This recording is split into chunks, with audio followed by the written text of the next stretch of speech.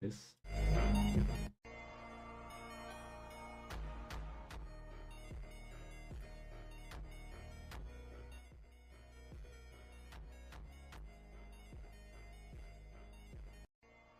Winter mute team in jail. What?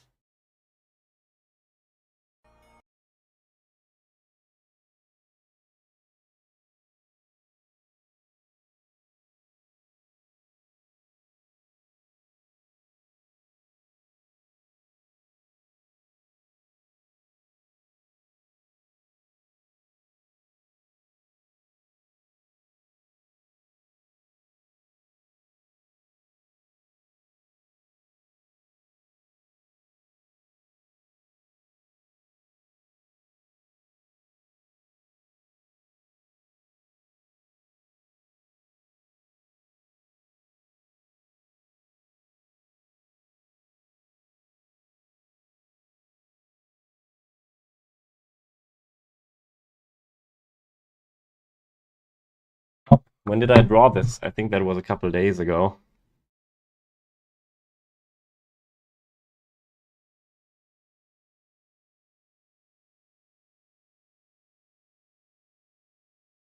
It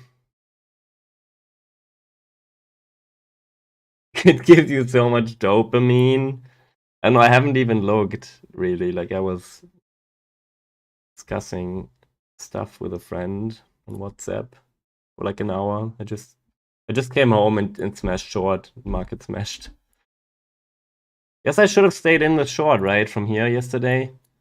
But I thought we would come back up here and we would only dump after reopen. That was my plan, but I guess the market is just too scared with the tariffs and it's front running. Yeah, I have checked XRP. Look. And I drew the perfect I drew the perfect price action already. This was like around here. Like here. I drew this.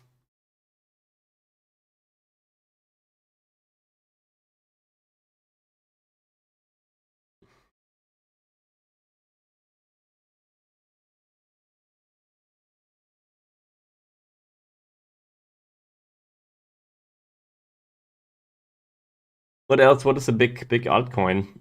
Uh Solana, I guess. Link.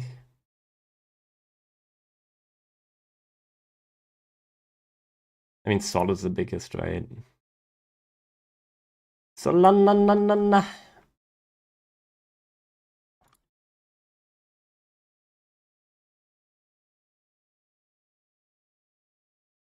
Wait, did Doge run? I haven't looked at Doge in a very long time. Holy shit. This is so fucked.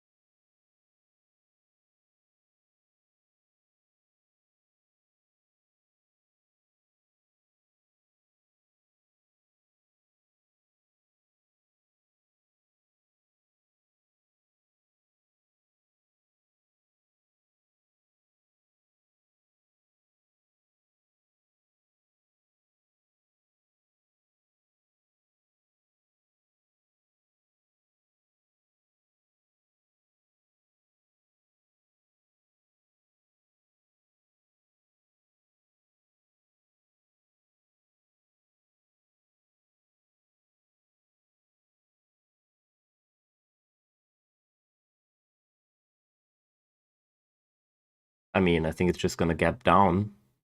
Hopefully it's gonna gap down because I'm still short. I'm still long on silver. I mean, I reopened silver, like small position. But I'm still pretty, I mean, not giga short, but still a little bit short.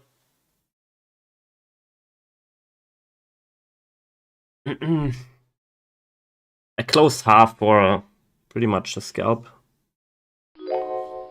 on Friday.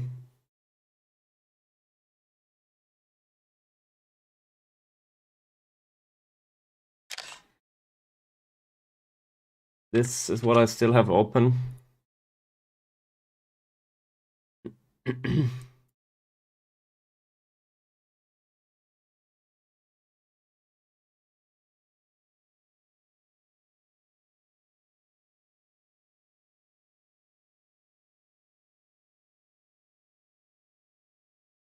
it back.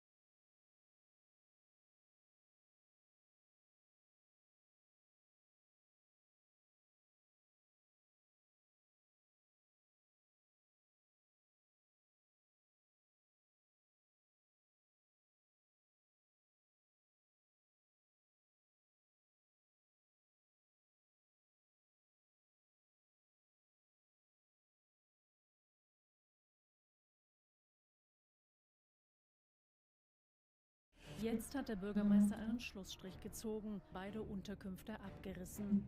Sie stören, ja, weil wir einfach nicht mehr sicher sind. Während einer Trauerfeier sind zwei The fuck? Afrikaner in die Dorfkirche gestürmt und haben zwei ältere Frauen angegriffen. Letztendlich, wenn der Nachbar nicht dazwischen gekommen wäre, die hat geschrien, dann weiß ich nicht, was dann passiert wäre. Mietverträge beider Flüchtlingsunterkünfte mit dem zuständigen Landratsamt hat er eigenmächtig gekündigt. Ich mache es einfach, weil ich bin nicht verpflichtet, dass ich nur einen Flüchtling aufnehme. Ofen aus, ich habe keine Lust mehr. Jetzt hat der Bürgermeister einen Schlussstrich gezogen, beide Unterkünfte abgerissen.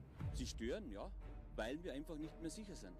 Während einer Trauerfeier sind zwei Afrikaner in die Dorfkirche gestürmt. Oh.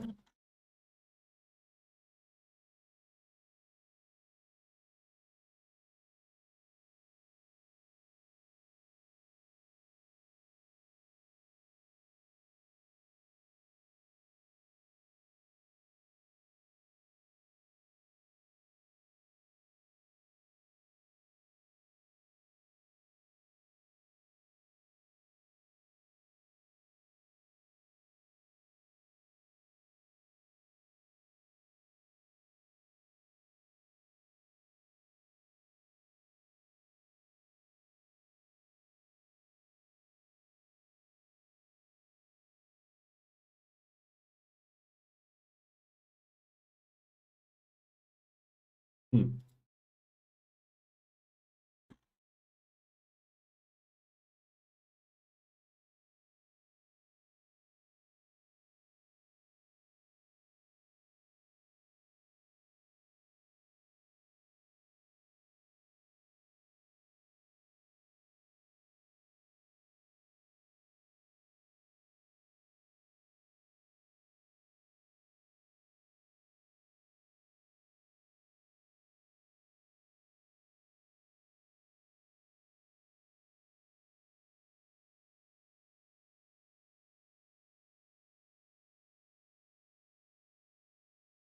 Ein Spaten, ein Spat.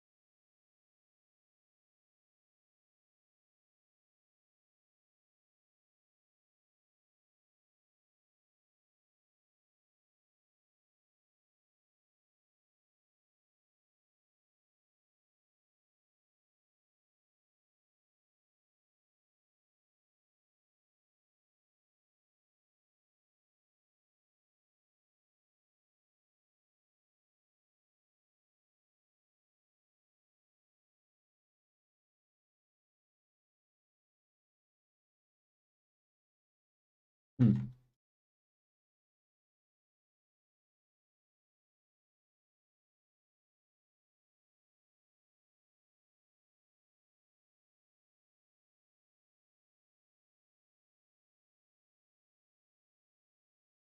What?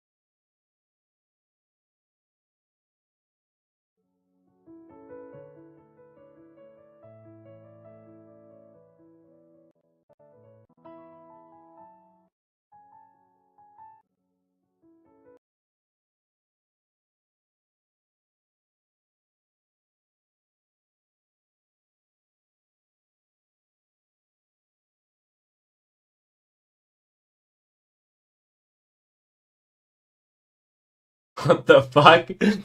In 25 years?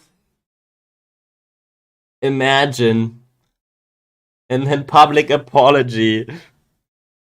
Like now compare this to the supermarket prices here. Getting raised every fucking second day.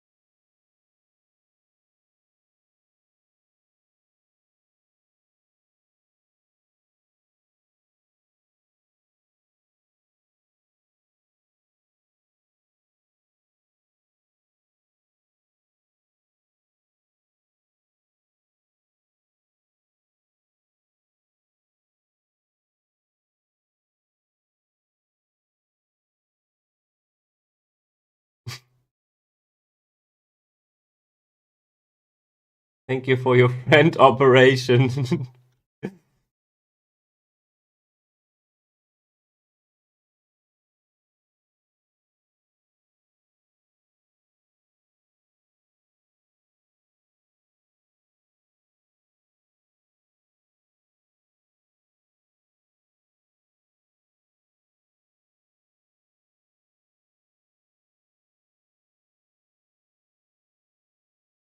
This would never happen.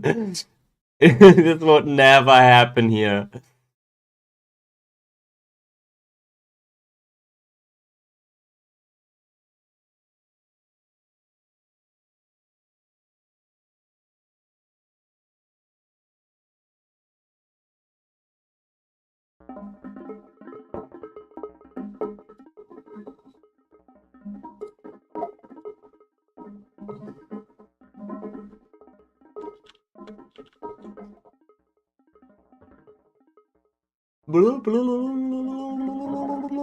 Yep. At least here. Imagine we go here.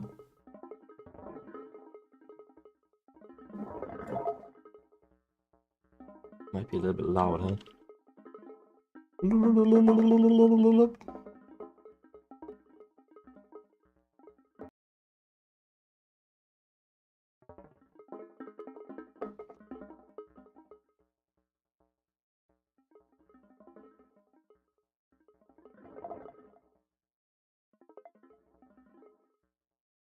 Who's Peppa Lady?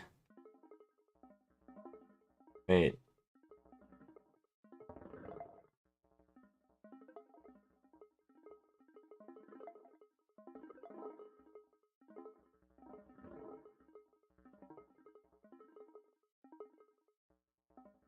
Oh wait, I haven't finished this.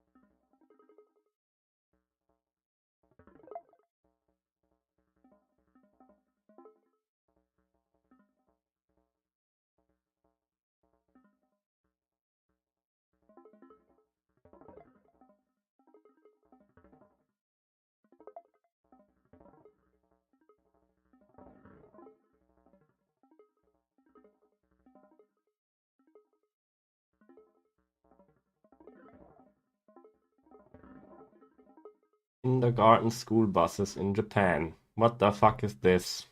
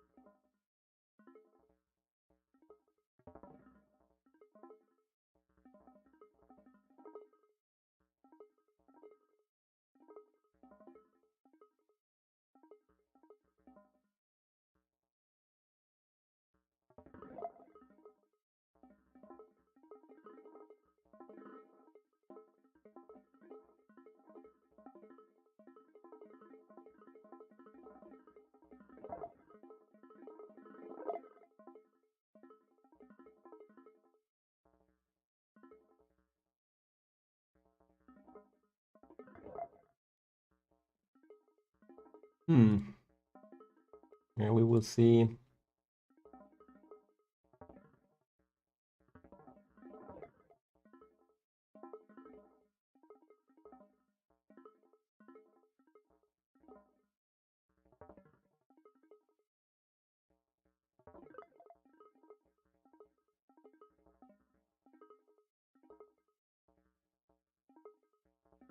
But that would mean that Bitcoin is not going much lower.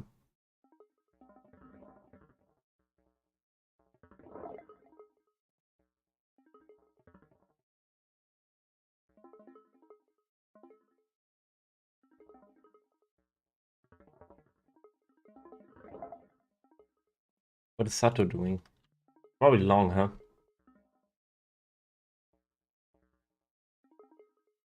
Empty gang. Oh, he's shorting. Oh no, he's shorting the bottom.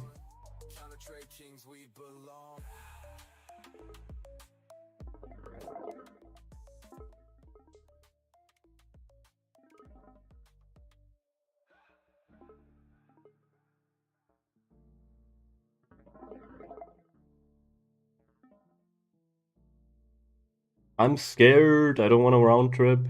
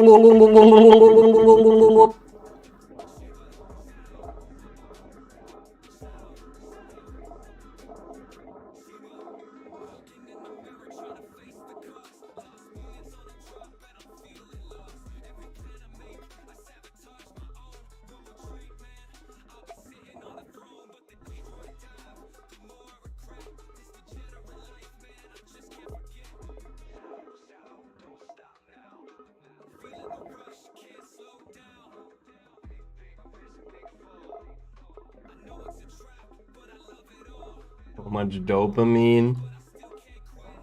What are you short on, Classic? Are you even short?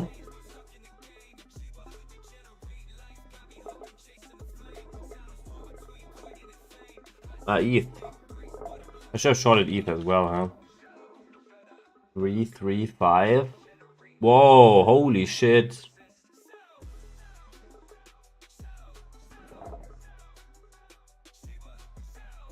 Wait, 335 here.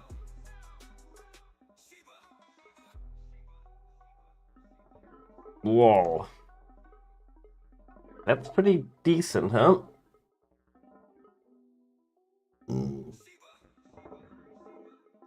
ETH is so bad.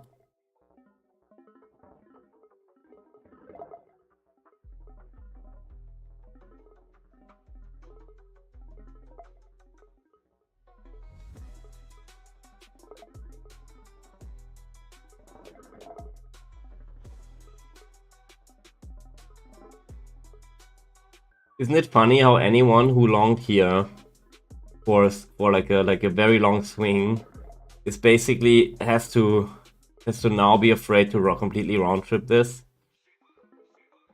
It's really fucking crazy, huh? This whole price action here. I mean, this is basically an extended Burj Khalifa.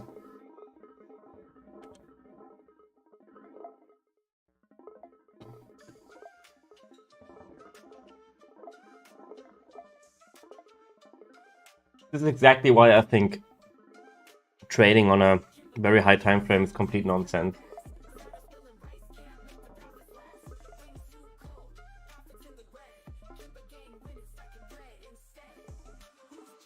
I mean, unless you really like think it's the start of the cycle, right? I mean, at Bitcoin 16K, like as an investment, there was definitely something you could do. But I don't know.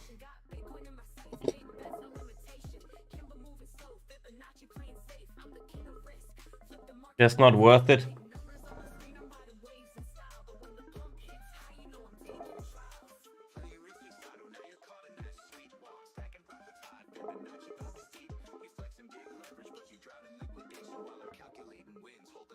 Yeah, you're right.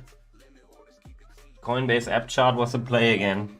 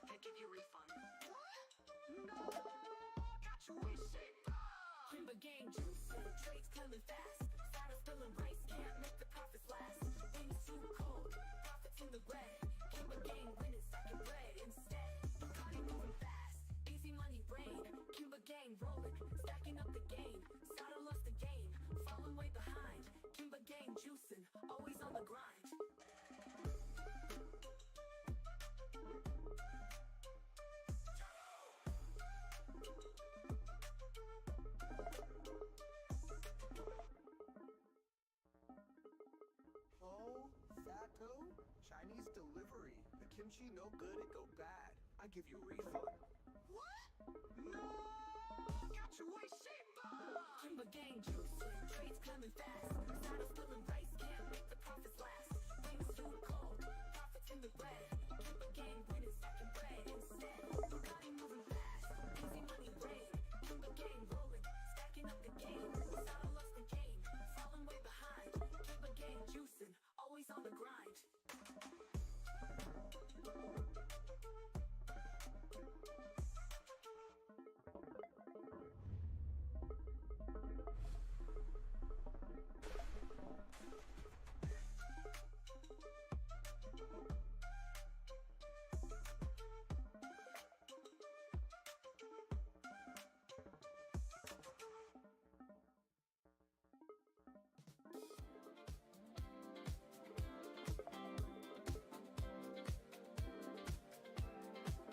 Oh, Sato, kimchi gang, what you doing? The Who Juicing gang is grooving. Yeah, yeah, let's break it down.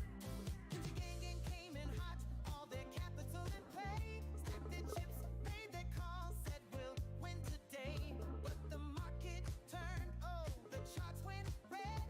Now they're left in shock, dreams liquidated instead. Who Juicing watched, yeah, they saw the game. Put the trades, counter moves, put the kimchi to shame. Sato cried out loud, where's my ROI? Put the juicing crews laughing as they're cashing the highs.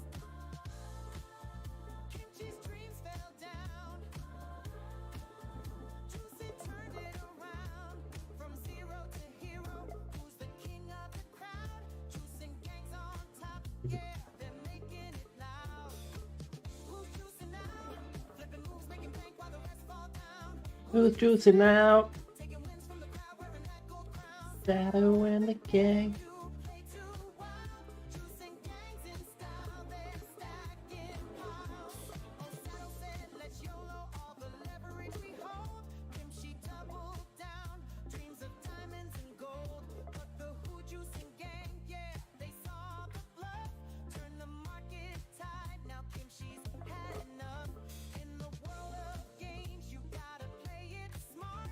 Juicing brought the squeeze, hit the bulls where it hurt. No mercy shown, yeah, they took the lead. While the kimchi gang stuck, trying to plant new seeds. Kimchi's bubble has burst. Juicing gang reversed. You can't beat the hustle, you can't fight the flow. 1,800 to 1,500. Ooh. Flipping moves, making bank while the rest fall down. Who's juicing now? Taking wins from the crowd, wearing that gold crown. Sato and the gang, you play too wild. Juicing gangs in style, they're stacking piles. Wait.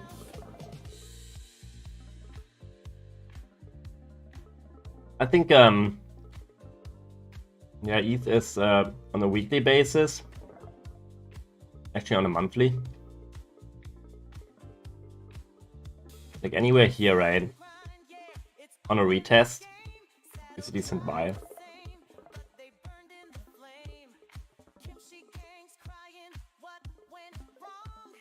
Juicing gangs laughing, we knew all along. Who's juicing now? Kimchi's tears fall while the winners take a bow. They flip the game somehow. Juicing gangs, the kings, they're wearing the crown. Who's juicing? Oh, who's juicing now? Kimchi gangs out, juicing's taking it wow.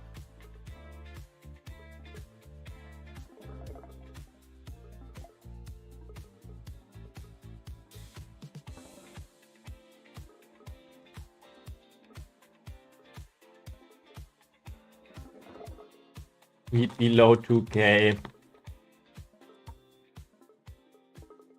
What do you mean didn't crash yet? The stock market is closed.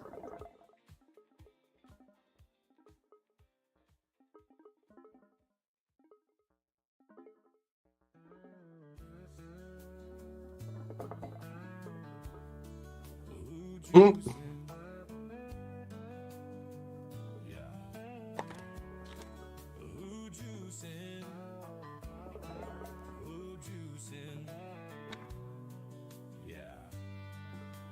juicing, we juicing, yeah. Sato, Sato, Sato, Sato. Shiba.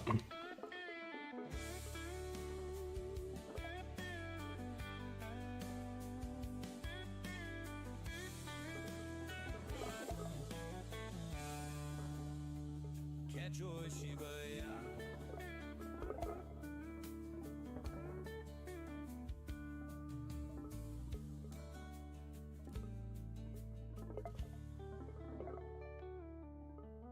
Who juicing, we juicing, yeah.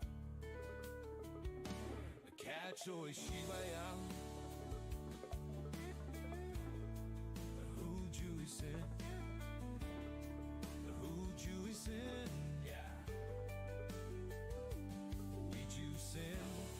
We're juicing, yeah. Sato, Sato, Sato, Sato. Yeah. Shiba, catch Joy Shiba, yeah. Yeah, yeah, yeah, yeah. Catch Joy Shiba, yeah. Yeah.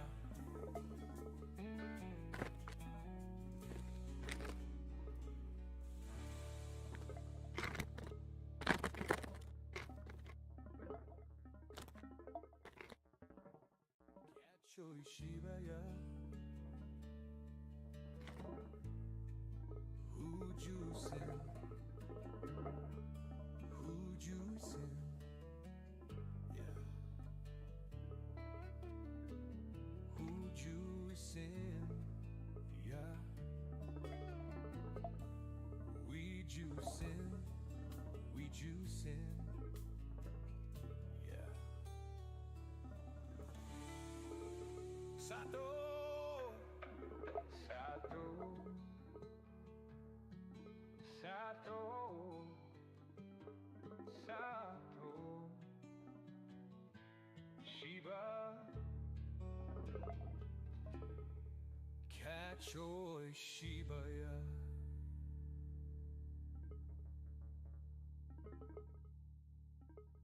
I guess I gotta go take a shower. Right back.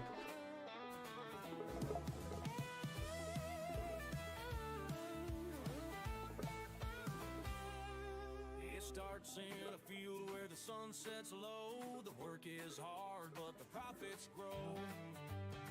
There's a crew in the south they call Hoojuisin, known to turn a tide when the trades are bruising. They watch the kimchi boys stake their pride, planting their shorts on a market ride.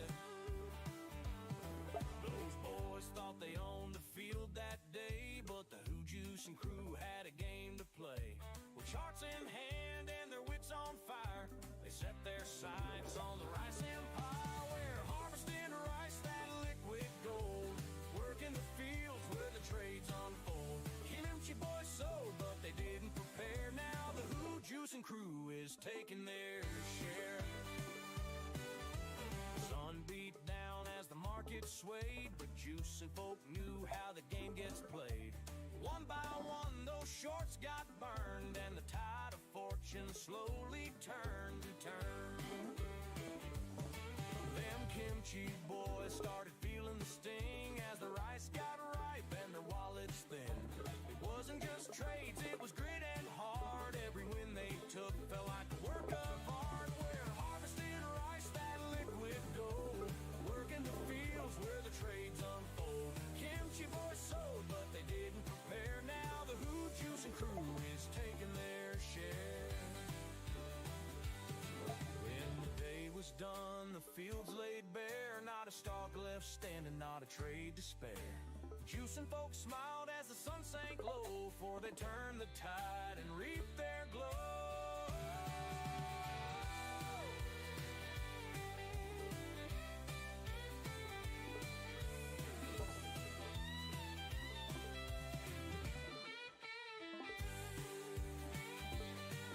The stars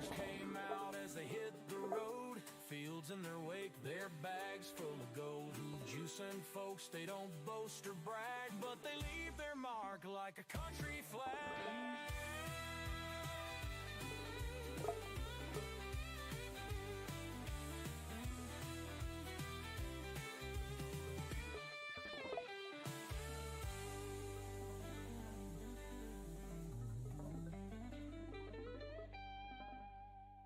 We're harvesting rice, that liquid gold.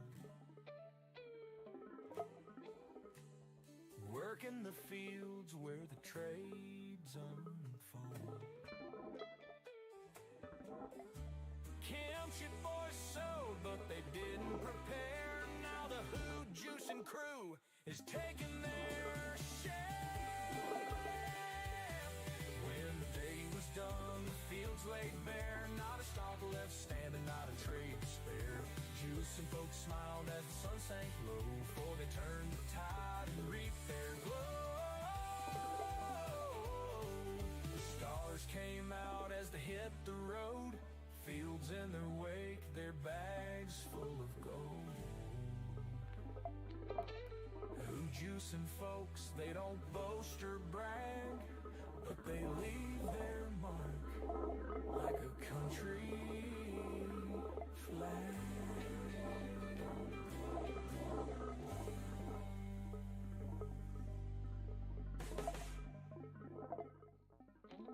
Kimchi gang, caught again. Short too long, it's the end. Market smash, they miss the call. Liquidation takes it all. Kimchi gang, wreck today. Liquidate, bills to pay. Market calls, all go wrong. Bye-bye funds, won't last long.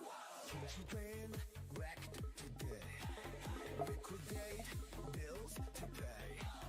Market calls, all go wrong. Bye-bye funds, won't last long.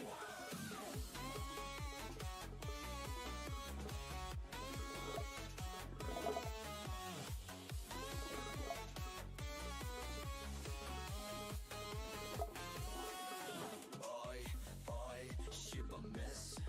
Silly moves, they can't resist. Market smash, more like crash. Kimchi gang just lost their stash. Who's that crying? Kimchi gang. Where's the money? Liquidate. Smash the chart. No, it's gone. Margin calls all night long. Oi, oi, oi. Shiba. Sato fails. Big oops. Liquidate. They lost the race. Kimchi gang down in disgrace. Kimchi, kimchi, no more plays. Crying loud, bad market days. Liquidation, hear the gong. Kimchi gang, so long, so long. We're juicing, yeah. Yeah. We juicing.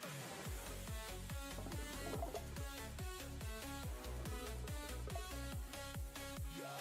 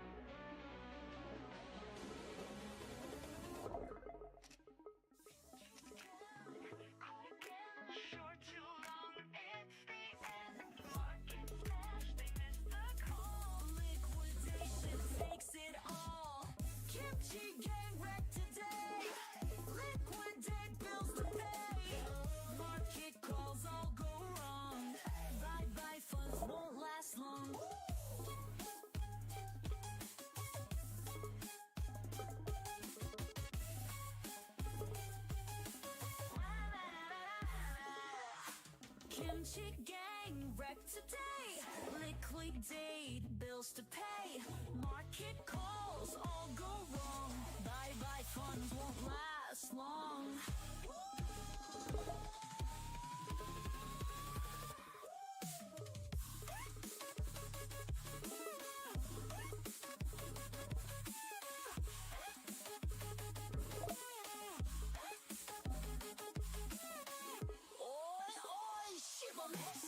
Silly moves, they can't resist. Market smash, more like crash. Kimchi gang just lost their stash. Who's that crying? Kimchi gang! Where's the money? Liquidate! Smash the chart, no it's gone. Margin calls all night long. Oi, oi, oi, Shiba, Sato fails, big oops, liquidate, they lost the race. Kimchi gang down in disgrace. Kimchi, kimchi, no more place. Crying loud, bad market days. Liquidation, hear the gong. Kimchi gang, so long, so long. We've chosen.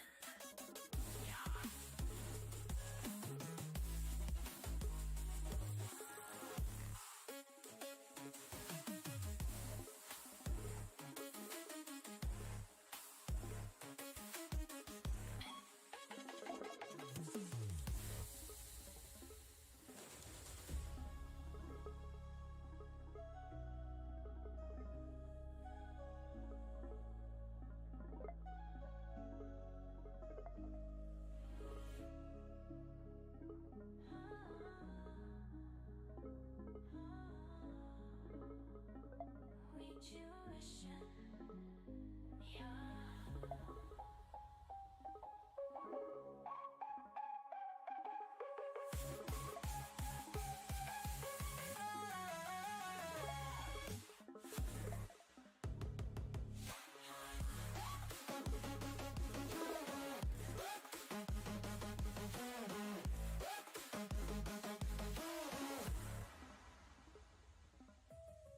Kimchi gang wreck today.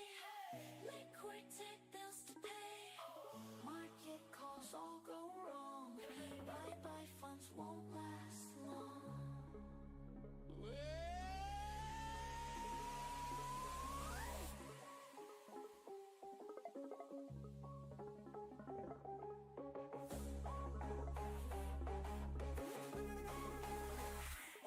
Shiba miss. Silly moves they can't resist. More like crash. Can't take their lost in dash. Kimchi gang down in disgrace. Kimchi, kimchi, no more place. Crying around bad market days. Liquidation, hear the gong. Kimchi gang, so long, so long, so long. Juicing, yeah. Juicing gang, we came to win. Kimchi gang fumbling, can't get it in. Yeah. We flip trays like pancakes. Bring the heat, let's eat. Kimchi gang acting salty, fake like that broth. Saddles, trades, tank harder than a coin toss. Zep think he's zapping, but he glitching out. Hodu's charts are doo-doo, what's that about? Jadu boy, casting spells, boy, go take a nap. Your magic's weak, we counter then snap. Who juicing gang, kings of the new age market. Kimchi gang running on fumes, just park it. We got the juice, man, y'all looking thirsty. Played your whole squad, now y'all reimbursing. From soul to the streets, we call the shots. Kimchi gang spicy, nah, y'all not. Kimchi gang, step back, y'all falling. Who juicing gang, big moves, we ballin'. The crown is ours, y'all playing pretend. Kimchi's expired, this is the end. Saddle, why you scared? We see a bluff. Zap, you tried to zap, but it ain't enough. Hodu's forecast, man, they always flop. And Jedu's voodoo, just stop. Who juicing gang stacking, we trading with skill. Y'all chasing our shadow, no chance, no thrill. We surf the waves while you sink in the tide. This ain't no rivalry, it's a landslide. Man, we mastered the game, rewrote the code. Kimchi gang lost, can't carry the load. Every trade you make, we already did. Y'all try to flex, but y'all just mid. Kimchi gang, step back, y'all falling. Who juicing gang, big moves, we ballin'. The crown is ours, y'all playing pretend. Kimchi's expired, this is the end. Your charts are weak, your plays are soft. Kimchi gang acting like they the boss, but Saddle slipping, Zap's out of power. Hodu's lost trades, Joe-Doo devoured. Who juicing gang, we move like the pros. Sniping every play, watch the market implode. Y'all stuck in the past while we break new ground. Kimchi gang's quiet now, not a sound. Juicing gang sharp, cutting through the noise. Kimchi gang falling like broken toys. The market's ours, the crown is too. Kimchi gang, who we never knew. Who juicing gang stays winning, no contest. Kimchi gang keeps losing, they're a hot mess. From the floor to the charts, we reign supreme. Who juicing gang, living the dream.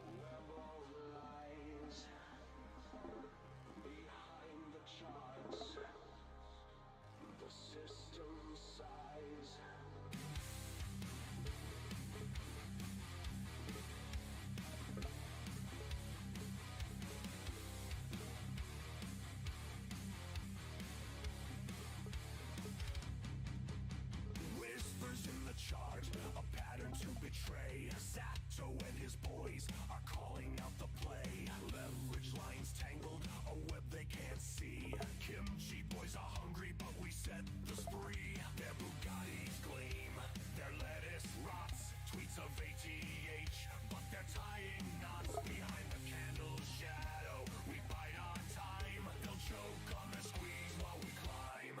Counter trade them, ride the wave. Juice the green, make the grave. Let them long, let them fight. We'll squeeze their stops into the night. Full drag pulses, distorted whispers. They rise and fall, caught in the flame. Their empires tilt, they play the game. Margin calls screaming, their empires tilt. Kimchi boys trembling, the bots are built. I'll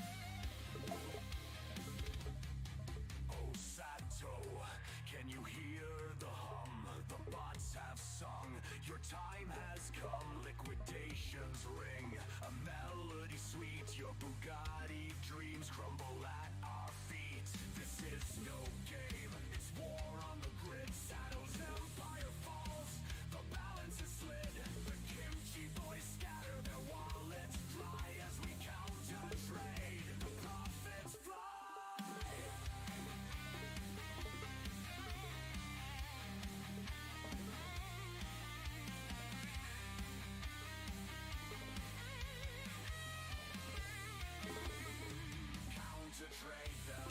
Ride the tide.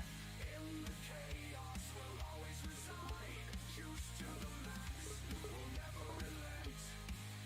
Their downfall is our monument.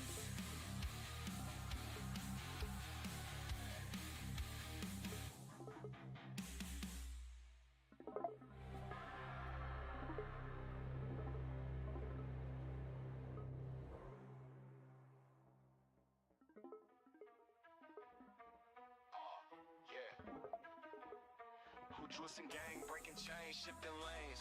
Y'all kimchi gang, just noise in the rain. This that 2024 vision tunnel frame. We rewire the market, play a whole new game. I see Sato, perched like a crow on a wire. Claiming the throne, but he's treading thin tires. Zap buzzing like a faulty lamp in the room. We cut the cord, now it's flickering doom.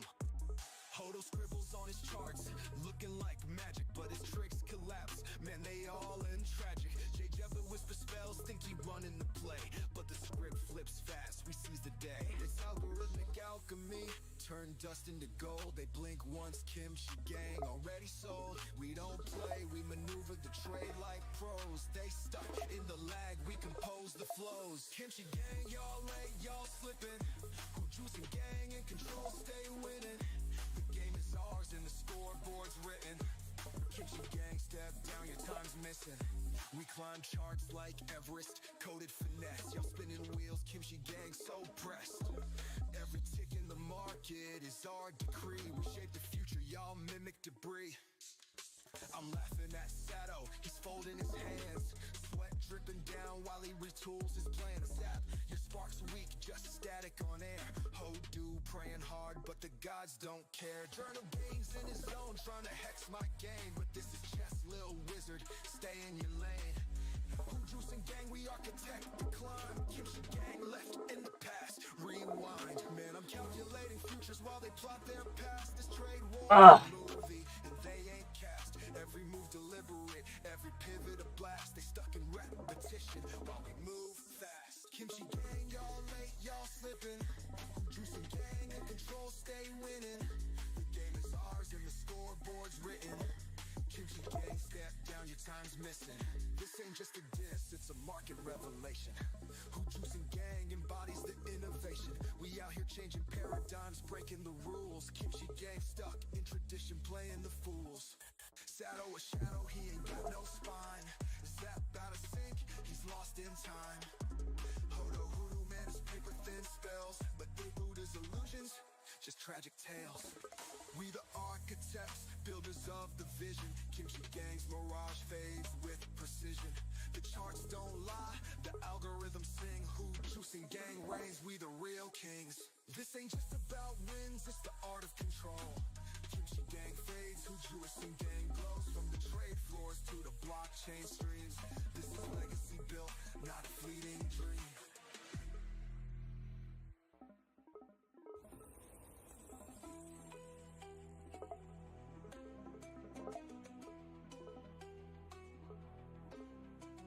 This ain't just about wins, it's the art of control.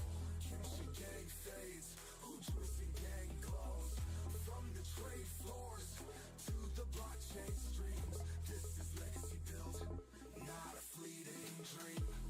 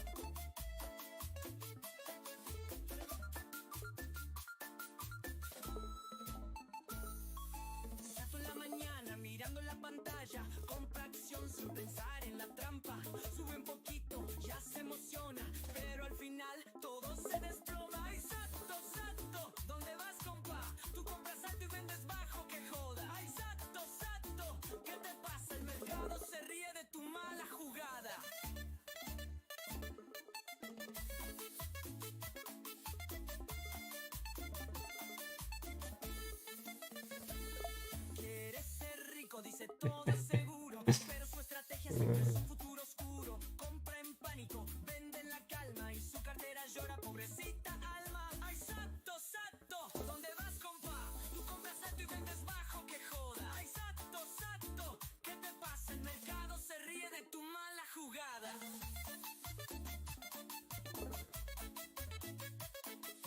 Sube, sube, grita, es una oportunidad, pero al final se va para la oscuridad. Él sigue buscando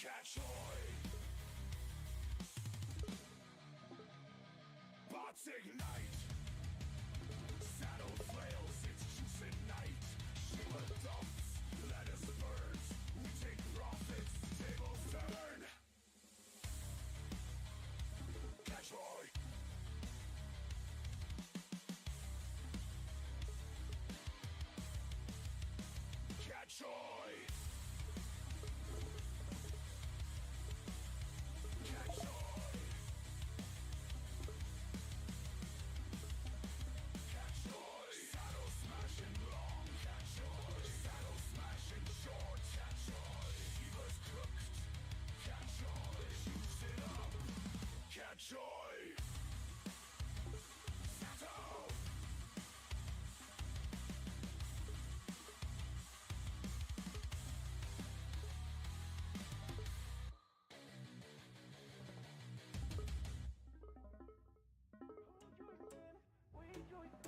Cash hoy.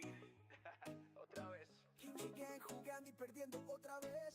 Sí, sí, vámonos. Sato wakes up, pone trade sin pensar. Long aquí, short allá, pero va a fallar. Se sabe, se confunde, no sabe qué mirar. All those dreams, todos listos pa' quebrar. Jabo no dice yo tengo un plan, pero el mercado dice no puedes ganar.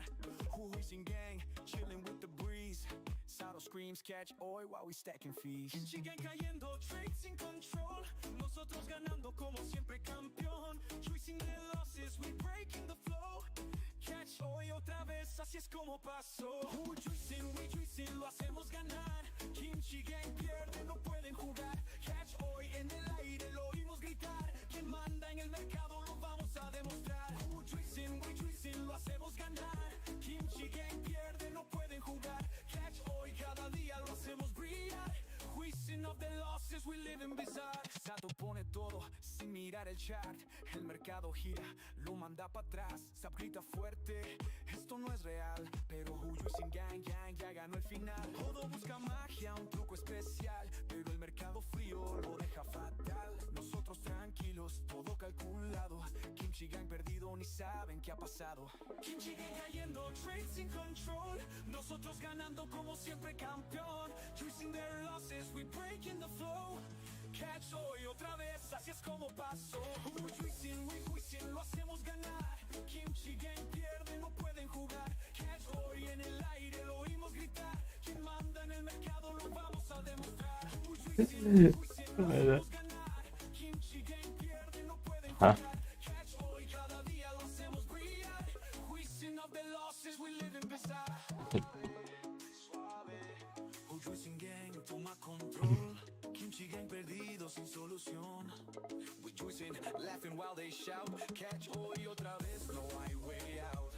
Sato, zap, jodo, ya dodó. Todos pierden trajes mientras hacemos voodoo. Juicing Gang, we rise, they fall. Catch hoy en el viento, they lose it all.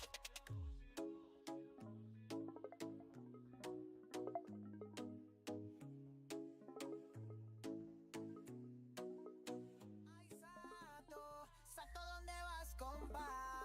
Tú compras alto y vendes bajo, que joda. Ay, Sato, ¿qué te pasa? El mercado se ríe de tu mala jugada.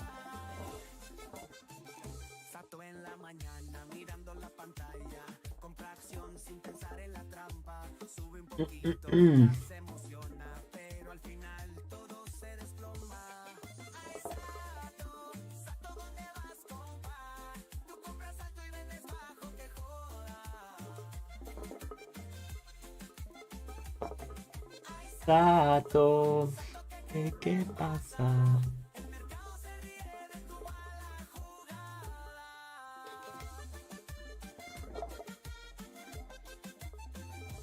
Quiere ser rico, dice todo es seguro, pero su estrategia siempre es un futuro oscuro. Compra en pánico, vende en la calma y su cartera llora. Pobrecita alma. Ay, Sato, ¿dónde vas, compa? Tú compras alto y vendes bajo, que joda. Ay, Sato, ¿qué te pasa? El mercado se ríe de tu mala jugada. Sube, grita, es una oportunidad, pero al final se va para la oscuridad. Él sigue buscando la fórmula perfecta, pero en el trading siempre se mete en la vuelta.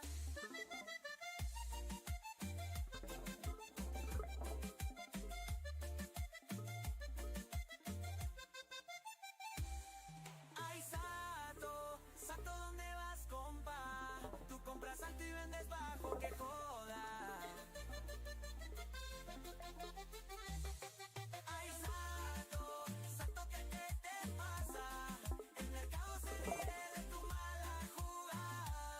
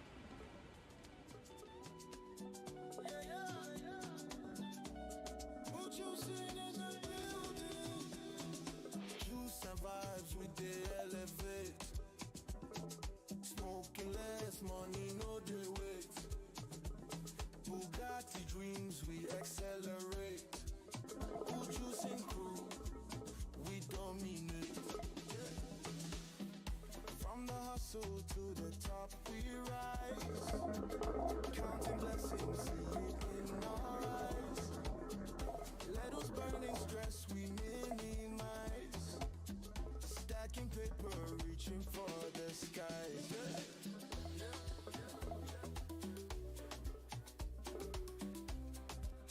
Let the people lead. Hier ist das erste deutsche Fernsehen mit der Tagesschau. Oh.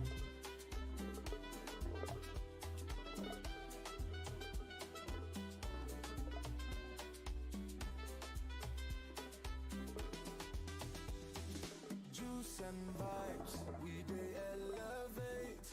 Smoking lettuce, money no they wait.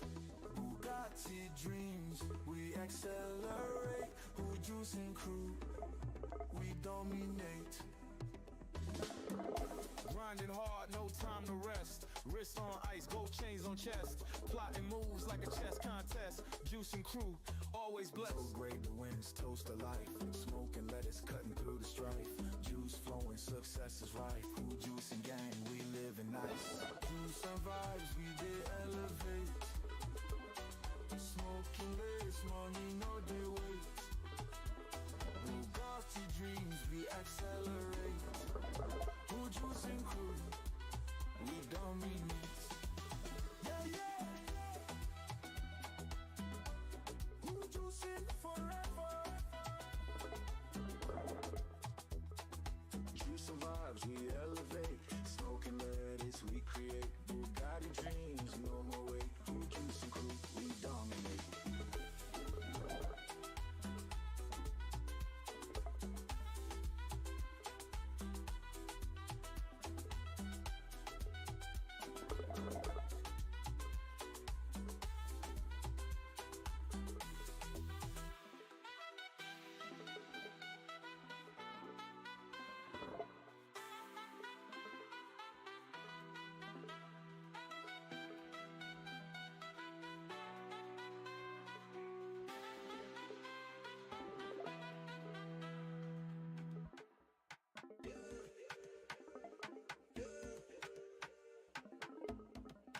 Juice and vibes, we dey elevate. Smoking lettuce, money no dey wait. Bugatti dreams, we accelerate. We juice and crew, we dominate. From the hustle to the top, we rise. Counting blessings, see it in our eyes. Lettuce burning stress, we minimize. Stacking paper, reaching for the skies. Let the beat breathe. Juice and vibes, we dey elevate. Smoking lettuce, money no dey wait. Bugatti dreams, we accelerate. Who juice and crew, we dominate. Grinding hard, no time to rest. Wrist on ice, gold chains on chest. Plotting moves like a chess contest. Juicing crew, always blessed. Celebrate the wins, toast to life. Smoking lettuce, cutting through the strife. Juice flowing, success is rife. Who juicing gang, we living nice. Juice and vibes, we dey elevate. Smoking lettuce, money no dey wait. Bugatti dreams, we accelerate. We juicing crew, we dominate.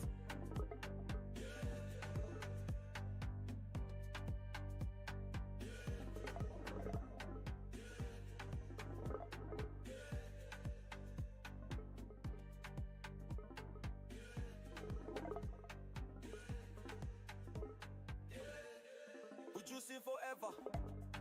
Juice and vibes, we elevate.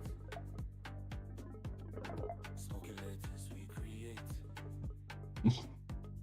Bugatti dreams, no more wait. We juicing crew, we dominate.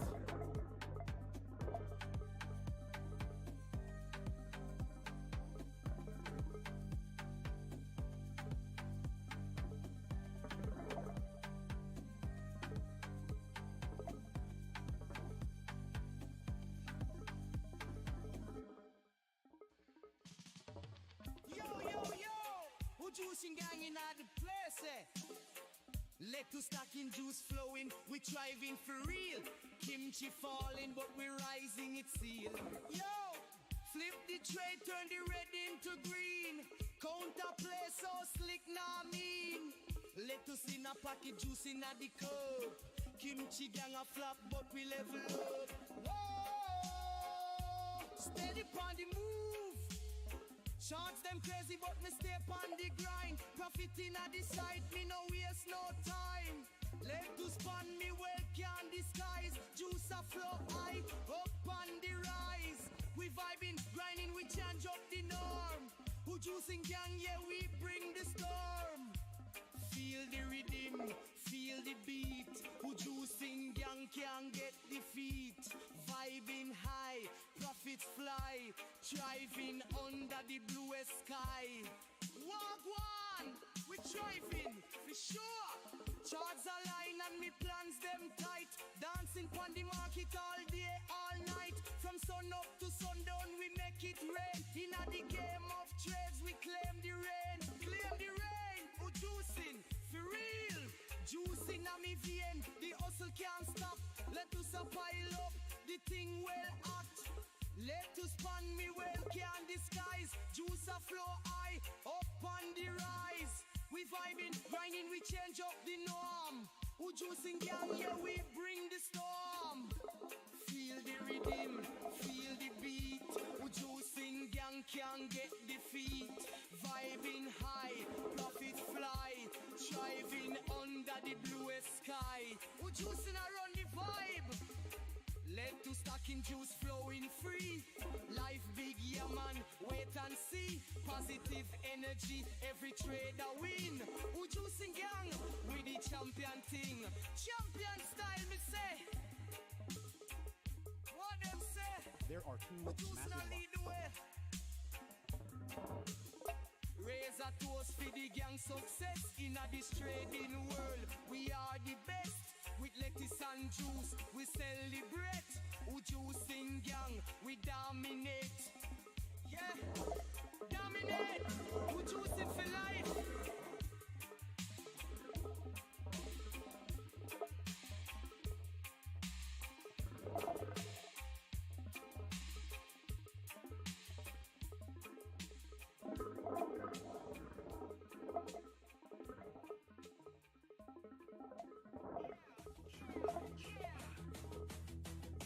After waking up, it's another wild day. Charts are calling, no math in the way. Can catch oi, he's screaming loud. Who juicing gang just laughs in the crowd. Sato grabs his phone, no coffee yet. Markets are spinning, he's placing bets. Long on green, short on red. No calculations, just vibes in his head. Screaming, catch oi as the trades go south. Liquidation hits, he's loud with his mouth. Who juicing gang sitting back in style. Counter trade Sato, we're stacking piles. Sato smashing long, Sato smashing short. No math, no plan, it's his favorite sport. Who juicing gang, we just counter the play. Sato screams catch oi every single day. Catch oi, catch oi, catch oi. Sato smashing long, Sato smashing short. Markets laugh back, it's his favorite sport. Who juicing gang, we just watch him sway. Catch oi, echoes while we take his gains away. Oh no, oh no. Charts dip low, his trades can't cope. He's all in and wild, but we hold the rope. Who juicing gang flips, we know the trend. Sato's liquidated again and again. Sato flexes moves like he's in the zone, but the market's cold, it's cracking his phone. Who juicing gang sipping juice, we chill. Every time he trades, we just refill. He's clicking buttons, eyes closed tight. Market smashes back, it's a losing fight. Sato shouts, this time I'll win, but it's catch oi when the screen goes dim. Sato smashing long, Sato smashing short. No math, no plan, it's his favorite sport. Who juicing gang, we just counter the Sato smashing long, Sato smashing short. Markets laugh back, it's his favorite sport. Who juicing gang, we just watch him sway. Catch oi, echoes while we take his gains away. Boom, boom. Sato spins the wheel, it's chaos time. Who juicing gang just cashes in line. Markets explode, but we're so the fuck is this?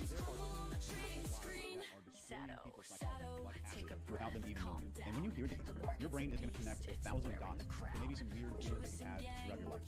Your doctors and teachers, the media, social media, marketing, your friends, and even your coaches lied to you. But the sad part is, they probably didn't know that they were doing it because they were lied to as well.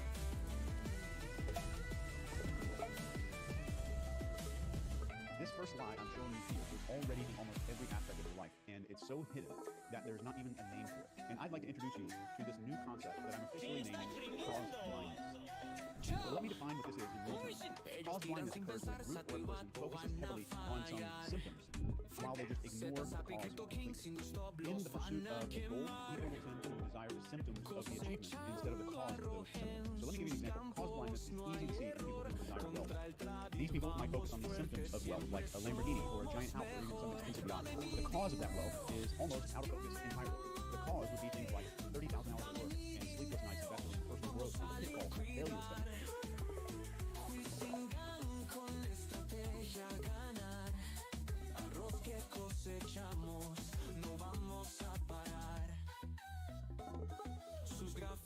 Son sueños, no saben manejar. Nosotros los contrarrestamos, nos ponemos a ganar. Con cada try de mal hecho, el arroz va a florecer.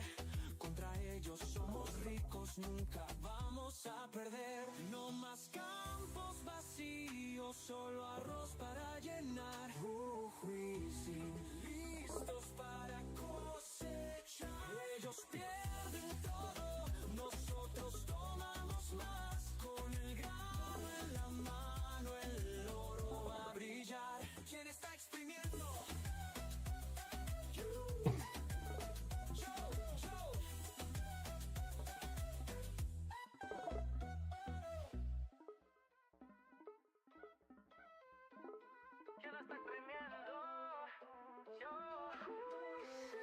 Ellos tiran sin pensar, sapo y vato van a fallar. Zapesap y Crypto King sin stop los van a quemar. Cosechando arroz sus campos no hay error. Contra el trade vamos fuertes, siempre somos mejor. Dame mi dinero, give me my money. Dame mi dinero, vamos a liquidar. Juicing con estrategia a ganar. Arroz que cosechamos, no vamos a parar. Vincent is coping so hard. What the fuck did he post?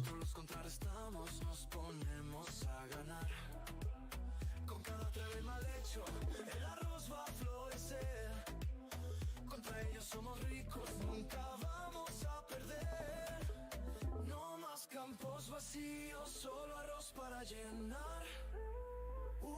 Sin listos para cosechar. Ellos pierden todo, nosotros tomamos más. Con el grano en la mano, el oro va a brillar. ¿Quién está exprimiendo?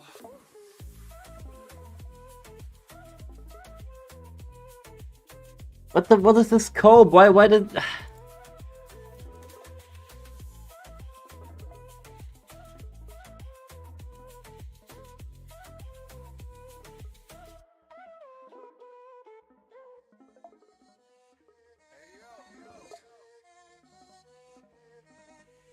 Gang, y'all soft just banter. Who juicing gang pull up, the markets are manna. Try to outplay us, but you missed your chance. Whole squad's rattled, you can't advance. Sada got shook, Zizap got clipped. Hodu's charts are trash, his plays don't stick. Judder them spells, ain't no magic here. We break the trade down, make the math appear. Kimchi gang panicking, losing their composure. We move strategic, sharp like a broker. Juicing gang kings, we never miss. He's too retarded to not crash market. Looking grim. Kimchi gang, you don't want this smoke. Who juicing gang? We run this globe, tried your best, but your squad got choked. Kimchi gang's done, man, y'all just a joke.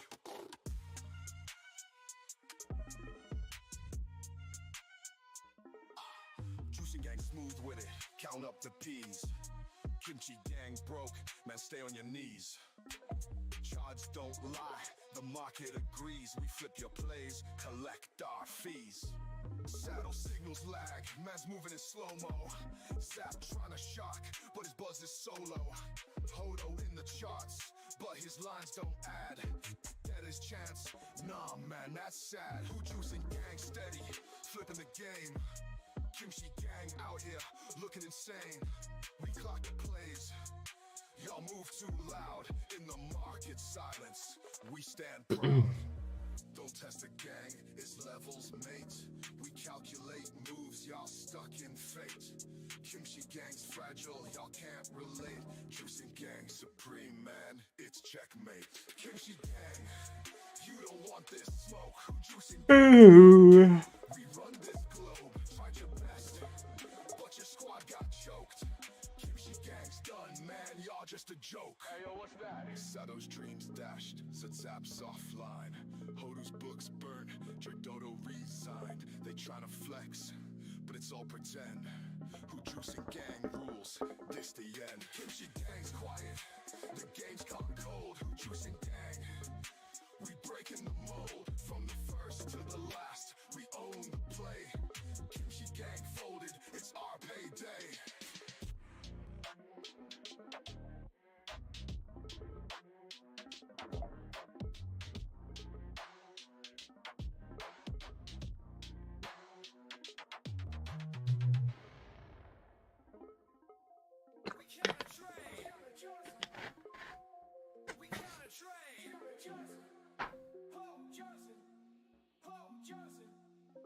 The market set, the game's begun. Who juicing gangs here will get it done. Saddles lines, they're weak, they're fake. We see the trap, we're wide awake. Who juicing gang, we bait, we wait, then strike hard, we counter trade.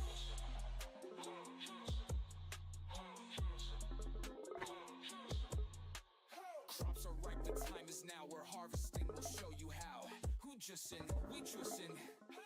We counter trade. We counter trade.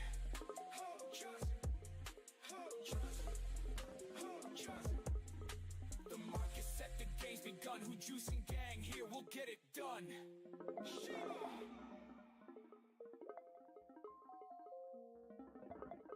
Every move we track, we know. Patience builds as losses grow. Sato's hopes crash to the floor. We clean it up, then take some more. We trade the heat, we seize the flow. Sato's empire's burning slow. One by one, we claim the prize. Who juicing gang thrives, we cut the ties. Juicing gang, we counter and win. Watch the fall, let the games begin. Stack the rice, let profits reign. Sato falls, it's who juicing's gain. Juicing gang, we counter and win. Watch the fall, let the games begin. Harvest the rice, let profits reign in. Sato falls, it's who juicing's gain. The charts are ours, the rice is sown. Who juicing gang reaps what we've grown. Sato fades, his time is through. Victory sweet, this win's for you. Juicing gang! Stand up!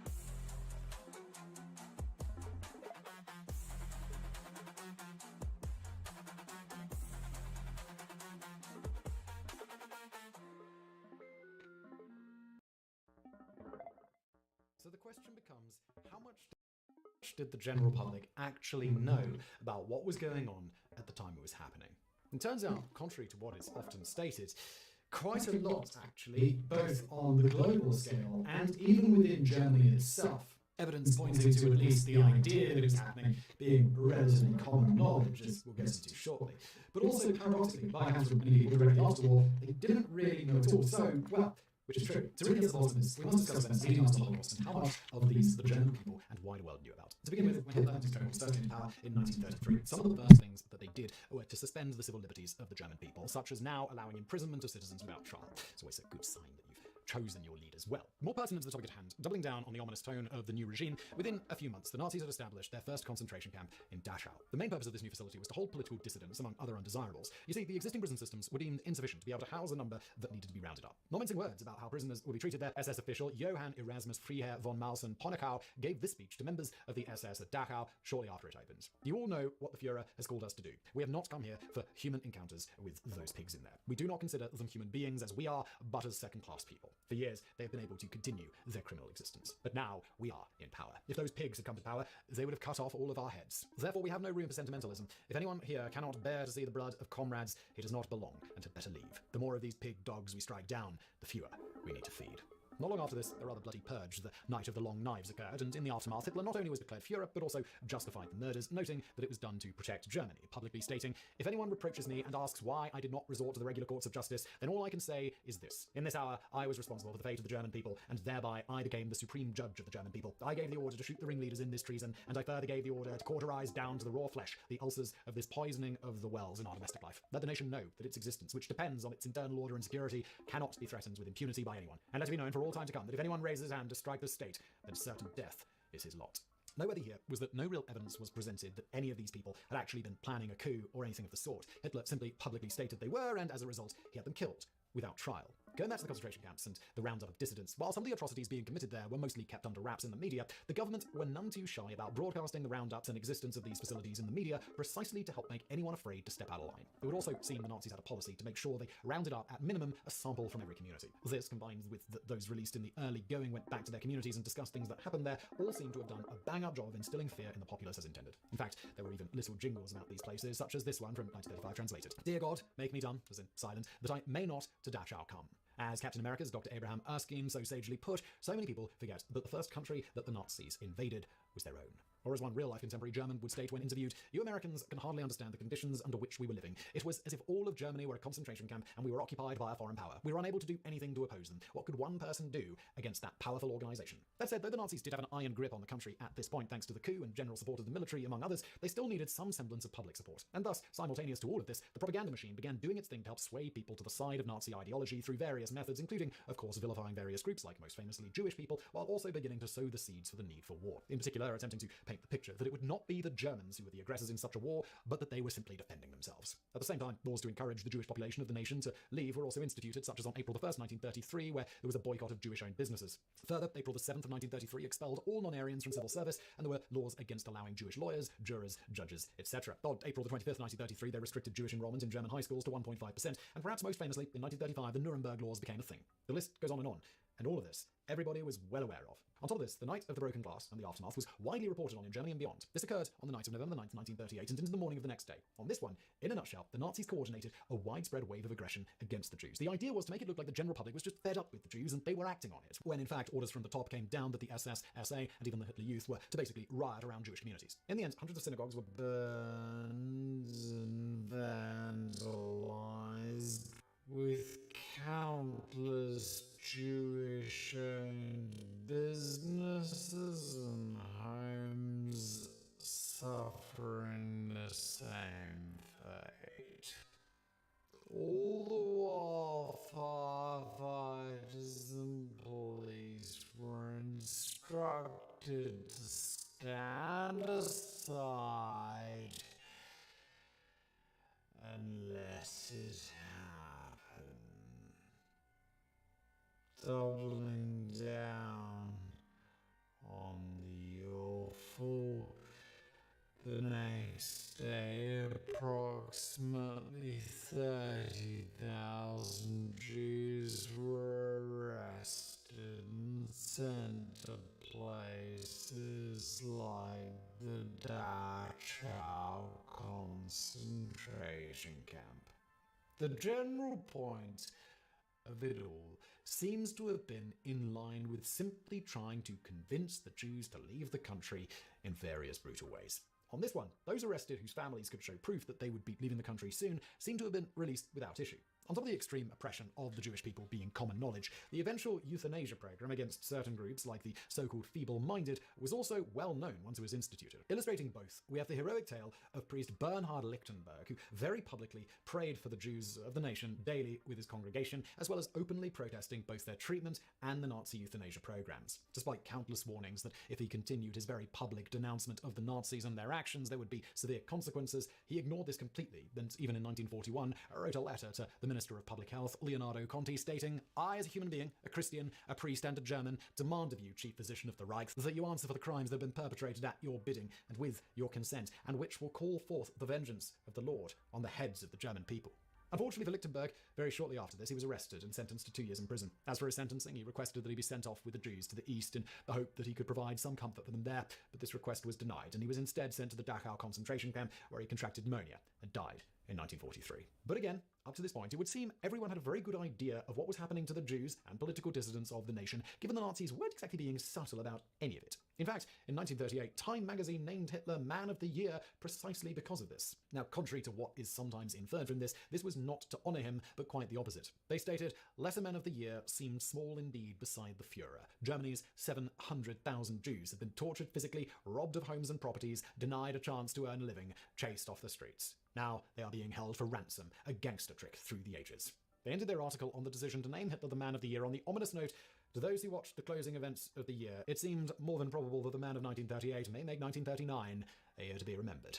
Time certainly nailed that one. Again, it's important to emphasize here that while there were certainly a lot of brutal and unjust deaths happening up to this point, along with all the other injustices, the overall plan with regards to the Jews seems to have been to run them out of any German-occupied nation. Unfortunately for the Jewish people, despite everyone pretty much being well aware of this, not just Germans, but the world on the whole seemed to be bothered to do very little about this. And as we'll get into shortly, even when the opportunity was there to help in the way the Nazis wanted as well, namely sending the Jews off to other countries, quite literally almost every nation the world over collectively said, yeah, no thanks, even knowing what was going on in Germany at the time. Although perhaps this shouldn't be so much of a surprise, given that even today this collective not my problem attitude with regards to accepting persecuted refugees from troubled nations is still very much a relatively common thing the world over. But as for this specific case, not helping the matter was that rampant anti-Semitism was hardly unique to Germany at the time, and not just that, but the general support for eugenics programs in some form was likewise pretty widespread the world over. For example, around this time, eugenicists in the US and elsewhere in the world were performing forced sterilization of the poor, sick, criminals, prostitutes, as well as forced abortions of pregnant women of ill repute or seen as inferior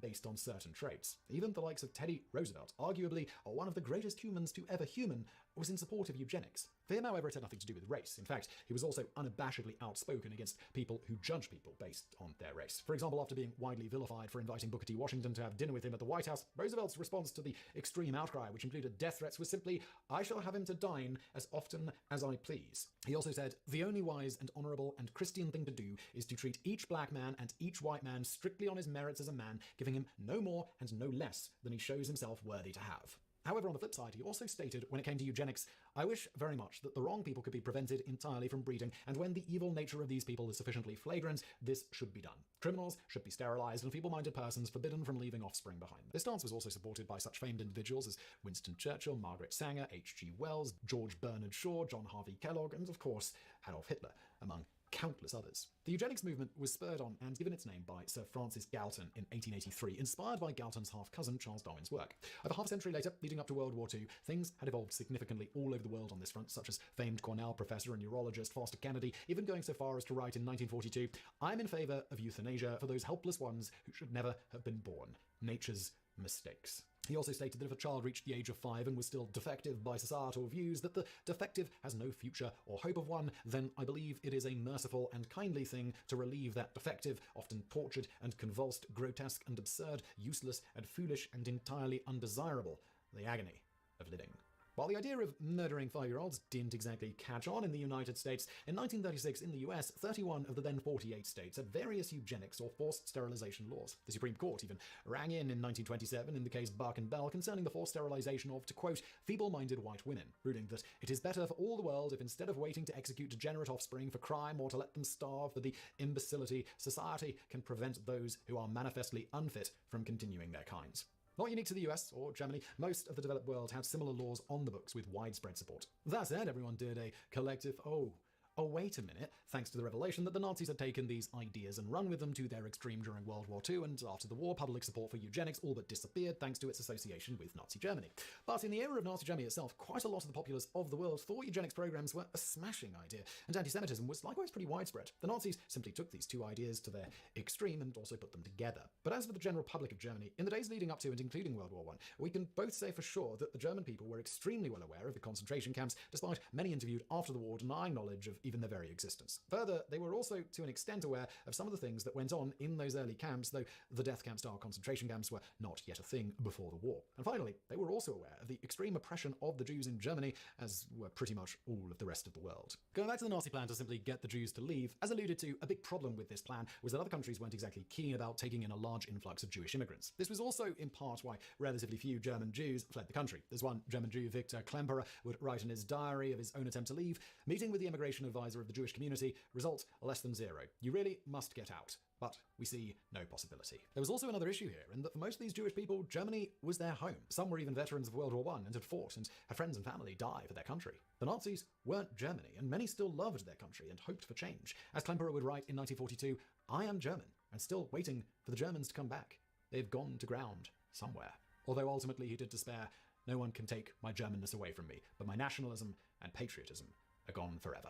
Going back to the immigration problem, the United States, despite its surface level supposed give me your tired, your poor, your huddled masses yearning to breathe free thing, and the extreme success the US once had with more open immigration policies being a boon to the country, at this point they had a hard limit of 153,744 immigrants annually. This, in turn, was divided by country, with an awful lot of entry requirements to qualify on top of that. These requirements were so strict that many quotas during this time weren't filled at all, despite massively more applicants than that number. On top of that, despite news of the atrocities being committed against the Jews leading up to the war, the majority of the public opposed relaxing immigration guidelines or boosting the numbers to accommodate those desperately wanting out of Germany. Other countries more or less mimicked this general stance, with Britain even going further by taking steps to try and limit the number of German Jews who would be allowed to immigrate to Palestine, which was one place that was taking a relatively large number of Jewish immigrants compared to most states. That said, in 1938, Britain did agree to amend policy to take in 10,000 Jewish children, but made no special provisions for taking any Jewish adults outside of the already established normal immigration procedures. So the problem was, the Nazis wanted the Jews to leave, and this was part of their original master plan. Further, as a result of Nazi actions and new laws, many Jews desperately wanted to leave, but most couldn't, because they had nowhere to go. That said, even if genocide wasn't maybe the original plan, it wasn't as if the idea of mass murder wasn't occasionally being proposed, even quite publicly, by the Nazis in power. Perhaps most pertinent to the topic at hand, in a speech in January of 1939, Hitler even went so far as to predict it. Today, I will once more be a prophet. If the international Jewish financiers in and outside Europe should succeed in plunging the nations once more into a world war, then the result will not be the Bolshevization of the earth, and thus the victory of Jewry, but the annihilation of the Jewish race in Europe. Apparently, the Nazis being the ones to cause a Second World War wasn't a problem, though we guess it should also be pointed out here that this was not the only time Hitler very publicly telegraphed his prediction of the Holocaust should another world war break out. Of course, even with all of the propaganda and anti-Semitism, hating a culture or race or the like is one thing, but getting people to go along with mass murder of them, including children, is quite another, let alone getting the German public to go along with the idea of another major war so soon after a devastating one like World War I, which again saw over 2 million Germans dead, among an awful lot of other horribleness during and in the aftermath. Needless to say, the Nazis had a lot of creative storytelling to do. As such, first the Nazis did their utmost to convince everyone that the German brass were all about peace, but also made it clear they had a responsibility to protect Germans and thus needed to take up arms in order to protect the peace. As things progressed, they further pushed hard for the fact that they needed to defend against supposedly aggressive Poland, who were, according to them, mistreating ethnic Germans in that country. And not only that, they stated Poland was being extremely aggressive against Germany itself, flagrantly attacking, even though it turns out the truth of several cited events of Polish aggressions against Germany were actually Nazi SS dressed as Polish soldiers. Perhaps the most famous of these attacks was on a German radio station the day before Hitler announced Germany would now retaliate because of these attacks, all as a defensive action. Once Germany actually invaded Poland, the German press were also instructed to not reference this as a war, nor even Germany invading Poland, but rather simply Germany repelling Polish attacks. They were further trying to ensure that it would be other nations, like Britain and France, who would be the ones to declare war first against Germany, which they did a couple of days later, and thus, once again, Germany was simply defending itself against other nations declaring war against them. As a discussion for the comments below, up to this point, would the Nazis and Hitler have been more or less able to get away with convincing Germans of all of this if they'd had the internet? On the one hand, more than ever, we all have access to hard and provable data. On the other hand, the spread of misinformation is perhaps greater than ever. I mean, let us know your thoughts. In any event, directly after Germany invaded Poland, the Nazi propaganda machine further inflamed the German people, citing nearly 60,000 ethnic Germans supposedly slaughtered by the Polish directly after.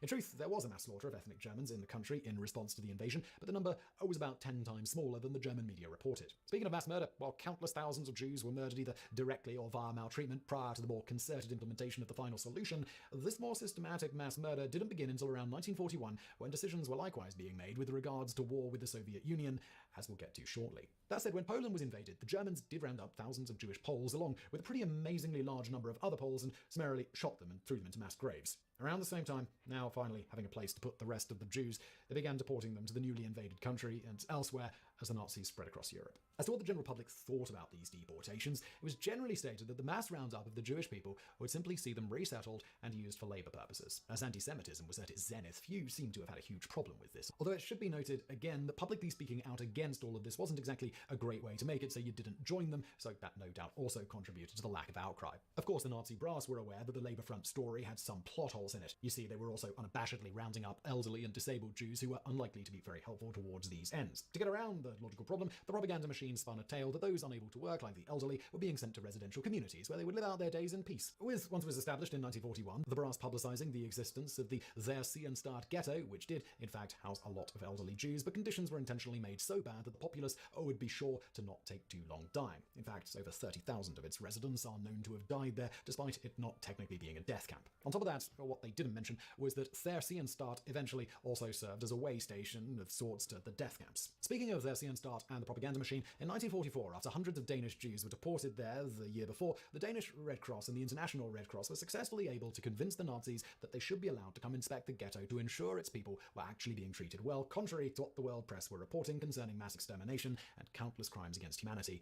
at this point. Wanting to put their money where their mouths were, the SS finally agreed to such an inspection several months after the request was made, so they had a chance to pretty up the place first. As such, before allowing such an inspection, the Nazis accelerated the deportation of Jews stashed in Theresienstadt, sending thousands off to their deaths to reduce the population density. As for the remaining populace, they were put to work renovating everything, planting gardens, repainting homes, etc. If you look at pictures from the results of all of this, the place does appear to be quite nice, and the populace that were chosen to remain for the inspection looked healthy. Of course, once the Red Cross completed their inspections, normal operations resumed. That said, further take advantage of the apparent great conditions there, around the time of the Red Cross visit, the SS themselves made a documentary of sorts of the beautified place, including showing residents of the ghetto attending concerts, playing sports, working in their gardens, and otherwise just having a gay old time. Of course, what they failed to mention was that in order to get this footage beyond, of course, the aforementioned beautifying of the place, they also had to coerce the populace into playing their roles, using everything from threats to food to get them to cooperate. That said, the problem with the video they made here was that the life of those in the ghetto was in many ways depicted as superior to that of many of the general populace back in Germany at the time.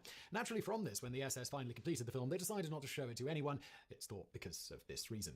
This is not unlike a rather funny mix-up during the Cold War, in which Stalin allowed the Grapes of Wrath under the alternate name The Road to Wrath to be viewed by the Soviet populace to depict how bad things could get under capitalism. Except the whole thing kind of backfired in that the film depicts incredibly impoverished Americans are still able to afford cars, something many in the Soviet Union just didn't have, and thus the film was quickly pulled and subsequently banned. Going back to the ghettos and trying to paint a rosier picture, another thing the Nazis did tell people from looking too closely was to spread about the idea that the Jews were all disease-ridden. They even went so far as to post quarantine signs at the entrances of ghettos, which simultaneously helped keep people away, while also explaining all of the bodies. There was just widespread disease inside, which, to be fair, thanks to the abhorrent conditions, sometimes was actually a self-fulfilling prophecy. But we're getting ahead of ourselves. Going back to shortly after the invasion of Poland and other countries soon after, while again there certainly were an awful lot of deaths and atrocities happening, the concerted effort to systematically annihilate the Jews and various others as a central policy still wasn't yet a thing. This all changed, however, in 1941, when the final solution was agreed upon, initially via use of mass firing squads. Kicking things off in the most brutal way imaginable, we have Kiev and Babi Yar ravine, where over 30,000 Jewish people were shot and killed in a 2-day span on September the 29th and 30th of that year. Noteworthy, upwards of 100,000 more people were also killed and dumped in the ravine as well at various points of German occupation. The original Grisly Act was described by the commander-in-charge, stating the difficulties resulting from such a large-scale action, in particular concerning the seizure, were overcome in Kiev by requesting the Jewish population through wall posters to move. Although only a participation of approximately 5,000 to 6,000 Jews had been expected at first, more than 30,000 Jews arrived who, until the very moment of their execution, still believed in their resettlement thanks to an extremely clever organization. A truck driver who witnessed what happened next described the gut-wrenching atrocity. I watched what happens when the Jews, men, women, and children arrived. They led them past a number of different places where, one after the other, they had to give up their luggage, then their coats, shoes, and overgarments, and also underwear. They also had to leave their valuables in a designated place. There was a special pile for each article of clothing. It all happened very quickly, and anyone who hesitated was kicked or pushed to keep them moving. After that, once they undressed, they were led into the ravine, which was about 150 meters long and 30 meters wide and a good 15 meters deep. When they reached the bottom of the ravine, they were seized by members of the Schutzpolizei and made to lie down on top of Jews who had already been shot.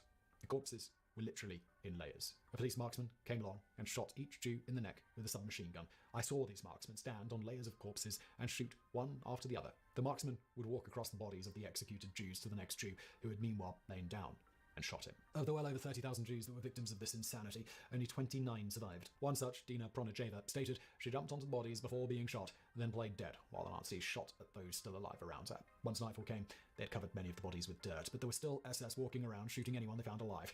However, it was dark, and when an opportune moment came, she was able to crawl out from among the bodies and sneak away without being seen. Another interesting thing to point out is that the decision to start the systematic mass annihilation of the Jews followed almost immediately after the United States entered the war, thus making it a so-called world war, with Nazi politician and Minister of Propaganda Joseph Goebbels stating, regarding the Jewish question, the Führer warned the Jews that if they were to cause another world war, it would lead to their destruction. Those were not empty words. Now the world war has come. The destruction of the Jews must be its necessary consequence. We cannot be sentimental about it. Now, finally, having begun the open genocide, plans began in earnest to convert some of the concentration camps to also include designated facilities for rapid mass executions, as it was noted that the mass firing squad method was bad for troop morale and also rather inefficient on the scale they needed, as well as it wasted an awful lot of bullets. And as to that scale, from March 1942 to November 1943 alone, some 1.5 million Jews were murdered in just 3 concentration camps via gas chamber. So, what did people know about this escalation of atrocities? Almost immediately after these mass murders began, the Allies caught wind of it. While there were various sources of information the Allies had access to with regards to the mass killings in and outside of the concentration camps, our personal favourite source also just happens to be one of our favourite people to talk about here on Today I Found Out. I know it's not Teddy Roosevelt, the undisputed greatest man to ever man, but one of the runners-up to that position, a badass individual by the name of Captain Witold Pilecki. When Pilecki wasn't busy getting the people eventually in charge of guarding and torturing him to rethink their life choices and value all life all the way down to the little ladybug, because to him all life had value, more on that in bonus facts later, he was fearlessly doing his duty for his country and the Allies, including being the first to report the use of Zyklon B in the gas chambers. So how did Pilecki know about this? This rather daring Polish man decided to infiltrate Auschwitz in the most dangerous way possible. You see, after the Nazis invaded Poland on September 1st, 1939, Pilecki and some like-minded friends formed the Tajna Armia Polska, the Polish secret army. Not long after the formation of organized widespread Polish resistance, its members began hearing reports of the conditions within the newly constructed Auschwitz concentration camp put into operation in the spring of 1940. Those first reports originated with prisoners released from the camp and from civilians, such as railroad employees and local residents. In order to cut through the very troubling rumors and figure out exactly what was going on there, Pilecki came up with a bold plan: become a prisoner at Auschwitz. With a little convincing, his superiors eventually agreed to allow him to try.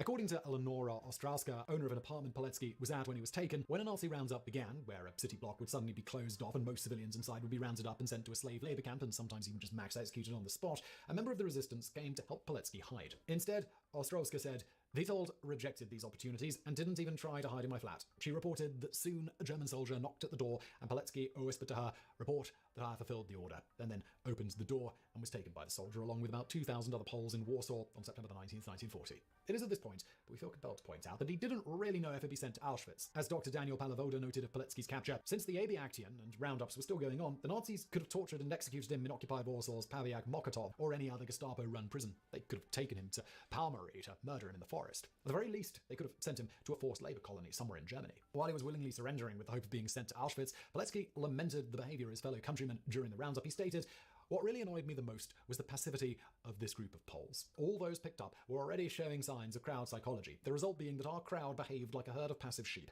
A simple thought kept nagging me: stir up everyone and get this mass of people moving." As he had hoped, perhaps the only person to ever hope such a thing, he was later sent to Auschwitz. He later described his experience upon arrival as such: "We gave everything away into bags, to which respective numbers were tied. Here our hair of head and body were cut off, and we were slightly sprinkled by cold water. I got a blow in my jaw with a heavy rod. I spat out my 2 teeth. Bleeding began. From that moment, we became mere numbers. I wore the number 4859. We were struck over the head not only by SS rifle butts, but by something far greater: our concepts of law and order and of what was normal. All those ideas to which we had become accustomed on this earth were given a brutal kicking." Pilecki also stated that one of the first indications he observed that Auschwitz was not just a normal prison camp was the lack of food given to prisoners. In his estimate, the rations given to prisoners were calculated in such a way that people would live for 6 weeks. He also noted that a guard at the camp told him, "Whoever will live longer, it means he steals." Assessing the conditions inside Auschwitz was only part of Pilecki's mission. He also took on responsibility for organizing a resistance force within the camp, the Związek Organizacji Wojskowej, or ZOW, and I apologize for my pronunciation.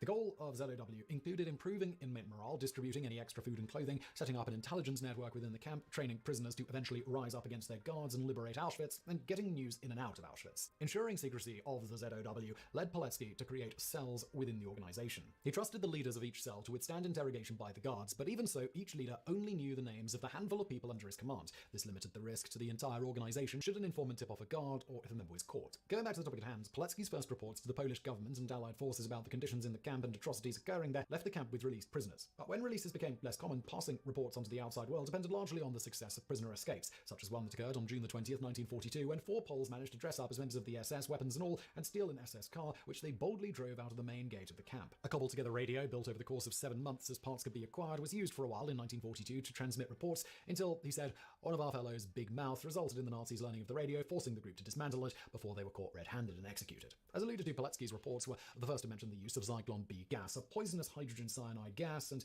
gas chambers used at the camp. He saw the first use of Zyklon B gas in September 1941 when the Nazis used it to kill 850 Soviet POWs and Poles in Block 11 of Auschwitz I. He also learned of the gas chambers at Auschwitz II or Auschwitz-Birkenau from other resistance members after construction of the camp began in October 1941. ZOW also managed to keep a pretty good running log of roughly the number of inmates being brought into the camp and the estimated number of deaths, noting at one point over 1,000 a day from the new transports were gassed. The corpses were burnt in the new crematoria. All of the reports were sent to the Polish government in exile in London, and they in turn forwarded the information to other Allied forces. However, extremely important to the topic at hand, despite direct evidence and eyewitness accounts, on the whole, it seems in the early stages at least, the Allies thought the reports of mass killings, starvation, brutal and systematic torture, gas chambers, medical experimentation, etc. were wildly exaggerated and initially questioned the reliability of Pilecki's reports. Nevertheless, Pilecki soldiered on and even managed to convince his network of resistance fighters inside the camp that they could successfully take control for a short while and escape if the Allies and Polish underground provided support. He had envisioned airdrops of weapons and possibly even Allied soldiers invading the camp. However, the Allies never had any intention of such an operation, and the local Polish resistance in Warsaw refused to attack due to the large number of German troops stationed nearby. Unfortunately, the Nazi Guard began systematically eliminating members of the ZOW resistance in 1943, and so, with his reports being seemingly ignored, Pilecki decided he needed to plead his case in person for intervention in Auschwitz. Thus, being seemingly one of the most badass people to ever badass, he simply resolved to leave the camp. And so it was that in April of 1943, he handed over leadership of ZOW to his top deputies and looked for his opportunity to escape. It came when he and 2 others were assigned the night shift at a bakery which was located outside the camp's perimeter fence. At an opportune moment on the night of the 26th, they managed to overpower a guard and cut the phone lines. The 3 men then made a run for it out of the back of the bakery.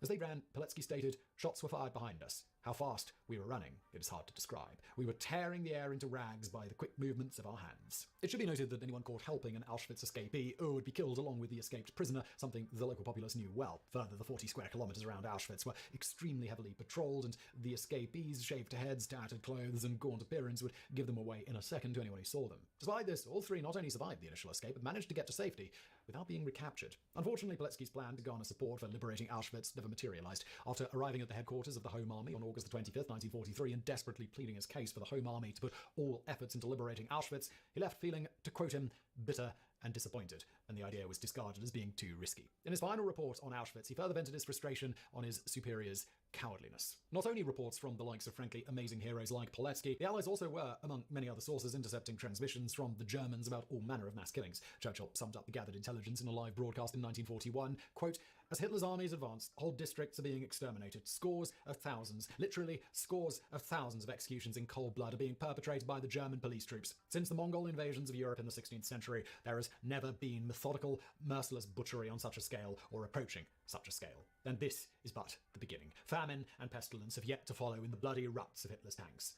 We are in the presence of a crime without a name."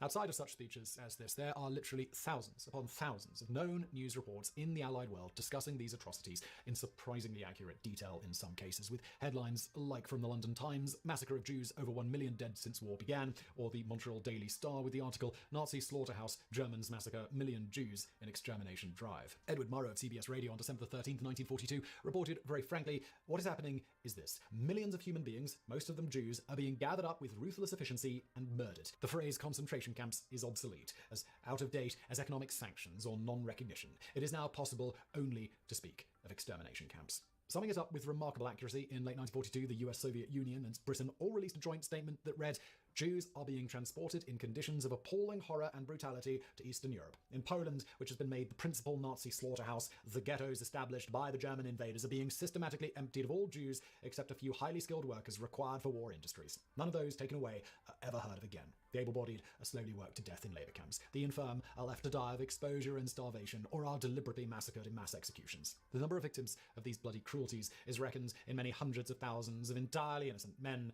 women, and children." Needless to say, the Allied world was well aware of what was happening. That said, it should be noted that World War I propaganda reports by Allied brass included an awful lot of atrocities that turned out to be exaggerated or not true at all after the fact, so people, even in Allied lands, were initially skeptical despite the evidence and reports that were presented. Going back to Germany, the tightly controlled German media were unsurprisingly prevented from discussing the various massacres so openly, with the Nazi Party themselves largely both denying all of this, and with regards to the Jews, denying the poor living conditions within ghettos and concentration camps as previously noted. That said, given the German media and Nazi brass seemed to often feel the need to counter rumours publicly, it would at least seem the case that the rumours were out there fairly prominently. On that note, listening to illegal broadcasts from Allied sources within Germany and German-controlled regions was a thing, as were at times reading dropped Allied leaflets and the like. Not just that, it's pointed out by history professor Dr. Connell and Feigs that exterminating that many people wasn't exactly something that could be done without an insane amount of support staff on various levels knowing about it, stating, the task was so enormous, complex, time-consuming, and mentally and economically demanding that it took the best efforts of millions of Germans. All spheres of life in Germany actively participated. Businessmen, policemen, bankers, doctors, lawyers, soldiers, railroad and factory workers, chemists, pharmacists, foremen, production managers, economists, manufacturers, jewelers, diplomats, civil servants, propagandists, filmmakers and film stars, professors, teachers, politicians, mayors, party members, construction experts, art dealers, architects, landlords, janitors, truck drivers, clerks, industrialists, scientists, generals, and even shopkeepers. All were essentially cogs in the machinery that accomplished the final solution. Going back to illegal broadcasts, as the war progressed and Germany began to suffer some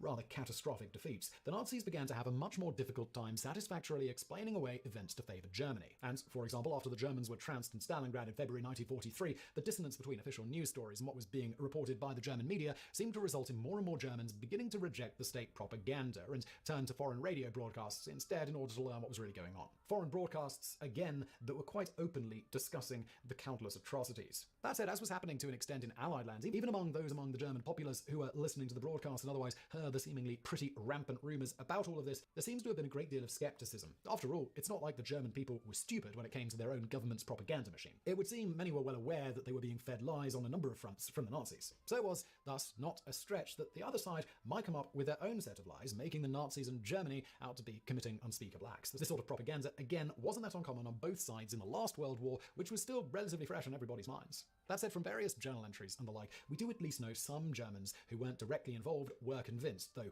they were powerless to do anything about it. For example, we have the case of one Friedrich Kellner, a staunch and, in the early days at least, very publicly outspoken opponent of the Nazi Party, which got him on the brutal end of more than one beating. As events progressed, he finally accepted there was nothing much he could, from a practical standpoint, do about any of it. Although he still wasn't exactly quiet about the things he found out, ultimately making him a target of the Nazis, with one Nazi official, Ernst Monig, writing a report about Kellner's actions which read, he should be made to disappear.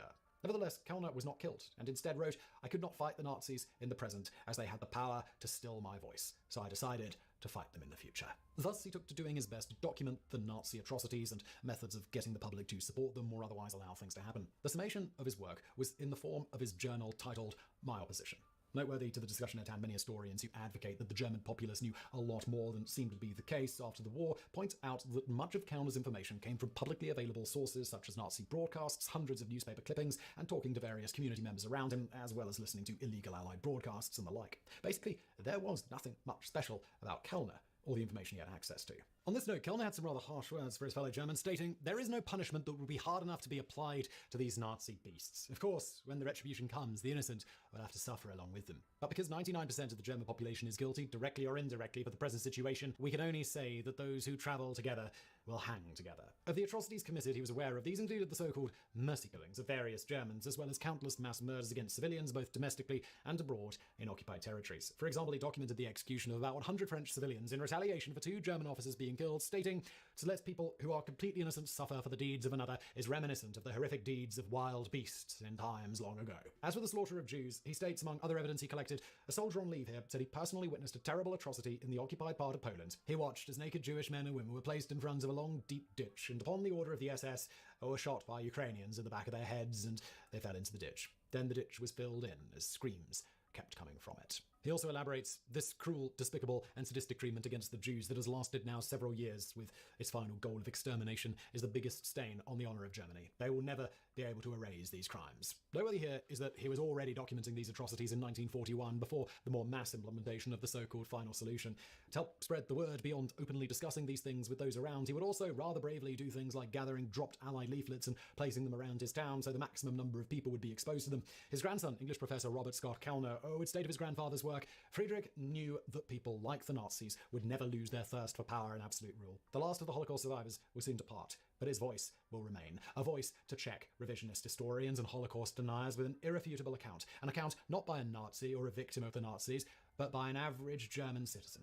That said, while he was more or less an average German citizen, he was one who actively sought information about what the Nazis were up to from any source that he could find, piecing together everything from there to try and discern the truth. So what about everyone else? Again, historians are in disagreement as to the extent of the wider public's knowledge about what was going on. This is despite countless surviving journals showing that at least some people were very aware or at least suspected what was going on, not to mention the innumerable number of people directly involved on some level and their relations. Not to mention, again, people seeming to have had at least some level of access to the needed information. So what about the other side of the argument? On the side that it maybe wasn't totally common knowledge, besides many after the fact claiming that they didn't know, we have that it appears many of the Jews rounded up weren't under the impression they would be taken off to death camps or the like. The general perception seems to be that they knew they were going into a really bad situation with the very real possibility of dying, but that they didn't think they were being mass murdered, just extremely mistreated. The Nazi regime helped foster this notion in a variety of ways. For example, in 1941, a booklet printed by the Nazi brass for widespread consumption outlined how Jews in places like Poland had been given work, access to hospitals, food, and those who needed it even provided with vocational training. More directly, they reassured the Jews rounded up and in the ghettos that the deported from these points were being sent to places with better conditions. To help corroborate this, upon arrival into the concentration camps, many inmates were forced to write letters about the good condition in the camps. On this note, even in the ghettos themselves, there seems to have been a lot of skepticism about the final solution. The issue primarily seems to just go back to, once again, despite all the evidence slapping everybody in the face, many just refused to believe their fellow human beings could actually be doing this, and it wasn't just some sort of propaganda campaign from the other side. As one of the leaders of the Jewish resistance in Warsaw, Yitzhak Zuckerman, noted, common sense could not understand that it was possible to exterminate tens and hundreds of thousands of Jews. Of course, as Allied troops began liberating countries into their concentration camps as they marched toward Germany, things eventually changed. But before it did, the Allied soldiers almost universally would later write of their exasperation at the apparent widespread accounts from Germans themselves that they had been totally ignorant of any of these atrocities. For example, William Ward of the 232nd Infantry stated all of the locals were adamant that they were nicht Nazi and didn't have any idea what had taken place at the concentration camp. Another by the name of Arthur Johnson stated all these people who claimed they didn't know anything about it, and they were just 10 or 15 miles from Weimar Buchenwald concentration camp. Noteworthy on this one, to counter previous Allied reports about atrocities there, Nazi propaganda had stated all the bodies were from mass burial of air raid victims. In this case, both showing a plausible alternate story, as well as also demonstrating that the news was out there for the German public to the extent that the Nazis felt like they needed to address the topic. In the end, while the matter is still hotly contested, the general consensus is that it is clear a considerable number of people beyond those directly involved did have access to the needed information to know what was going on. But not just largely apparently unwilling to believe it, even when directly told after the war, resistance to the idea seems to have still been a thing throughout the world, at least at first. In short, for a world on both sides used to pretty rampant and often blatantly false propaganda, when it came to World War I and a German populace quite familiar with a whole lot of BS coming from their own government on the propaganda front, it was perhaps difficult to know what to believe, especially when the atrocities were so insane in their reported degree. On top of this, for many Germans peripherally complicit in these acts and under Nazi rule with little else they could do about it, many perhaps simply didn't want to believe that it was true, even when exposed to the necessary information. As one contemporary German housewife noted, of course, there were rumours about the camps, but no one believed them. We thought that the prisoners might be working hard, that they might not be getting plenty of good food, and we even imagined some beatings or making the prisoners shout in chorus, Heil Hitler. Of course, once direct evidence in the form of pictures and videos and survivor accounts and the like flooded the newsways the world over, skeptics throughout the world, for the most part, finally came to accept the truth. As a result of this, and how harsh the Nazis had been against their own people after they came to power, after the war, a relatively unique thing happened in Germany that you don't often see in the history books. A defeated people really didn't see themselves that way, nor their former enemy as their enemy. Rather, the general public, and the way the history books largely write about it in Germany, saw the Allies as also having liberated Germany from the Nazis. In fact, in Germany, the major destruction in the country and the high cost of human lives during the war is not generally attributed to the Allies' actions, but rather to the Nazi regime itself. That's somewhat unique in history. The opposing forces who were victorious are not generally seen in a negative light by those they defeated. Far from it. On that note, the occupation of the German cities by the Allied army is characterized as liberation, Befreiung, despite, of course, that the Allied soldiers at the time didn't seemingly view the race to Berlin as a race to free Berlin. Fast forwarding to today and how World War II is taught in German schools, we've actually covered that in full in another video, but briefly, a major emphasis in the German education system is placed on studying the build-up to the Nazis and their actions after they came to power, with the students confronted with the crushing effects of totalitarian regimes, racial ideologies, and where these can lead. In addition to photo and video documentaries, most schools organise mandatory school trips to Holocaust memorials, usually former concentration camps. With all this emphasis towards the end of making sure nothing like that ever happens again in Germany and beyond. In contrast, the details of the fields of war are often underplayed in German schools. A possible reason for this is that showing maps of expanding German territory during the first 2 years of the war and discussing their winning battles might cause encouragement of nationalistic pride, which seems counterproductive to many given the points that the educators are trying to teach. At first glance, it is great to study these events in detail to make sure they don't happen again. However, an issue for Germans, of course, is the sense of collective responsibility, despite no student today, or their parents, or even potentially grandparents, having anything to do with anything that happened in World War II.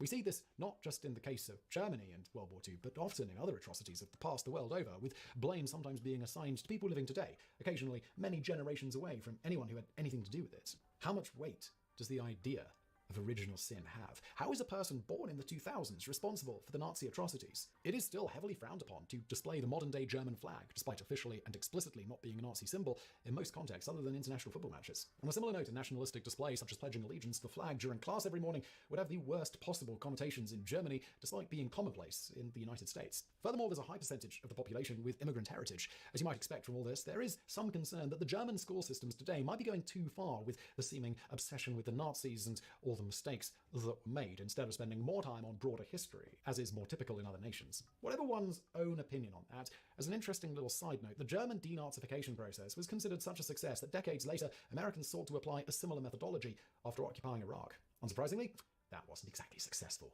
Bonus fact. Going back to the badass that was Captain Witold Pilecki, you might think it's strange that Pilecki frequently, quite willingly, threw himself into incredibly dangerous situations, not just given he seemed to have little concern for his own self-preservation, but also that he had a wife and kids back home. Polish actor Marek Probos, who studied Pilecki extensively before portraying him in The Death of Captain Pilecki, stated of this, human beings were the most precious thing for Pilecki, and especially those who were oppressed. He would do anything to liberate them, to help them. Mirroring the sentiment, Pilecki's son, Andrzej, later said his father would write that we should live worthwhile lives, to respect others and nature. He wrote to my sister to watch out for every little ladybug, to not step on it, but place it instead on a leaf, because everything has been created for a reason. Love nature. He instructed us like this in his letters. As alluded to, it wasn't just his children he taught to respect life at all levels. You see, unfortunately for Pilecki, he was ultimately arrested and executed by the Soviets in 1948, bizarrely under false charges of supposedly having been a German collaborator during the war. Note here, his actual crimes were gathering things like documented proof that the voting results of the People's Referendum of 1946 were heavily falsified by the communists, among other acts that made him an extremely undesirable citizen under Soviet rule. However, 2 years after his execution, at a time when his family was struggling because of it, a man approached Pilecki's teenage son and stated, "I was in prison as a guard with your father. I want to help you because your father was a saint. Under his influence, I changed my life. I do not harm anyone anymore."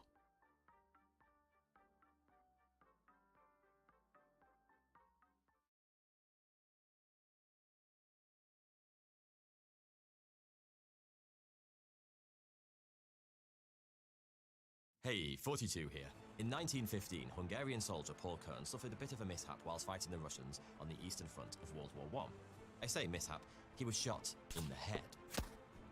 The bullet entered through his temple, utterly destroying part of his frontal lobe. By all rights, he should have been killed instantly. But somehow, he survived entirely unharmed. Well, almost. Keen made a full physical recovery, but he did suffer one small side effect. He completely lost the ability to sleep. As far as anybody knows, Paul Kern never slept again for the remaining almost 30 years of his life. This complete lack of sleep doesn't seem to have troubled him much either, at least not until his final years, when he began to suffer from a range of neurological symptoms. 3 decades without sleep will do that to you, I guess. Some doctors believe Kern may have been getting snatches of shut-eye from so-called micro-sleeps, brief periods of unconsciousness throughout the day that he probably wasn't even aware of. But if he did really stay awake for 35 years straight, then his case is probably unique. Because just like food, water, and oxygen, sleep is one of Mother Nature's non-negotiables. A basic requirement to sustain life, not just in humans, but in every single animal known to science that possesses a brain. Considering how fundamental sleep is, it's a little surprising that we don't really know how it works. Like, at all. We know some of the things that happen inside the brain whilst we sleep. For example, toxins are removed and memories are processed. But why exactly we'd need to be unconscious for those things to happen? we have no idea. And how exactly lying down unconscious for a third of our lives to watch brain Netflix makes sense from an evolutionary perspective, well, still, at least we all know how to do the actual sleeping part, right? Actually, maybe not, because it turns out our entire species might be doing it completely wrong. So grab yourself a cup. Actually, at least we all know how to do the actual sleeping part, right? Might be doing it completely wrong. So grab yourself a cup of cocoa and slip a hot water bottle under the duvet. This is the story of how human beings forgot how to sleep. In a recent report, we found 53 million Americans aged 18 to 64, 44% of all workers, earn low hourly wages. Yep, this is true, and many people are working in jobs where they are constantly underpaid, where they are tired physically or mentally, where there's no professional growth, or simply the profession is no longer interesting. And the good news is that this is realistic to change at any time and at any age. 1010 Bootcamp has free career consultations and high polio. Their career 42 is historian Roger. Big thanks to 1010 for sponsoring this video. In the early 1990s, historian Roger Eckert was doing some research for a book he was writing on the history of nighttime when he stumbled across several sleep-related references that he didn't understand. Here's an example from a novel called Barnaby Rudge by legendary author Charles Dickens. He knew this even in the horror with which he started from his first sleep, and threw up the window to dispel it by the presence of some object beyond the room, which had not been, as it were, the witness of his dream. Notice anything odd about that passage? Okay, so it's all a bit odd, but there's something specific in there. Dickens' use of the term first sleep. You don't need to have written the book on nighttime to know that humans are monophasic sleepers. We get all our 40 winks in one big chunk. Apart from the Mediterraneans, who practice the custom of siestas and have a little nap in the afternoon, most of the world only sleeps once per 24 hours. But going back to that passage, a first sleep seems to imply the existence of a second sleep, a biphasic sleep pattern. And that just didn't seem to make any sense. So what the Dickens was Dickens on about? Eckert decided to find out. He began scouring various archives in hope of finding more references to biphasic sleep patterns from our recent past. To begin with, he wasn't particularly optimistic, but to his surprise, it wasn't long before he found some. Actually, it wasn't long before he found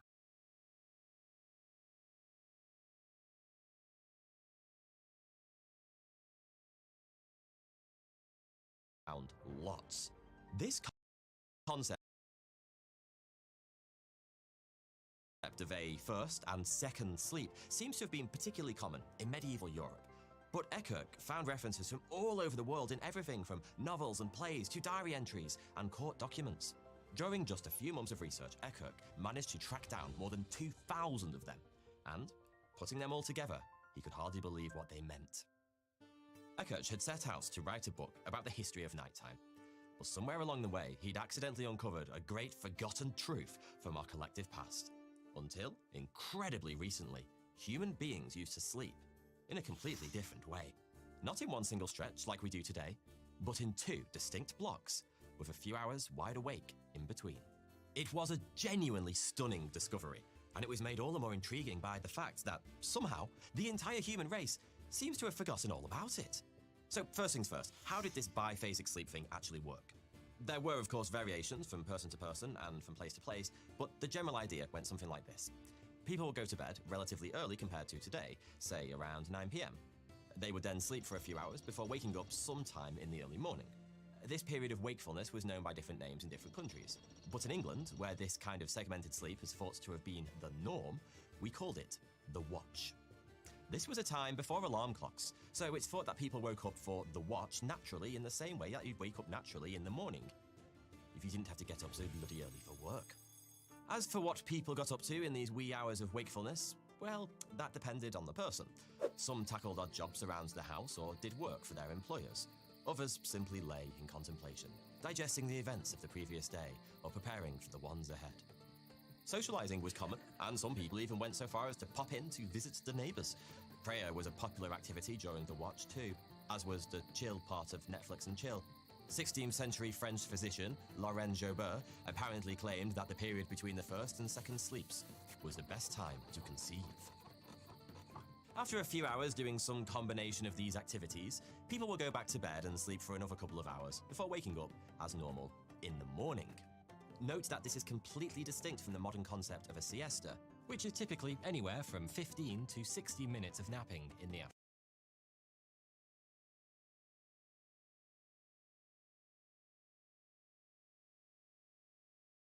afternoon. What we're talking about here is two distinct blocks of multiple hours of sleep during the nighttime, separated by a block of multiple hours of wakefulness. Eckert found references to similar biphasic sleep patterns dating all the way back almost 3,000 years to ancient Greece. Considering how widespread the practice seems to have been, Eckert has even gone so far as to suggest that it may have been the natural way Oh shit. that our species slept. Oh shit, my fucking microphone is out. You fucking assholes. You're not telling me. You fucking little fucking duxers. I was just saying, As interesting as this discovery was, what was I saying? Yeah, I was saying even before he said this, right? I was saying, okay, I know what he's gonna talk about, and I already tested this, and it felt infinitely better than normal sleeping. And yeah, this is exactly what I did for a while. And it felt extremely good. Should probably just go back to this. a siesta, which is typically anywhere from 15 to 60 minutes of napping in the afternoon. What we're talking about here is two distinct blocks of multiple hours of sleep during the nighttime, separated by a block of multiple hours of wakefulness. Eckert found references to similar biphasic sleep patterns dating all the way back almost 3,000 years to ancient Greece. Considering how widespread the practice seems to have been, Eckert has even gone so far as to suggest that it may have been the natural way that our species slept for millennia. As interesting as this discovery was, it raised some pretty big questions, like if it's natural for humans to sleep this way. By the way, this is also this way of sleeping, guys, is also what a lot of books and a lot of people suggest if you want to do if you want to have lucid dreams, right?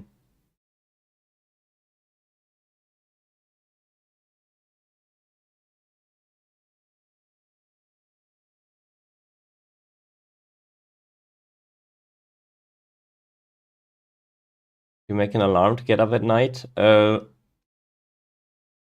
no, not really. I had a weird job at one time, and like it basically, like this was like the natural thing for me to do. I don't know. It was super weird. But sometimes I did. When I did this, I did this several times, by the way. When I did this for to get better at lucid dreaming, I definitely had an alarm clock. Then I was waking up, and I was staying awake for like 1 to 2 hours, and then I went back to bed. To answer that. But I don't know why it feels insanely good to sleep like this. I don't know. I really like it. Wait. Why did segmented sleep pattern? As interesting as this discovery was, it raised some pretty big questions. Like, if it's natural for humans to sleep this way, why did we stop? And when? That second part has a simple, if somewhat surprising answer. Eckert found references to segmented sleep patterns from as recently as the early 20th century. That suggests biphasic sleep patterns may still have been followed as little as 100 years ago. The first part, why did we stop sleeping that way? Well, that's a little more complicated. To answer that, we're going to have to go back in time a little bit. The world has changed a lot in the last 300 years or so. At the start of the 18th century, the global population stood at just 660 million people. The most powerful mode of transport in existence was the 1-horsepower horse, and assuming you were a muggle, airmail was delivered by carrier pigeon. Humanity was more than 200 years away from mastering powered flight, 100 years from the development of the first vaccine, and 50 years from the invention of artificial refrigeration. Put simply, the modern world is completely and utterly unrecognizable from the one inhabited by our ancestors just a few generations back. And I mean that quite literally. This is a satellite image taken of the Earth from space earlier this year. We didn't have satellites back in the 18th century, but it isn't hard to show you what the Earth would have looked like back then. All I need to do is turn off the lights. Artificial light is so ubiquitous these days that most of us take it entirely for granted. We can turn night into day at the flick of a switch whenever we feel like it. But for the vast majority of human history, that wasn't the case. For early hominids and every other animal that's ever lived, the only sort of illumination was the kind God was on about when he said, "Let there be light." In other words, that's provided by the sun, moon, and stars. And two of those are basically the same thing. That meant that nighttime was actually dark. There's a reason children have an innate fear of the dark. Darkness is dangerous. For early man, it was saber-toothed cats and cave bears. And for our more recent ancestors, the biggest danger usually came from other humans, as it does today. Before the introduction of artificial light, a walk through a forest at night was a journey fraught with genuine existential danger. Darkness has also traditionally been used for the concealment of various nefarious activities, including robbery, violent crime, and prostitution. All of this meant that for most of human history, it was far safer and far more respectable to stay at home after nightfall. And considering that candles were expensive, most occupations involved fat-breaking work, and there was basically bugger all to do, staying at home meant going to bed early. And so, nighttime, or more specifically, dark time, was a time for sleep. And with so much more time spent in bed, it seems that we naturally shifted towards a biphasic sleep pattern. As weird as that might sound, this general principle has actually been demonstrated in at least one study. In the early 90s, American scientist Thomas Weir set up an experiment in which a group of volunteers spent a month in an environment where the hours of artificially provided daylight were tightly controlled. 14 hours of darkness, 10 of light. For the first couple of weeks, the volunteers slept fairly normally, getting around 8 hours a night in one big chunk. But by the fourth week, something remarkable happened. The participants naturally adopted a segmented sleep pattern. They still slept for about 8 hours in total, just with a period of a couple of hours of wakefulness right in the middle. Sound familiar? For the record, it's worth pointing out that even though it coincided with Erkirch's discovery of biphasic sleep in humans, he had nothing to do with this experiment. Weir wasn't researching segmented sleep. This was just a general study of circadian rhythms in humans that happened to suggest we may naturally be biphasic sleepers. Okay, so now for the million-dollar question. If we all used to sleep in a completely different way, what changed? Well, to put things simply, this. In 1667, Paris became the first city in the world to light its streets at night. These were just simple wax candles inside glass lanterns, and the illuminations they provided were fairly minimal, but it was the beginning of the great goodbye for darkness, our old friend. In January 1807, London's Pall Mall became Oh, darkness, my old friend. And 70 years later, electric lights appeared for the first time, again, in Paris. As ribbons of light spread further across the globe, the very meaning of night began to change. For the first time in history, we were no longer at the mercy of our planet's natural rhythms, and so we started to make up our own. In the 17th century, coffee houses began appearing in Europe for the first time, an import from the Ottoman Empire. And thanks to the safety offered by newly installed street lighting, many were open 24 hours a day. And that meant there was actually stuff to do after the sun went down. Who wants to be tucked up in bed when you can be drinking an espresso with your buddies at 2 a.m? As attitudes towards the hours of darkness began to change, people started to naturally go to bed later. And later bedtime simply didn't leave time for those precious wakeful hours that characterized biphasic sleep. So I guess you could say that it was a combination of gaslighting and FOMO that ultimately killed off segmented sleep. I must admit, I didn't see that one coming. But the story doesn't quite end there. After all, an entire species changing its approach to sleep must have had some kind of lasting impact, right? Well, Roger Ekert certainly thinks it did. Here's a not-so-random interesting fact for you. The word insomnia first entered the English language sometime in the mid-18th century, neatly coinciding with the slow decline of biphasic sleep. Coincidence? Maybe. Insomnia is clearly a complex illness. It comes in many different forms and there are multiple causes, triggers, and symptoms. But the timing is certainly interesting. Ekert had suggested that some forms of insomnia may, in reality, be an echo of our long-forgotten segmented sleep pattern. These days, we're taught that we need 7 to 9 hours of sleep each night, and that to be most effective, those hours should come in one uninterrupted stretch. But in the modern world, with all its many distractions, that's often incredibly difficult to achieve on a consistent basis. Waking up in the middle of the night can induce immediate panic, as we start worrying about how tired we're going to be the next day. But maybe it isn't such a big deal after all. If you wake up in the middle of the night, you probably feel like something went wrong. But maybe you're simply waking up because that's what humans did for thousands of years. Far from being a problem that needs fixing, it might be perfectly natural. That's actually an interesting question. Is segmented sleep natural for humans? Is the apparently very modern monophasic approach to sleep bad? And would we all benefit from switching back? It's easy to assume the answer to those questions is a resounding yes. But it turns out things aren't quite so simple. For one thing, it's hard to be entirely sure that segmented sleep truly always was the natural order of things for humans. Eckertsch's research has clearly shown that it was once common, but that doesn't necessarily mean that our ancient ancestors were biphasic sleepers. It doesn't even mean that our recent ancestors were biphasic sleepers, at least not all of them. Eckertsch's 2,000 plus references are impressive, but they don't allow us to draw definitive conclusions about the whole of humanity. There's a good chance sleep behaviors changed from era to era and culture to culture. It's also worth remembering that modern humans have never had it so good in the bedroom. Okay, that came out wrong. What I mean is, today we are, on average, safer and more comfortable at night than we have ever been before. In the days when segmented sleep was a common practice, communal sleeping was the norm. You'd have shared a straw-filled mattress each night with your entire family and several other people besides. And that's if you were lucky. Beds and mattresses were expensive commodities that many people simply couldn't afford. For them, it was a nest-like pile of cloth or rags on the floor. Lice, nits, bedbugs and fleas were also extremely common across all social demographics. And I would challenge anyone to get a good night's sleep whilst a micro-zoo of creepy crawlies feasts on your blood. Bedtime was uncomfortable, it was loud, it was cold. And on a bad night, you might wake up to that most horrifying of sounds: your parents having sex in the bed next to you.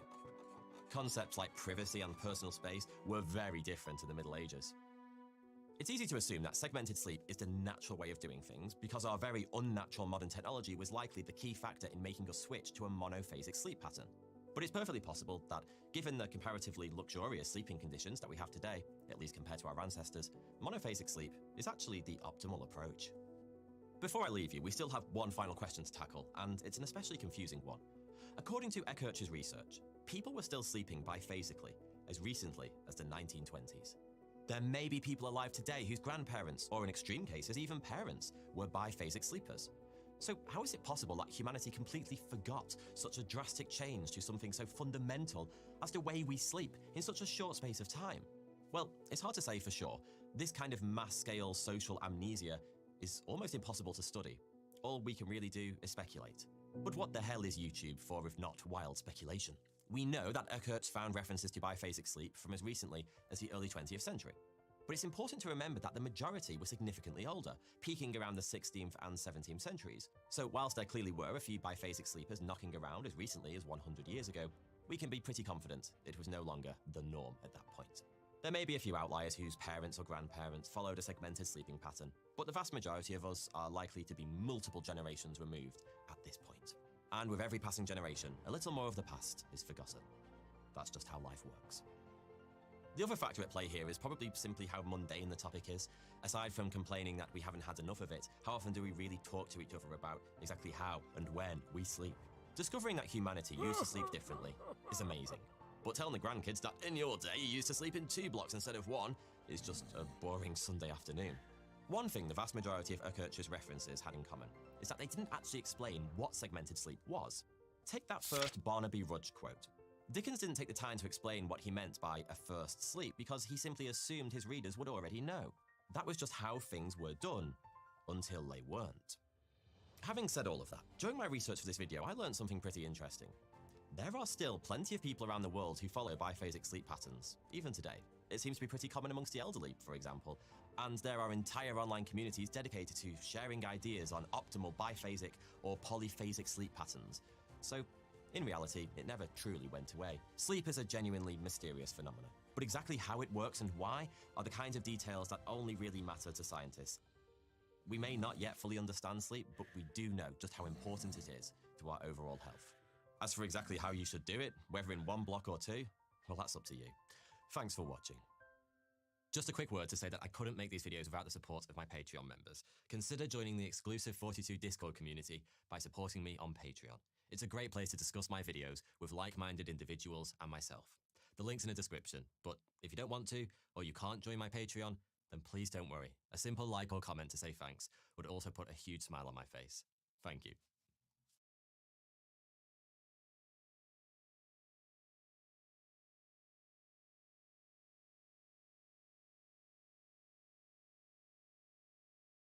G'day folks, Ziggity here. This video is my reply guide response to Ben's recent PoE 2 critique, The Ups and Downs of PoE 2, or Is PoE 2 Good?, released several days ago. For those who don't know Ben, they are one of the top Path of Exile players, having won countless events and world firsts. It's Not necessarily that being the best player at something makes your opinion more relevant to the average player. It can kind of actually do the opposite, as Ben plays a different game to you or I. But their insights into the game are extremely specific and nuanced, and that could be a really interesting angle to discuss things from. And for those who don't know Ziggy D, that's me. Possibly one of the more relatable Path of Exile content creators, because even after playing for more than a decade, I'm not very good at the game. But maybe that gives me a perspective more common to the average PoE2 player as far as things like gameplay and difficulty are concerned. Other than that, I've been in the GGG offices many times now, I've seen behind the scenes of their development, and I often help them announce new content as well as host things like the live community Q&As. So maybe that gives me some interesting perspective on the development and marketing of the game. Anyway, I thought Ben's video was interesting, it sounded frustrated, and worth a deep dive. So let's get into it. I don't feel like I have the energy right now, but whenever I do want to actually give a proper PoE2 talk, I can give you a preview of what the first 5 words are going to be. I don't understand why PoE2 exists. I'll just add a note here that a big goal for Path of Exile 2 that Ben missed was to create a new character rigging and animation system. And that was a huge deal that opens up a lot of follow-on improvements to the game. Better controls like WASD movement, skills that incorporate dynamic character movement, better scaling for attack speed with varied animations and things like that.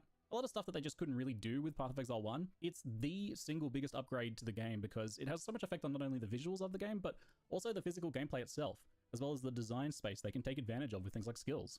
It's probably something that's actually going to take a bit of time for them to really realize the full potential of. It's pretty easy to overlook, but I totally think that this is the biggest aspect, though. If I think about every single change from the first game to the second game, I almost can't think of a single positive change when it comes to actual in-game content.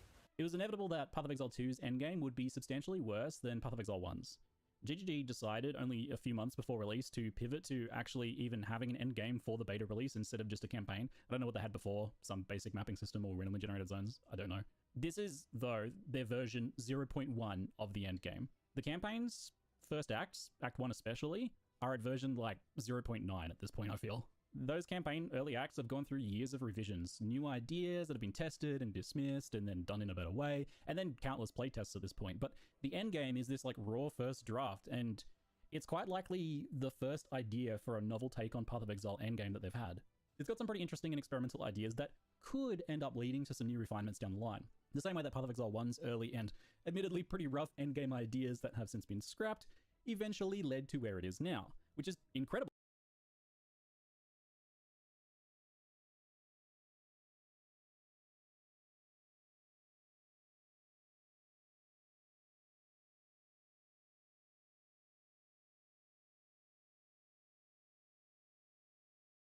Wir haben eine, meines Erachtens, Realitätsprokrastination.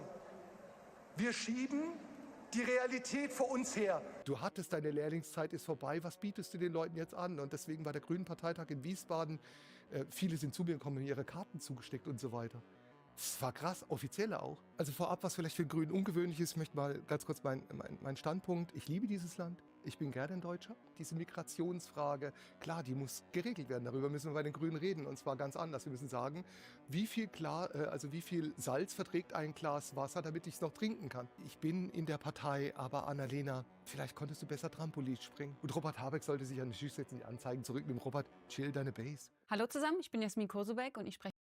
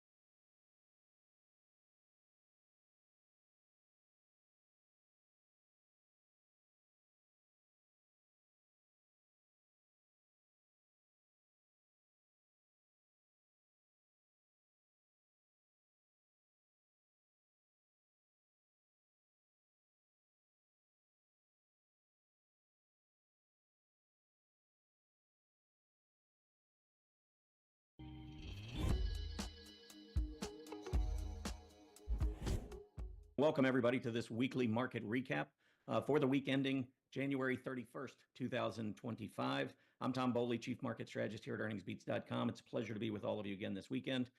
Wow, it was a crazy week. And honestly, I'm getting really nervous about the market. I am generally pretty bullish. I pick my spots when I grow bearish, and I can tell you right now I'm getting a little bit bearish, a little bit more, maybe cautious is the better word. But there are some signals that are starting to build in the market, and I think we all need to be aware of them. One thing that's bothering me is just a lot of the uncertainty in the way that the volatility index last week was spiking multiple different times, which tells me that the market's nervous. Anytime any kind of bad news comes in, the market seems to be overreacting, and that's not exactly what you want to feel in the market. Normally, you want to be resilient, confident. You want to see money rotating into areas that suggest that any kind of a pullback will be bought, those types of things. But last weekend, DeepSeek came out, announced a cheaper form of ChatGPT. That absolutely rattled all of the AI stocks, many of them taking drops of up to 25, 30, 35% in just one day. Many of them did battle back. One in particular, Celestica, which is in one of our portfolios, battled its way all the way back to a new all-time high. And on Friday afternoon, because we're getting a little bit more nervous, well, I should say a lot more nervous about the market, we decided we're closing all of our positions, all of our portfolio stock positions, because of the uncertainty in the market right now. We have a huge advantage in the current quarter versus the S&P 500. And honestly, we're not in a position we don't want to be giving it back. So we're going to see what the market's made of, and while we do, we're going to sit on the sidelines. But that was Monday. That was just one of 3 problems we had last week. Now, you might claim, hey, market was pretty resilient. S&P 500 came right back up near all-time highs, despite these 3 unsettling things that happened this week. But I'm seeing some deterioration under the surface of the market, and that's what's making me a little bit more nervous, given the fact that we did show some resiliency. Anyway, Wednesday, we had a 2-day Fed meeting. So if the Fed comes out on Wednesday afternoon and at 2 p.m. announces there's no interest rate adjustment, which no big deal. Market wasn't expecting that. They'd kind of cautioned everybody that they were cutting at the last meeting. They said they were going to be cutting interest rates twice in 2025, or that was the target, relative or versus the previous 4 that they had announced. So the market was already absorbing that. And while there was no change in interest rates, which was expected, I felt like there was still a hawkish tone to Fed Chief Powell's conference call. He talked about a pause in interest rates, pause in cuts. Don't exactly know what that means because everybody was not expecting a cut this meeting anyway. So I guess the market was already anticipating a pause, but he made it sound like that was something new while they continued to monitor inflation. Personally, I think it's cop out on the Fed. I mean, that's just my opinion, my personal opinion. I'm not a big fan of this Fed. I don't think they show a whole lot of confidence. They waffle. I've seen them go back and forth. I mean, it was just back in September. They said everything was, they thought everything was working as they expected as far as inflation goes, working toward their target. And they were now ready to move on and start dealing with the economy. And that's when they said that, hey, we're going to start considering interest rate cuts. They cut 3 times at the end of 2024, totaling 100 basis points. And they said we're going to cut 4 more times in 2025. Now, they're starting to sound more hawkish over these last 2 meetings because of, the concern about maybe inflation going up. But they haven't talked about raising rates. That's what you would do if you're really concerned about inflation. So I think they're just hedging their bets. I think they're leaving this possibility they're going to cut rates, but then there's also this possibility inflation is going to surge. So they're just showing absolutely zero conviction. That's a big problem on Wall Street because you got these big Wall Street firms trying to figure out where to position their money, and they don't know what the Fed's going to do. They're a complete variable, like the wild card in all of this. And that's really not what you want to be thinking about when you're thinking about Federal Reserve. You want to be thinking about a confident group that's helping to steer us in one way or the other to help maximize employment and to stabilize prices. I don't think they got control of either one of them, or at least they're sounding like they don't. So anyway, that was number 2 on Wednesday, both beginning of Monday, and then on Wednesday at 2 o'clock, we saw volatility spike. And then it happened again on Friday at 1 o'clock when President Trump came out and announced that there would be tariffs on Canada, Mexico, and China. Of course, we all knew that was probably coming, but the announcement was made, the volatility shot up, market sold off. Just not sure what's going on here. I just don't have a good feeling. And, for me, a lot of times the stock market, when it's an uncertain kind of an environment, not quite sure what might happen, many times stocks are sold off first and questions are asked later. And I'm a little nervous about that. We saw a pretty quick sell-off Friday afternoon going into the weekend. We know what happened on Monday morning this week. I was just concerned about what we might see on Monday morning next week or coming up. I have no idea. But the question is, do we want to take a chance? Personally, at Earnings Beats, and personally for me, the answer is no. I don't want to take a chance. So I want to see what happens, kind of go from there, watch the action and so forth. But anyway, that's all neither here nor there. That's something we're going to have to deal with in the future. Let's see what happened last week. So the Dow Jones Industrial Average was the only one of our major indices to finish higher last week, rising 0.25%. You can see red numbers everywhere else for the other major indices, with transportation taking another big hit, down 1.8%. NASDAQ 100, the more aggressive area of the market, down 1.36%. So a little bit of skewing, a little bit more selling in some of the aggressive areas, which I'll talk about more in just a minute. Moving on, though, we then have the sectors. Let me pull up the sectors for you. Leading the way, communication services. Now, keep in mind, internet stocks love the month of January. Recently, we've had a couple of really decent, solid earnings reports from both Meta Platforms and Netflix, 2 leaders in internet. Both of those stocks reacted positively. We went up. And so I think some of this goodwill that we're seeing in communication services last week and throughout the month of January probably is embodied a lot in what we're seeing out of Meta Platforms and Netflix, and the fact that January is the best month of the year for the internet group. And so it's going to be February 3rd on Monday. January's gone. We'll see if the internet group can still cling to its bullishness, but it's one of the few areas in the aggressive sectors that's continuing to show some pretty bullish signs. Many of the others are not. So I don't know if internet by itself is going to help carry the market to the upside. So I'm a little nervous, even though communication services led last week, which is a good thing. Still a little bit nervous because of the narrow leadership that we're seeing. Then you go into the second and third group leading last week. Second and third sectors: healthcare, defensive; consumer staples, defensive; financials, not necessarily defensive, but certainly more value oriented than growth. Consumer discretionary still hanging in there, so that's not a bad thing, although they did underperform staples, which we really don't want to see during a week when the market's trying to rebound and go back up to new all-time highs. Again, some of that money rotating over towards staples is a little concern. And then you look at the bottom half.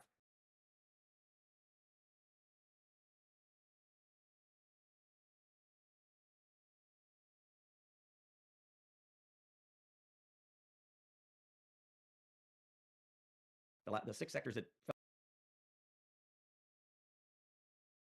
fell last week, and look at what's next to last. First of all, crude oil prices have been dropping, so energy got hit the hardest. But right behind energy is technology. Many of those technology names, I mean, NVIDIA had a very, very difficult week, rallied some off that early Monday sell-off. Oh my god, I muted myself again. Probably, I'm guessing about. What is consumer discretionary? It sounds like porn. What is this industry? Like what stocks do I find in there? What is this?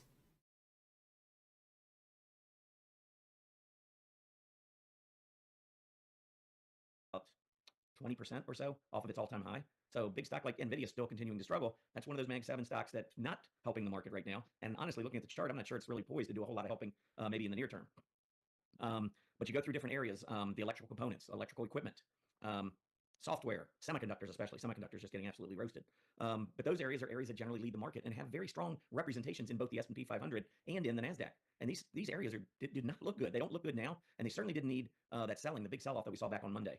So like I said, some of them bounced back, some not as much. But it's just kind of casting this doubt or the shadow over the market right now. I just see a lot of clouds building on the horizon. And when I start seeing that, I start getting more defensive, more conservative.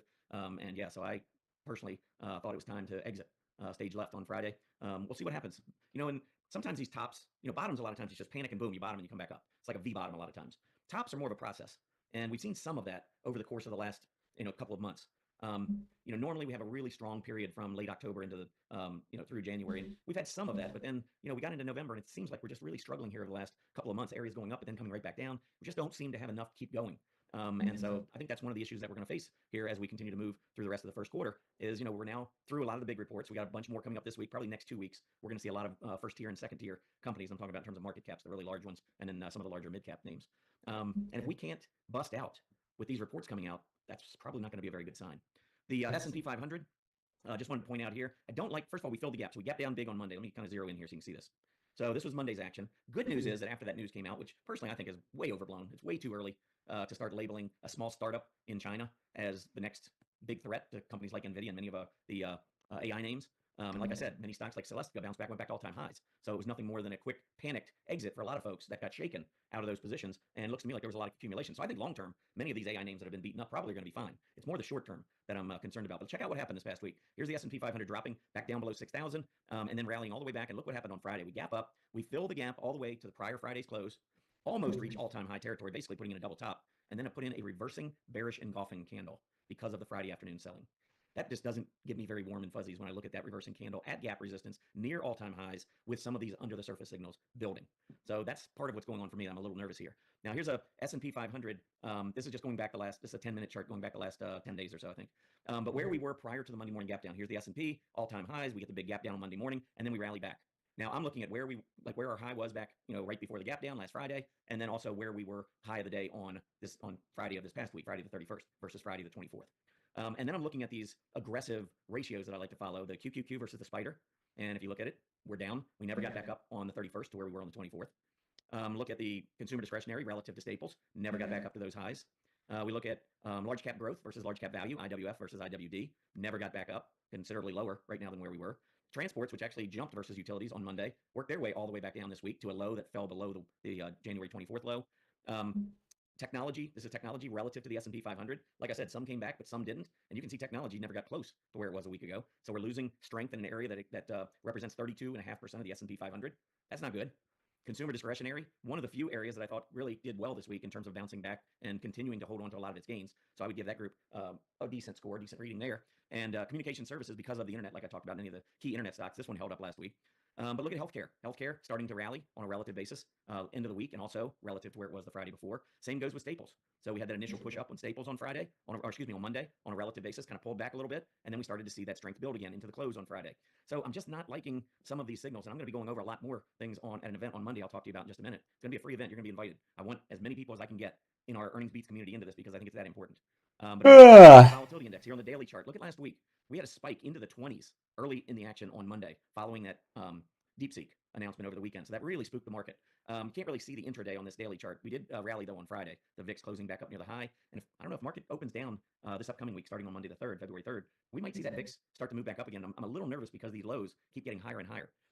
And that's with the S&P 500 going back up to all-time highs. So it's just like the market's getting a little nervous and it's not really prepared to handle bad news. So I'm just, like I said, there's just multiple little things that are building that are making me a little nervous. Now, if we look at the VIX on an intraday basis, so it's just the last 5 days, here was that initial move higher on Monday, and then we kind of settled all the way back down into Tuesday's close, and then the nervousness started building up again as we waited for the Fed. Then the Fed came out and announced, and of course, had that big shoot up in the VIX there. We bounced back. Then around 2:30, we had a little bit of a move back up, and then once kind of everything kind of settled down after that, it looked like we were in pretty good shape until around 1 o'clock on Friday with Trump's announcement about the tariffs. And you can see, again, every single time there's just anything that's got negativity involved, the market sells off quickly, volatility escalates quickly, and that makes me nervous. It tells me that the market is very nervous, and it might not take much. I mean, I feel like we're kind of teetering on the edge, just waiting for somebody to push us off. It probably wouldn't take too much to get the market to start selling off impulsively, meaning very quickly, without a whole lot of warning. Just be careful out here over the next, I don't know if we topped. I just know that topping can be a process. Maybe we go up a little bit further, but I'm really nervous about what's happening. Anyhow, if you're new to Earnings Beats, go over to earningsbeats.com. You can take out a 30-day trial to our paid service. You've got an area down here where you can sign up for our free newsletter with your name and email address. But I really want to point you to this event that we have coming up on Monday. It is a free event. We do a lot of stuff for our members. We have a lot of separate, membership events, videos, and things like that. But I think that this is important. I want to share it with the entire Earnings Beats community. So that's YouTube. That's all the folks that follow my articles over at Stock Charts, which I just wrote an article this afternoon. If you haven't checked that out, here it is. I mean, I'm being about as clear as I can. I believe we're topping with bearish action ahead. That's my belief. So you go through and check out that article. By the way, if you're not subscribed over at Stock Charts to my articles, right under this follow this blog, type in your email and submit. It's just a free service that Stock Charts offers. Blah blah blah blah blah blah blah blah blah blah blah. It's in my mind a possible correction. Shilling his fucking shit.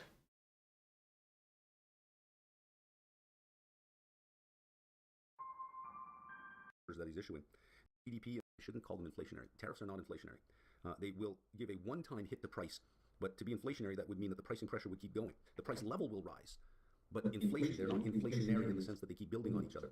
The price level simply goes up, but that higher price level will probably do a lot to lower the demand for those things, right? High prices are a cure for high prices. So I debated whether or not I should even go into anything last week and talk about where we've been, but there is a probability that this won't happen. So let's see where we are. GDP, Q4 2024, 2.3%. Let's see where that came from. The consumer this. At 2.82. This is the contribution to the 2.3, which I believe.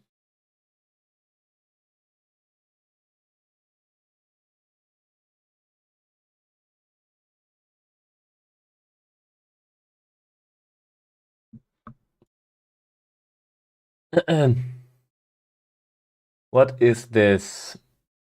BU didn't really make money in this. Remember all the altcoin pumps that made everyone rich in 2021. Do bunch of research into projects. Spent 2 years in the bear market accumulating absolute blue chips such as Lido, Tia, Avax, Adam, Rune. Oh damn, should have bought some Solana, I guess. No worries though, my alts are surely next. Haha, man, I wish I bought those memes. My coins will be next though. Wow. Not those gains will soon trickle down to my coins. Jump on the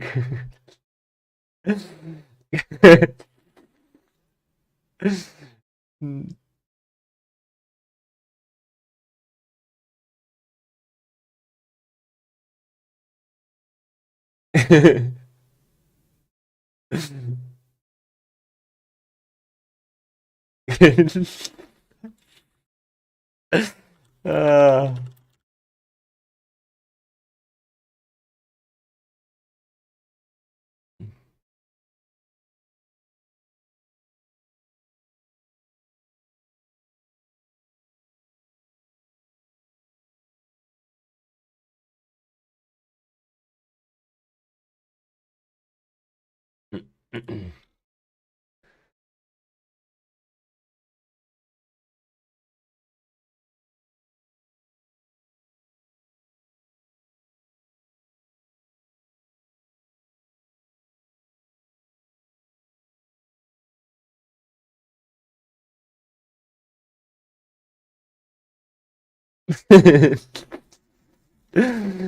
uh...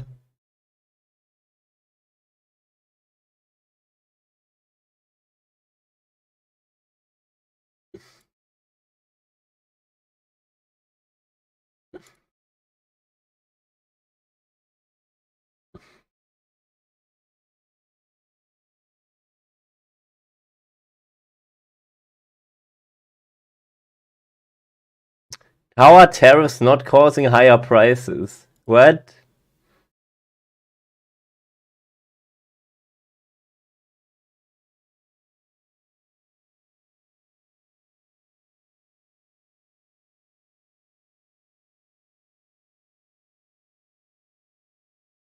The Bernie one in 2016?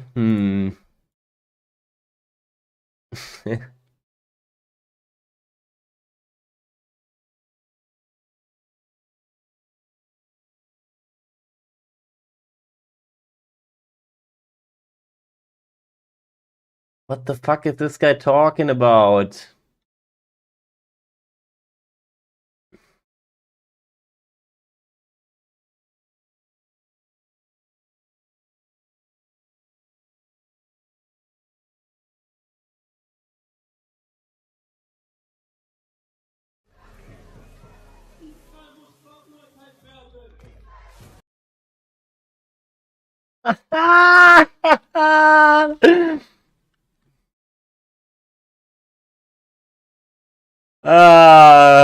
This is so good, guys. This is so good.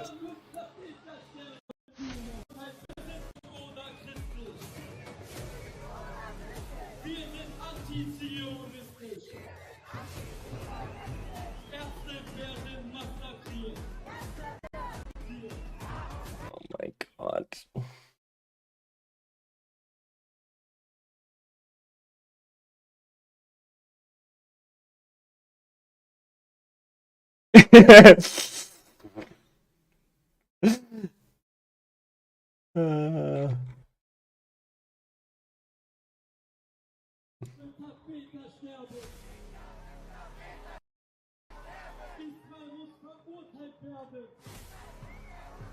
Oh my god.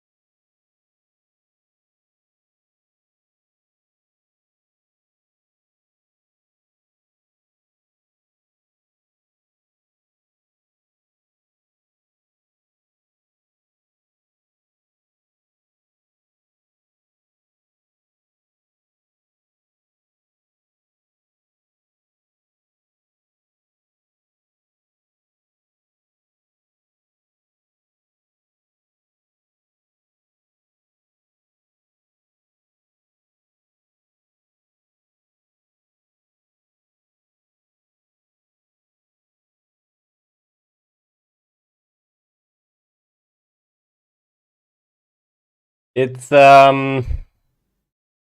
it's a okay. This is a. Let me explain what's happening here, right? So this is a free Palestine demo, right? So these are fucking fascist, anti-Semitic bullshitters that are rioting for quote unquote Palestine, but most of these people are just fucking Hamas supporters, right? So basically fascists, and this is an anti-Nazi demo here, and they are basically not saying anything. This is the fucking state that Germany is in right now. Like, so they, by chance they clashed into each other, right? These are two demos, and they're not even saying anything. They just let these fucking assholes here pass by. This is the state Germany is in. Like,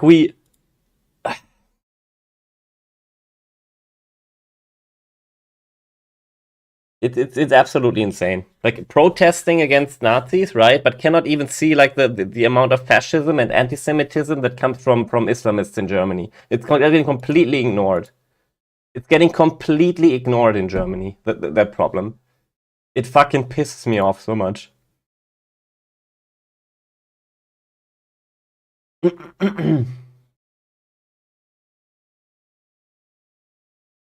And that's 100% the bigger threat. The bigger threat to all the Jews in Germany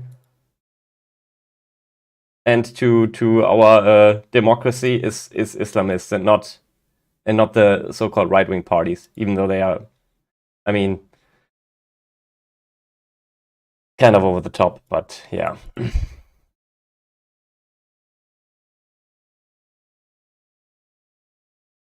What's this?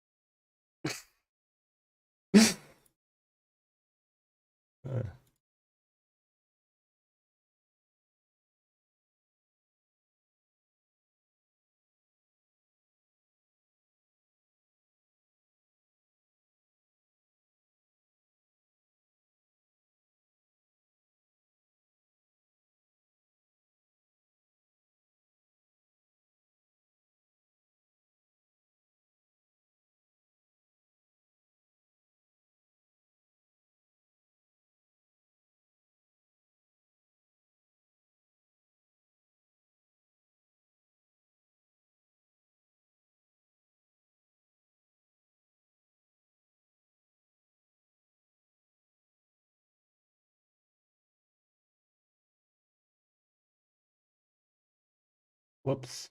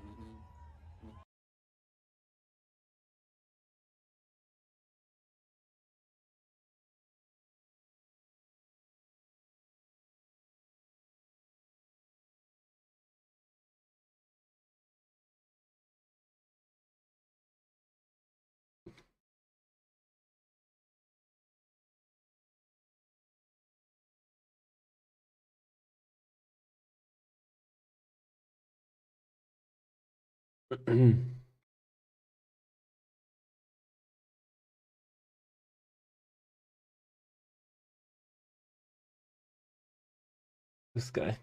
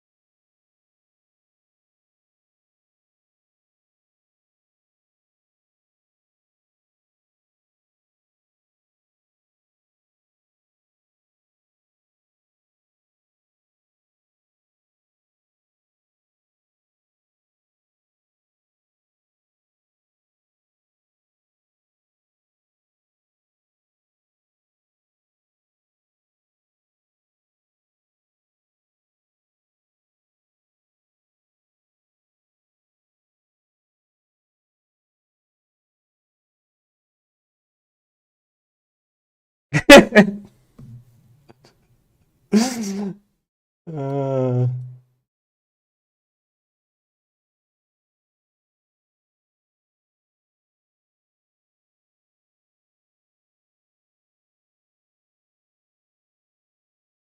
this is so fucking funny. It's insane. What's this? Oh yeah, the coffee thing. What?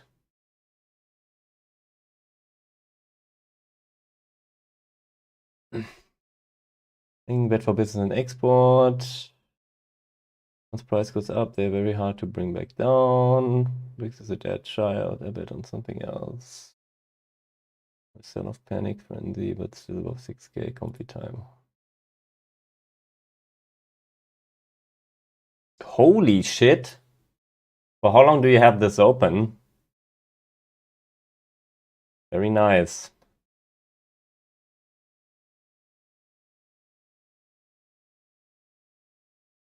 Watch crypto squeeze when boomer markets open and dump. I wouldn't be surprised, Bago. Thank you for the gifted subs.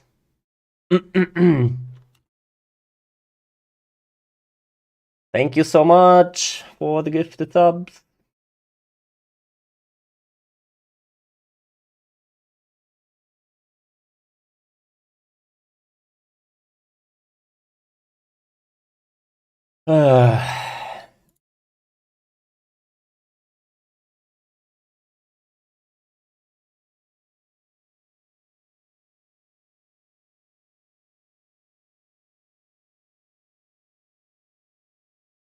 Oh, there was a contest. Oh, Scotty got first. Holy shit. Nice. Ah, nice, nice, nice.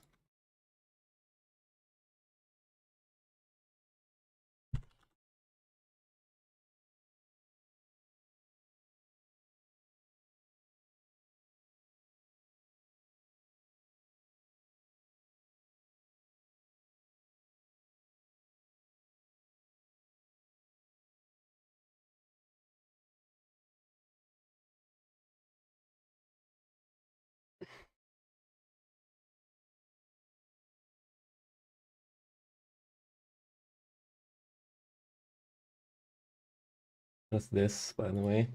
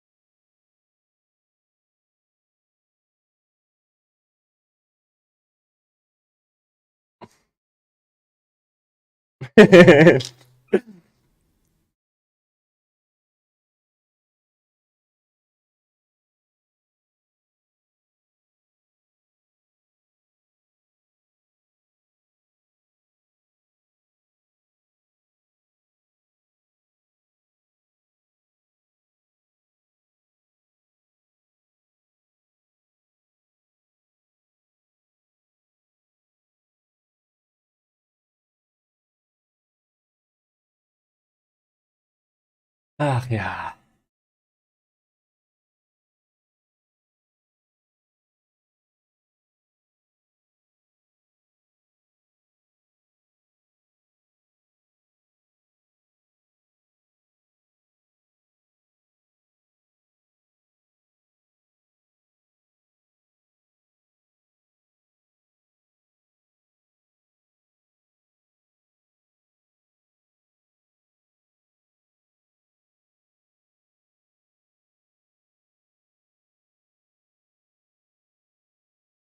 You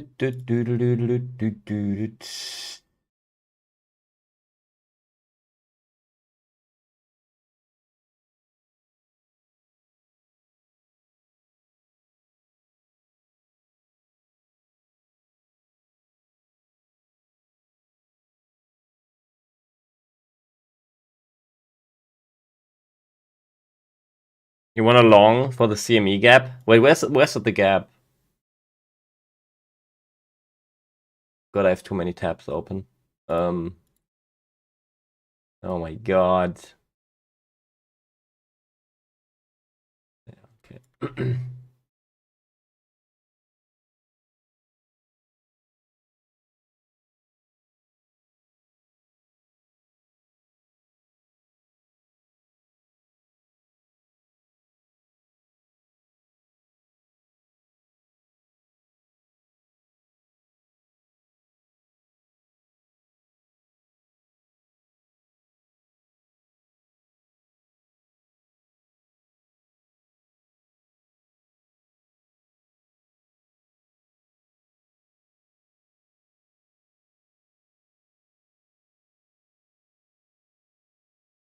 It's not loading. Bugged out.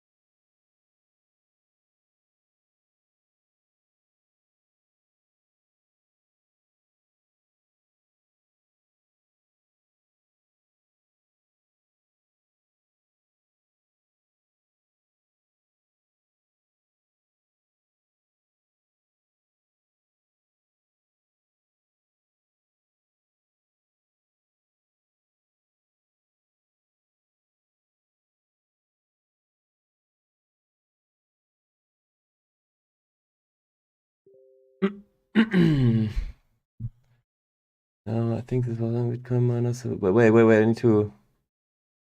Wait, let me look at CME gap. Wait, where's my.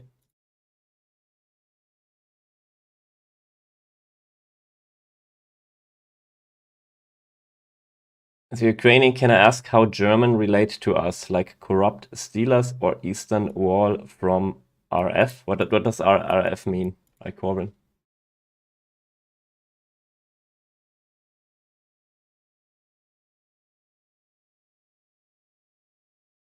That's an actually really good idea. Bego, can you find out what kind of companies would profit from that so I can long them? A Russian Federation. Haven't we talked about this before? I think we have, right? I think most Germans stand pretty close against Russia.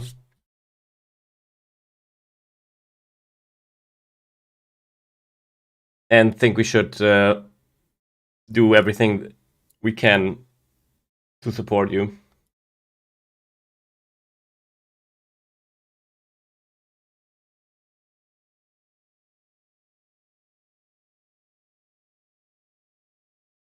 And I kind of, like, in terms of peace agreements, I kind of changed my stance a little bit.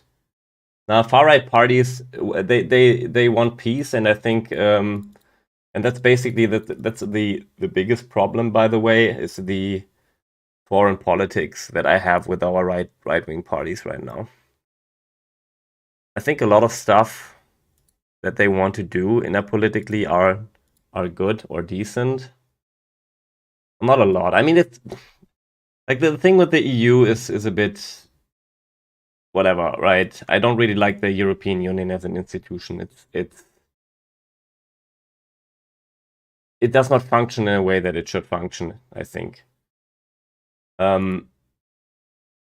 But like a couple months back, I had a bit more of a neutral stance, and I would have said, okay, you guys need to make peace, like basically no matter the cost. But I don't think that was a right approach from me, because I think if the Ukraine had made peace, or basically on Russian conditions, it would have been really, really bad for your country. And the more I informed myself about the situation, and the more I watched, like that's a very specific YouTuber. He does videos daily. It's a German YouTuber. He does videos daily about the war in Ukraine and about the front line, basically.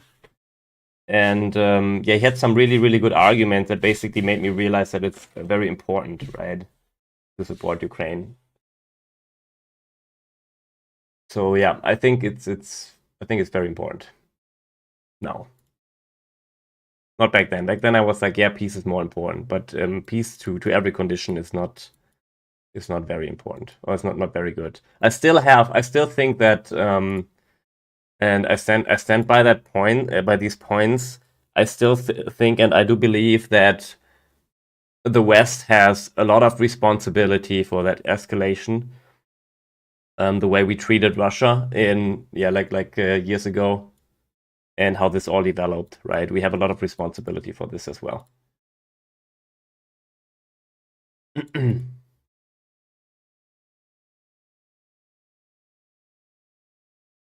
Yep, that's true. That's true. But I'm also not really sure. I don't think that Putin will go to war with the NATO. He will not dare to do that. I highly doubt it. But yeah.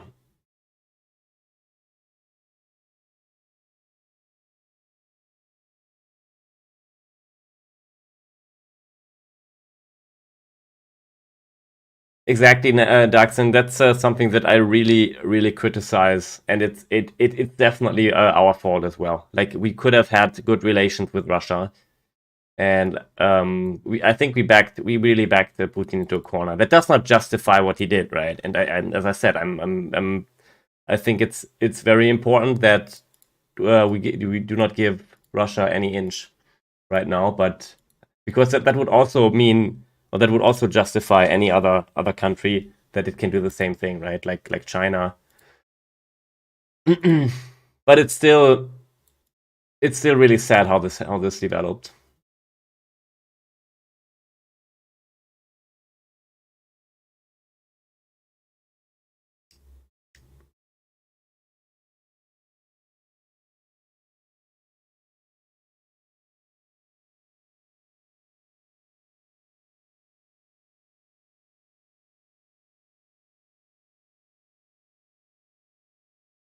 Yeah, we definitely bullied, and like openly bullied. Like there was a I will not forget how I watched this. There is a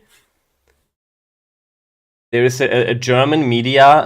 There was like a really, really short German media critic on basically on Ukraine and on the West, basically on the US, right, where the former Foreign Minister Kerry, he spoke, and he basically said something along the line of, yeah, we need to you guys know Kerry, right?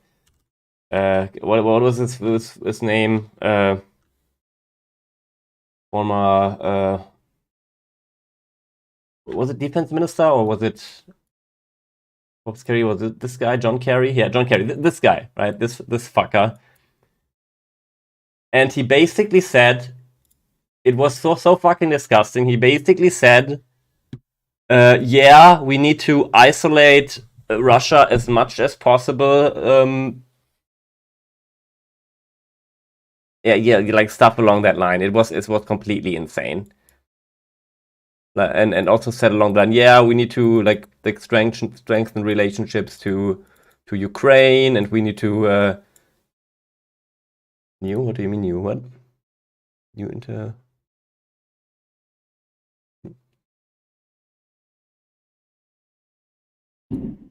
But yeah, he basically said pretty weird things that were kind of escalating in the long run, and now we have the fucking issue.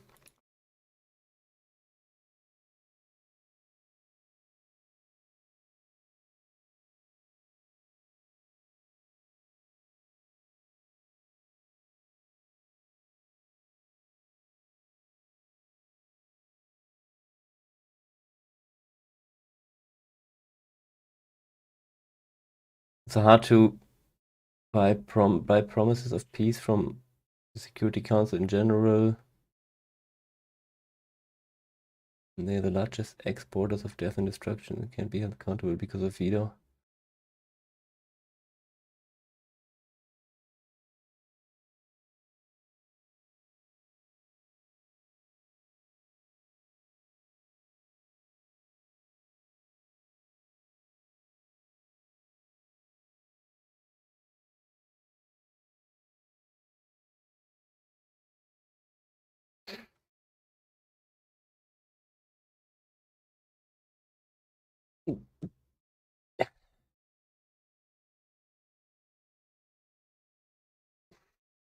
Yeah, no shit, Doug. The lower we go, the higher the chances that the market will bounce. Man, Captain Obvious strikes again. Thanks for this very important insight.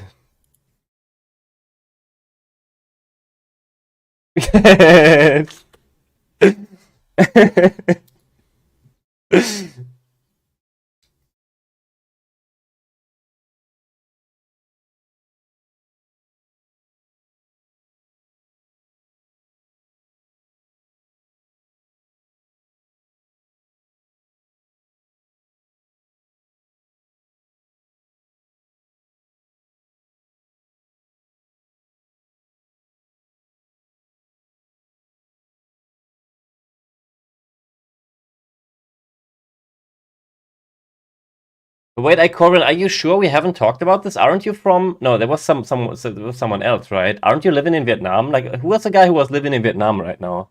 Or are you living in the Ukraine? Someone said he lives in Vietnam, but he's originally from Ukraine. But I think it was someone else. No, what happened then, Love? But basically, it's funny because the news thingy I was watching was about that time.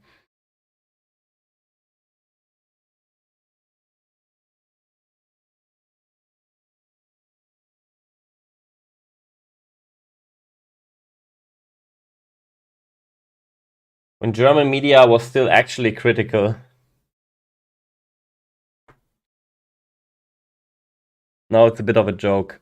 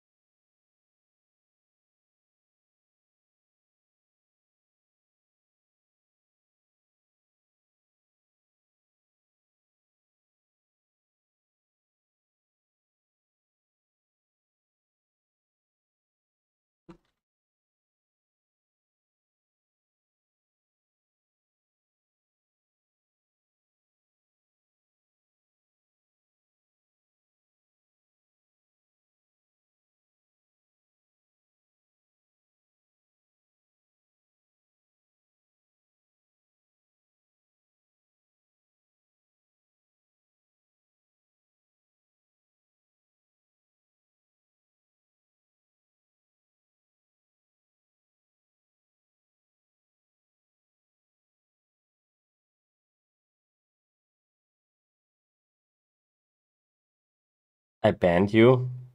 It couldn't have. I couldn't have longer than 1 second.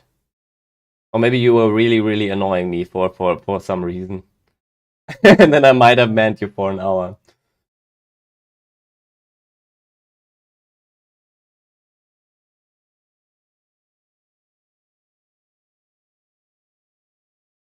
Wait, the government shut down 2013?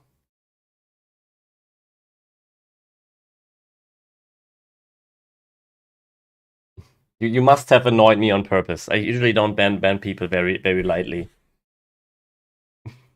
Yeah, I think we were talking about fees, right? And you were like insisting on something that was completely ridiculous. And you kept pushing it. Yeah, okay, I can remember. I don't even know what the argument was about anymore, but yeah. It was stupid. Let's just forget about it.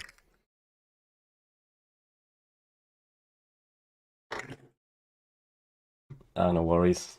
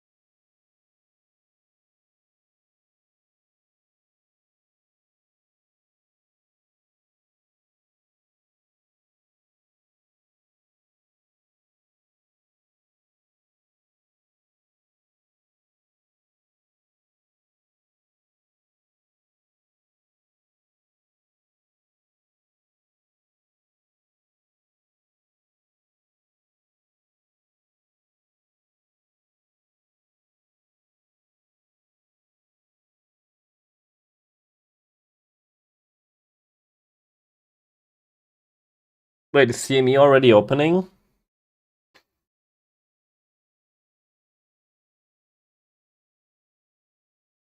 I don't really know what the opening times are for CME.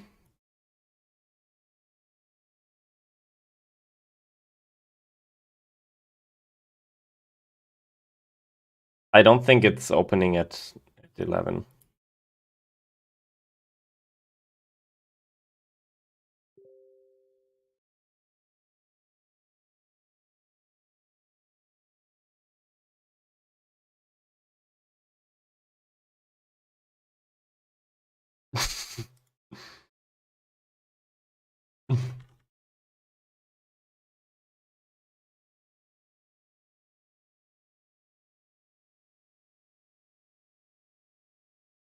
Lol, this for real?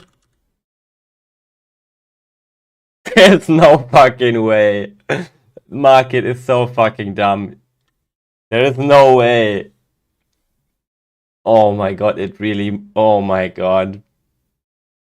It is real.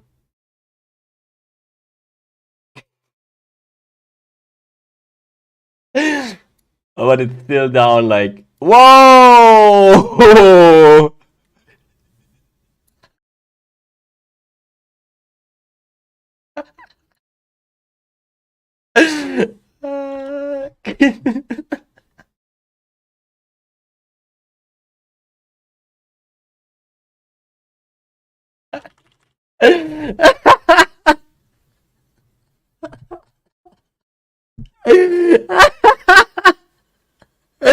Ah, dude. Ah.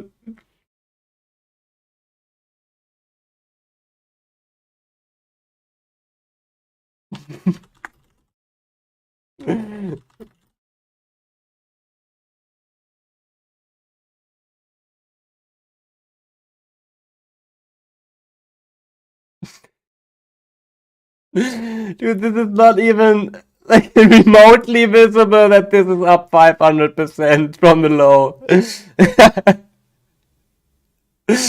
Oh my god.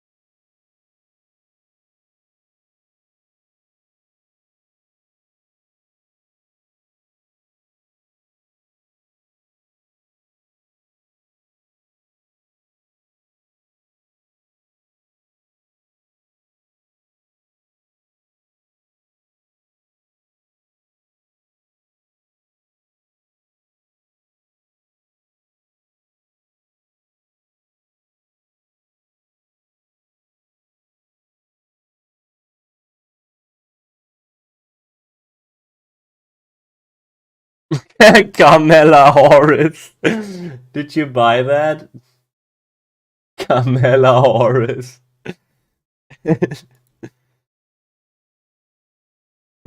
It's probably gonna. You should maybe buy it. It's a 10,000 IQ mover. Wait, is there a coin like that?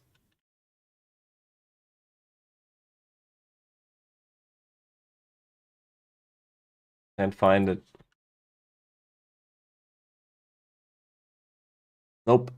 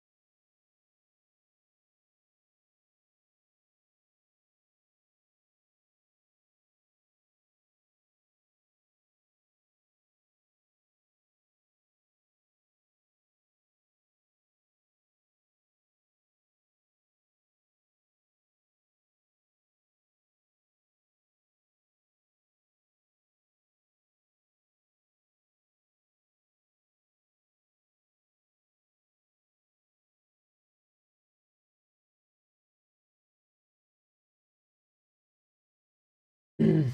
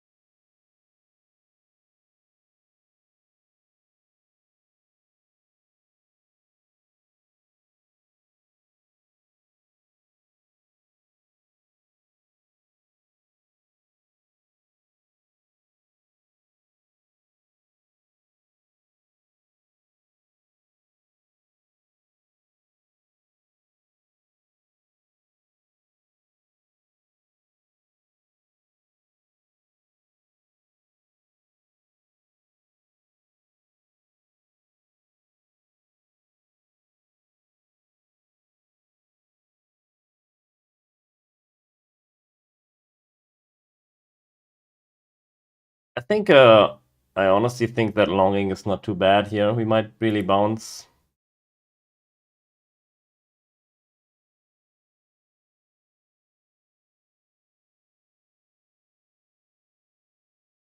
Elizabeth Warren.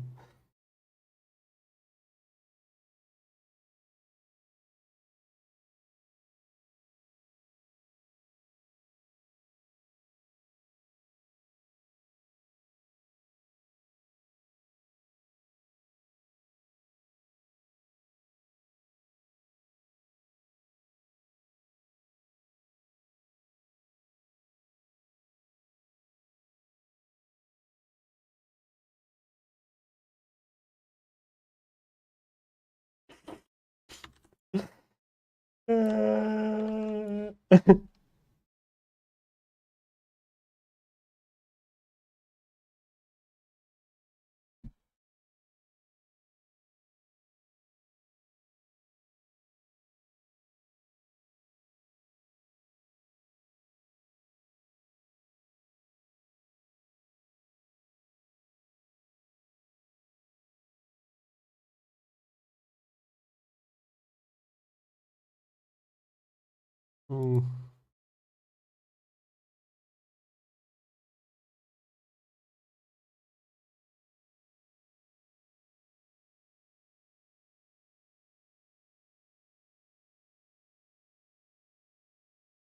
Look at Euro, guys. Look at Euro. Where is it?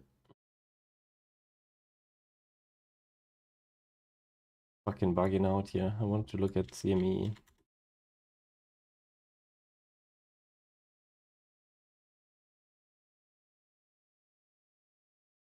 Many tabs open.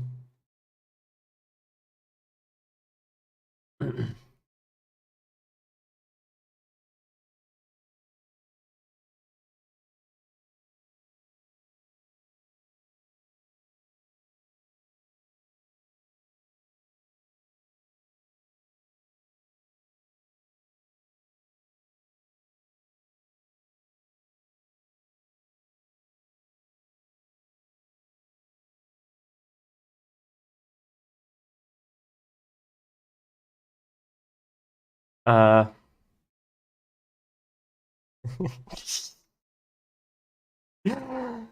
Oh, what the fuck?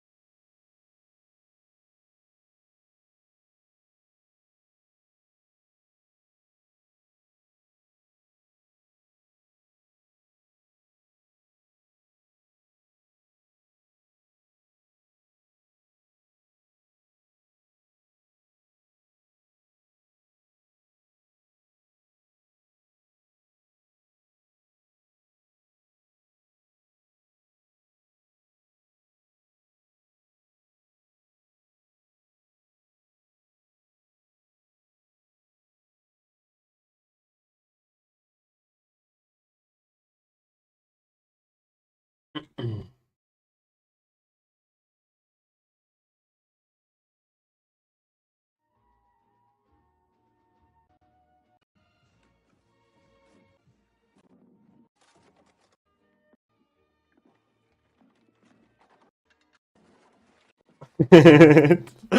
fuck is this shit?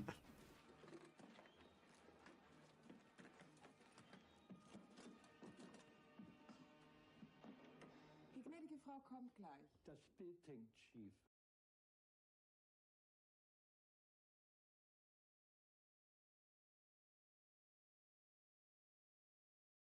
helfen wollen, die gerade leben im Krankenhaus in Essen. Da ist das nämlich passiert, spricht von einer Zäsur. So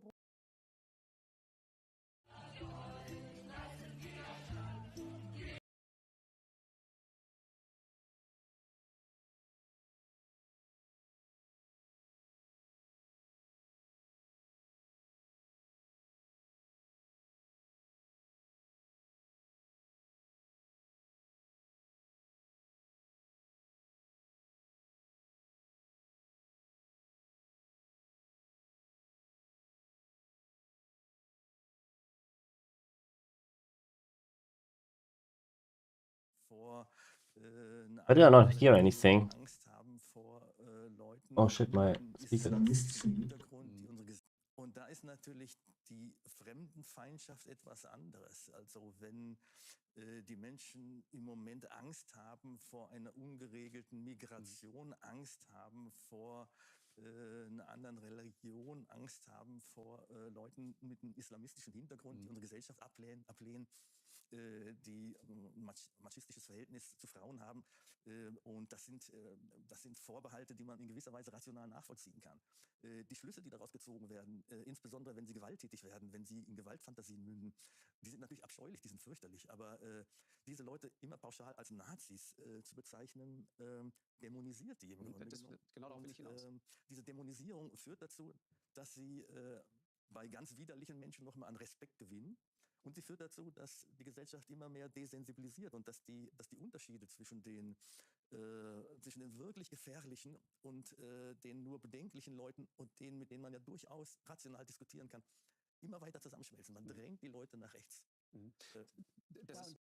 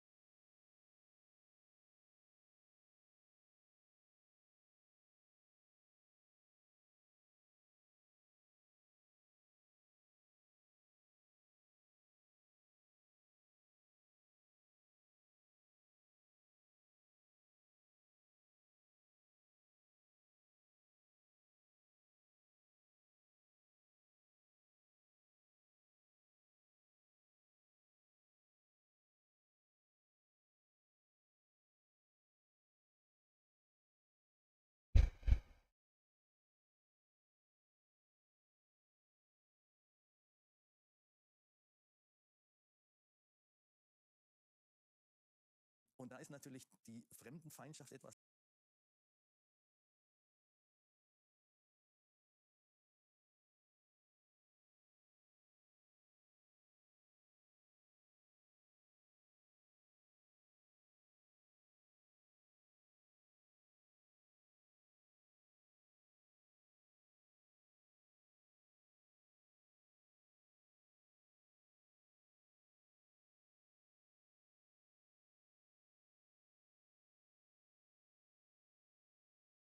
Knife Angel. The fuck?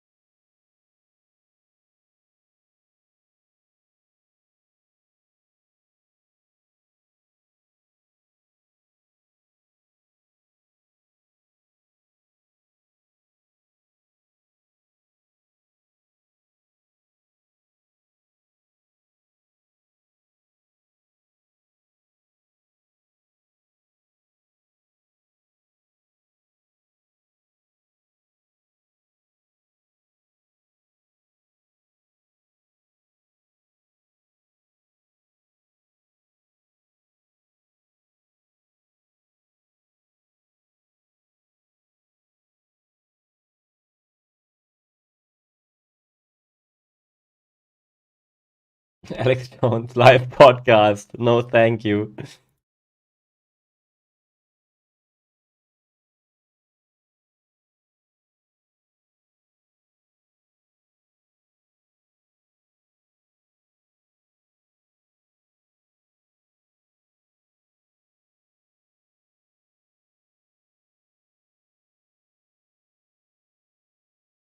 Lol. So good. Unterbrechung 4 Stunden lang, aber das haben Sie auch am Mittwoch und vor allen Dingen auch am Freitag gesehen. Sitzungsunterbrechung 4 Stunden lang, aber dann Partynacht davor in Laschets Wohnung, Schwarz-Grün, mehr zusammen mit Frau Baerbock. Da wurde Schwarz-Grün, ja, das gehört ja zur Wahl mit dazu. Das ist ein komplettes Aber mich Theater interessiert, gewesen. ja, aber und mich interessiert- Schwarz-Grün wird dort vorbereitet bei Bier und Wein offensichtlich. Das ist komplette Wählertäuschung. Und das haben Sie auch.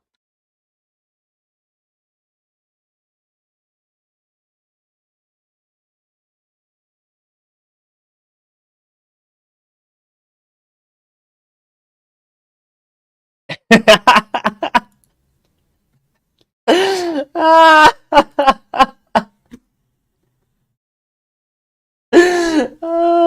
this is so fucking... Dude, this is a masterpiece.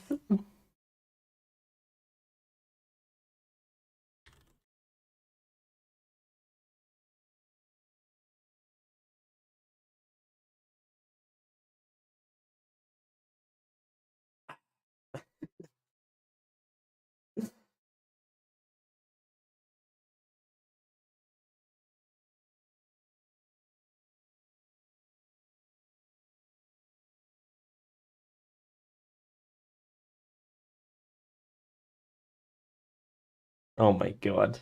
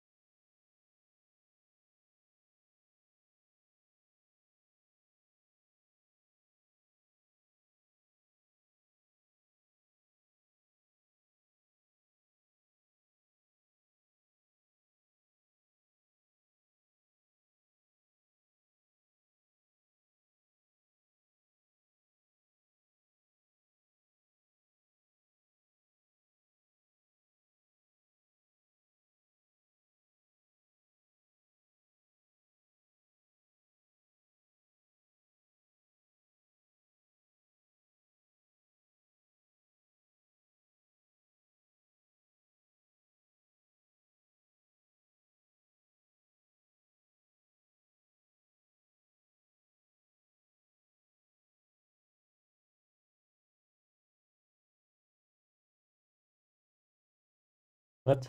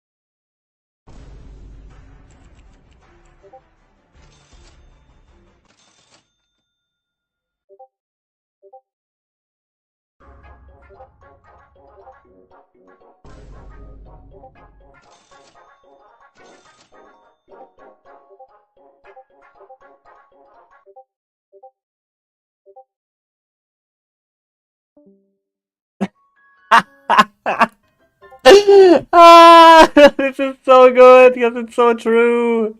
This is exactly how it basically works, right? Yeah, I mean, this is how it is.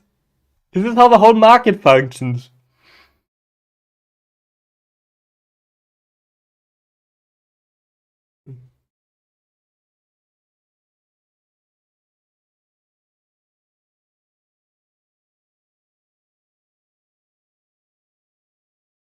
What? What's this?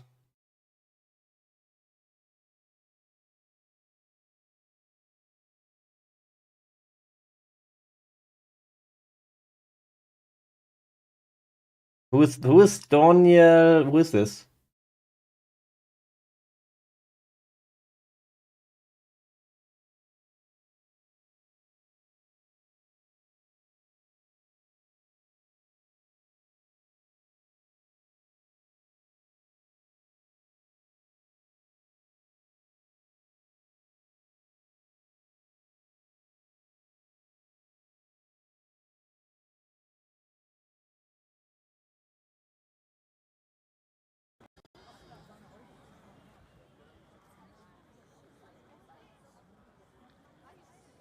Welcome back to work, Diamond Hand. Oh my god.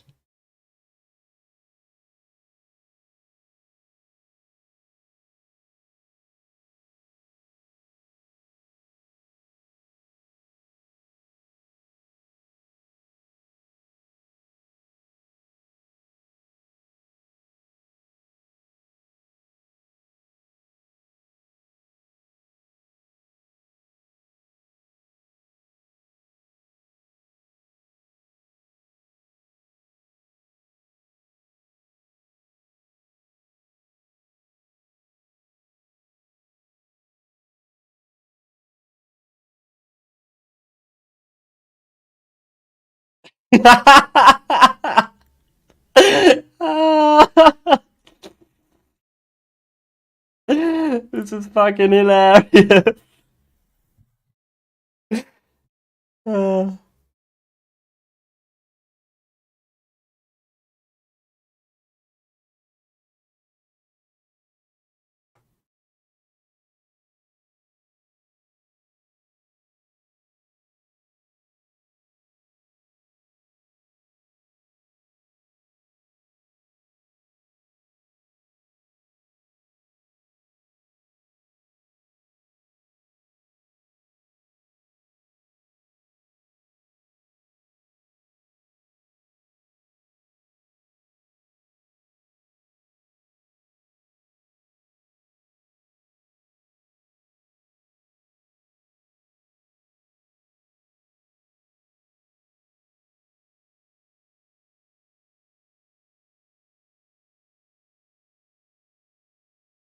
Who is Danielson? I don't know who that is.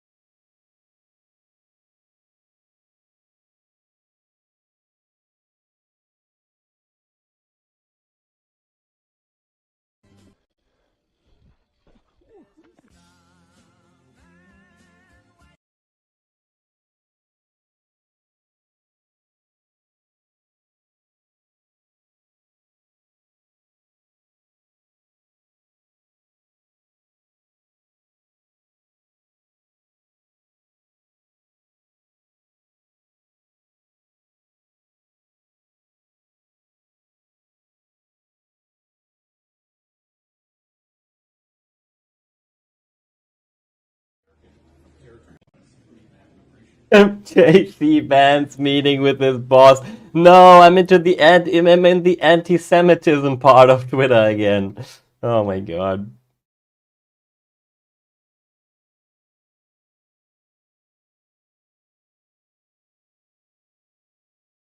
Yeah, I mean that's so true. Like this is what's gonna happen. This is it. I think it's very planned what he's doing, what Trump is doing.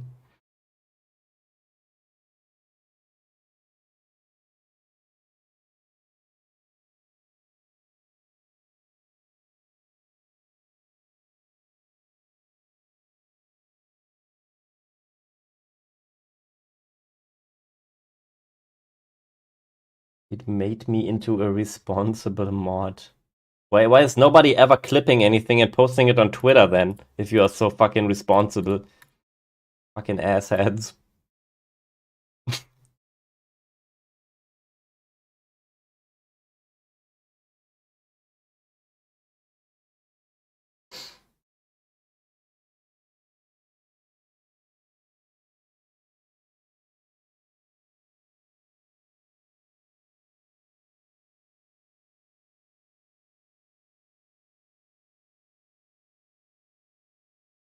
Wait, what?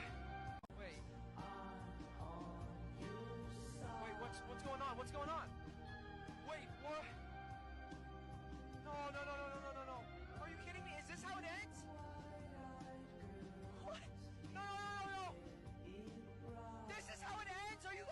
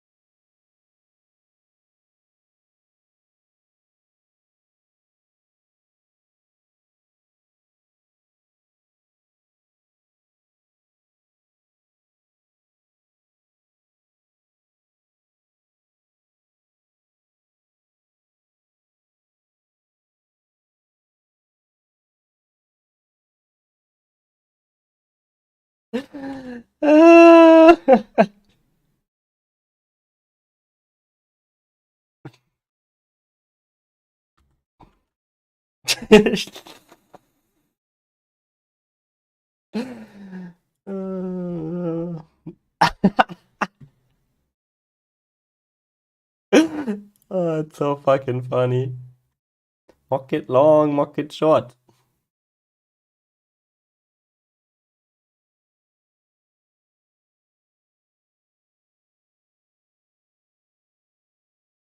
Nice entry.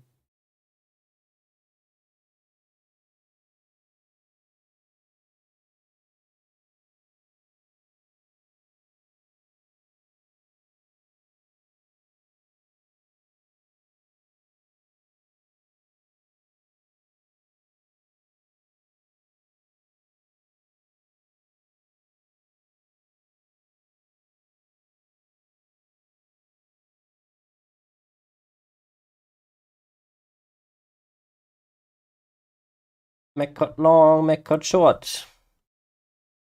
Mac cut long, Mac cut short.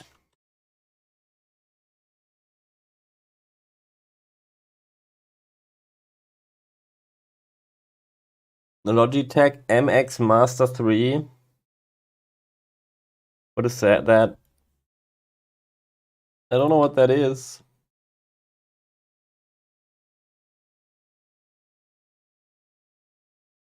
It looks like a piece of shit. Are you fucking serious? Excuse me?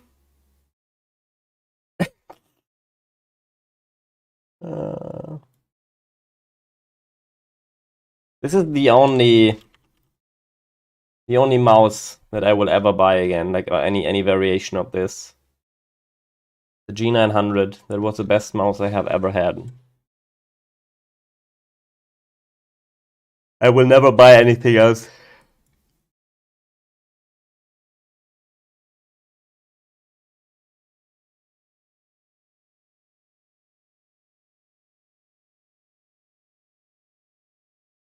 What Aru said.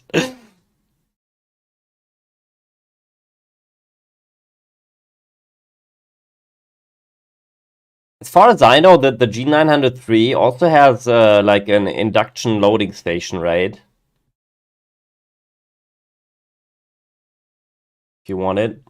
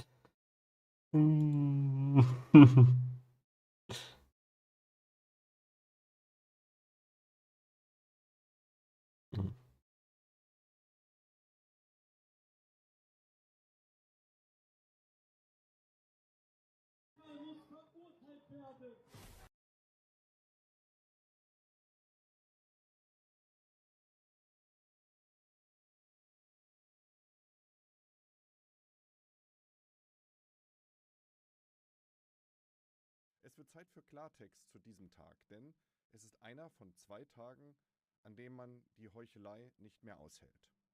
Der 9. November ist auch so ein Tag, wo sich Politik und angebliche Zivilgesellschaft in Heuchelei gegenseitig überbieten. Auschwitz steht für die schlimmsten Verbrechen der Menschheit. Die industrielle Vernichtung von Menschen, die meisten davon Juden, neben Sinti, Roma, Homosexuellen und politischen Gegnern.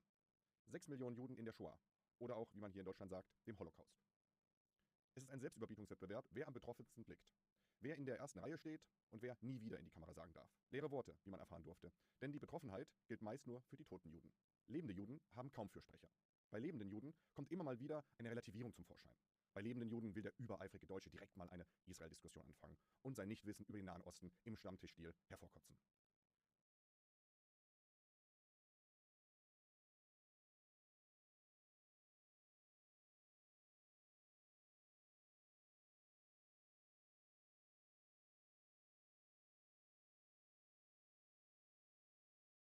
Ich habe in den Tagen, Wochen, Monaten nach dem 7. Oktober 2023 mit unzähligen Jüdinnen und Juden gesprochen. In Israel und in Deutschland. Keiner merkt eine breite Unterstützung gegen Antisemitismus. Stattdessen muss man sich Vorwürfe anhören, wie man den Nahostkonflikt klären kann und so weiter. Bei der WM sind alle Bundestrainer, heute sind alle Nahostexperten. Es ist eine Mischung aus Fashion, Dummheit und Antisemitismus. Man will sich irgendwas zusammenfantasieren, dass Israel einen Genozid in Gaza macht. Immerhin hat das ja die Hamas behauptet. Und die Hamas, das sind irgendwie Palästinenser, also fast schon die neuen Juden. Und mit diesem Vergleich ist Uropas Schuld bei der SS vielleicht auch gar nicht mehr so schlimm. Auch hier findet ein Selbstüberbietungswettbewerb statt. Wer kann die besten Fake News erfinden? Die Zionisten bombardieren Krankenhäuser. Die Zionisten vergewaltigen in Gaza. Die Zionisten schießen als Scharfschütze auf Kinder und Babys. Der Jude als Amon Goeth. So gefällt das den linken Antisemiten. Oh, Verzeihung, habe ich Jude gesagt? Ich meinte natürlich Zionist. Das klingt so herrlich kritisch und damit kritisiert man ja nur die Juden, die überleben wollen. Nichts anderes bedeutet übrigens Zionismus. Zionisten sind Juden, die nicht bereit sind, in die Gaskammer getrieben zu werden. Zionisten sind Juden, die nicht in Geld gesperrt werden wollen. Zionisten sind Juden, die Widerstand gegen Faschismus leisten. Nun, seit dem 8. Oktober 2023 sehen wir, dass Juden nicht bereit sind, einen zweiten Holocaust zuzulassen. Die Hamas hat deutlich erklärt, dass ihr Ziel der Tod aller Juden auf der Welt sei. Die Hamas ein militärischer Arm der Muslimbruderschaft. Der Organisation, die maßgeblich von den echten Nazis, also denen man das KZ Auschwitz am 27. Januar 1945 weggenommen hat, geprägt und aufgebaut wurde.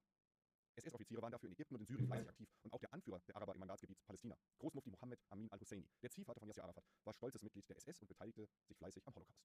Auch al-Husseini besuchte ein KZ, als Täter, nicht als Opfer. Sein Freund Heinrich Himmler begleitete ihn. Der Araber, Entschuldigung, heute würde man ihn Palästinenser nennen, war restlos begeistert. Auch nach dem Zusammenbruch von Nazi-Deutschland musste die Ideologie des Hasses ja weiterverbreitet werden und im Nahen Osten war dafür eine gute Brutstätte. Den Judenhass in die Heimat des jüdischen Volkes zu tragen. Ein Husarenstück. Tote Juden, so halt es fortan im Nahen Osten. Und heute halt es auch wieder bei uns. Nicht weit weg vom ehemaligen Führerbunker in Berlin, am Potsdamer Platz. Da versammelten sich am Samstag einige hundert Araber, um die Ausrottung aller Juden, einen zweiten Holocaust zu fordern und die Hamas für ihre Verbrechen am 7. Oktober zu feiern. Nur 700 Meter entfernt feierten sich tausende Menschen selbst, indem sie gegen rechts unter dem Motto Hope and Resistance, Hoffnung und Widerstand, vor dem Brandenburger Tor auf der Straße standen, die Lampen ihrer Handys anmachten, lustige Liedchen sangen und fleißig auf Social Media posteten. Keiner ging die exakt 700 Meter auf der Eberstraße zum Potsdamer Platz, um sich Faschismus und Antisemitismus entgegenzustellen. Hoffnung gibt es in Deutschland nicht. Und Widerstand leistet man auch nicht für sie. Denn es sind lebende Juden. Die haben keinen 27. Januar. Die heute Lebenden bekommen ihn vielleicht irgendwann, wenn wir weiter wechseln.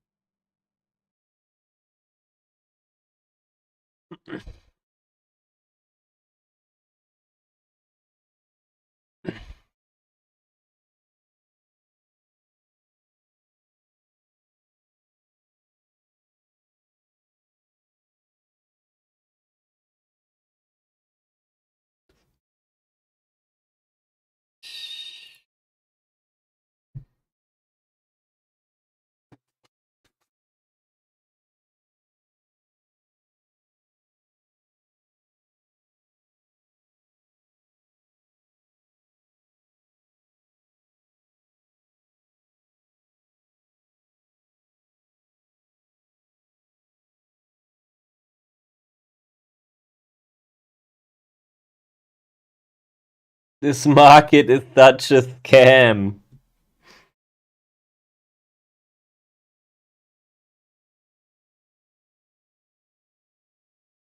He's just died, I haven't looked.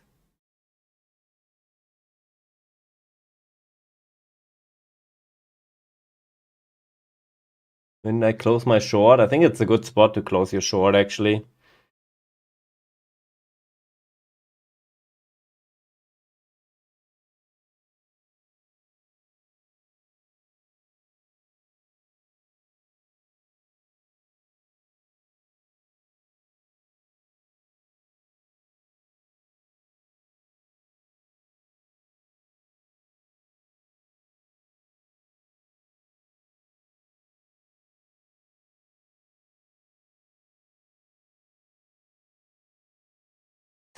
Ay, Sato, Sato, ¿qué pasa?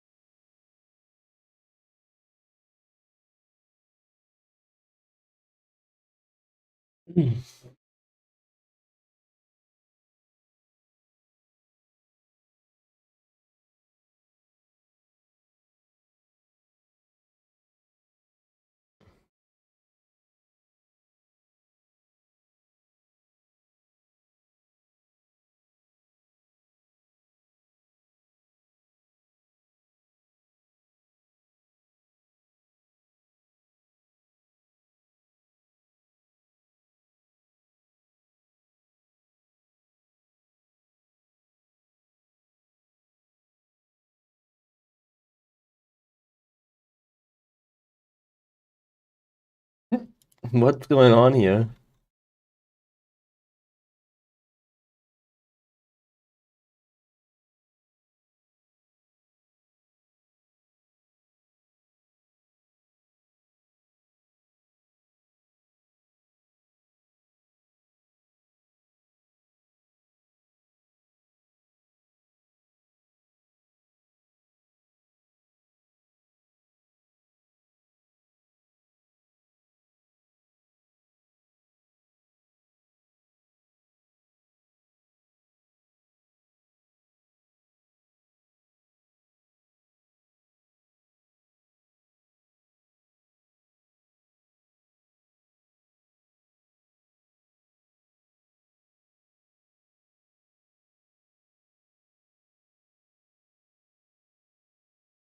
What the fuck is going on here? I don't even know what they're talking about.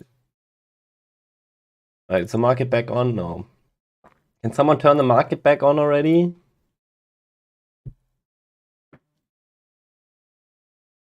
Pornhub choices, yeah.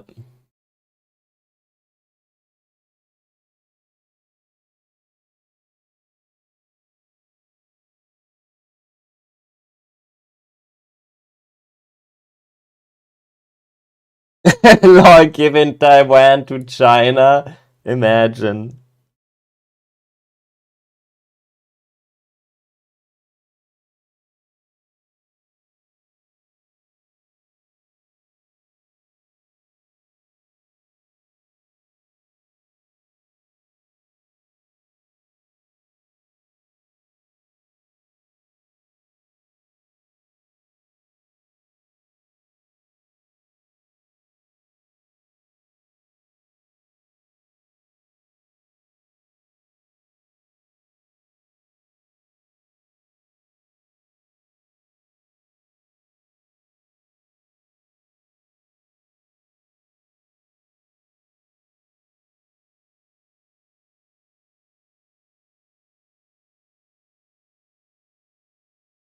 What is wrong with you guys? I mean, you're kind of right.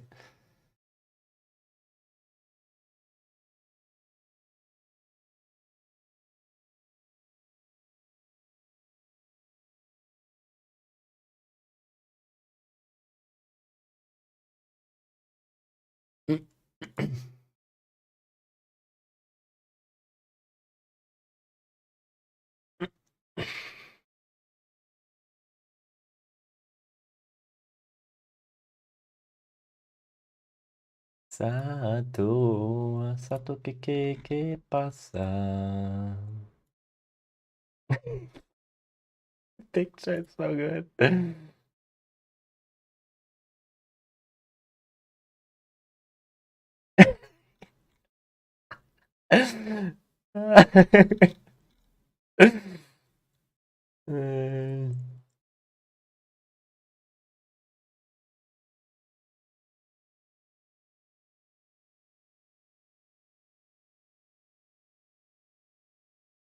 I'm fun is legit the same as when the CIA pushed crack into the cities in the 80s, yeah. Kind of.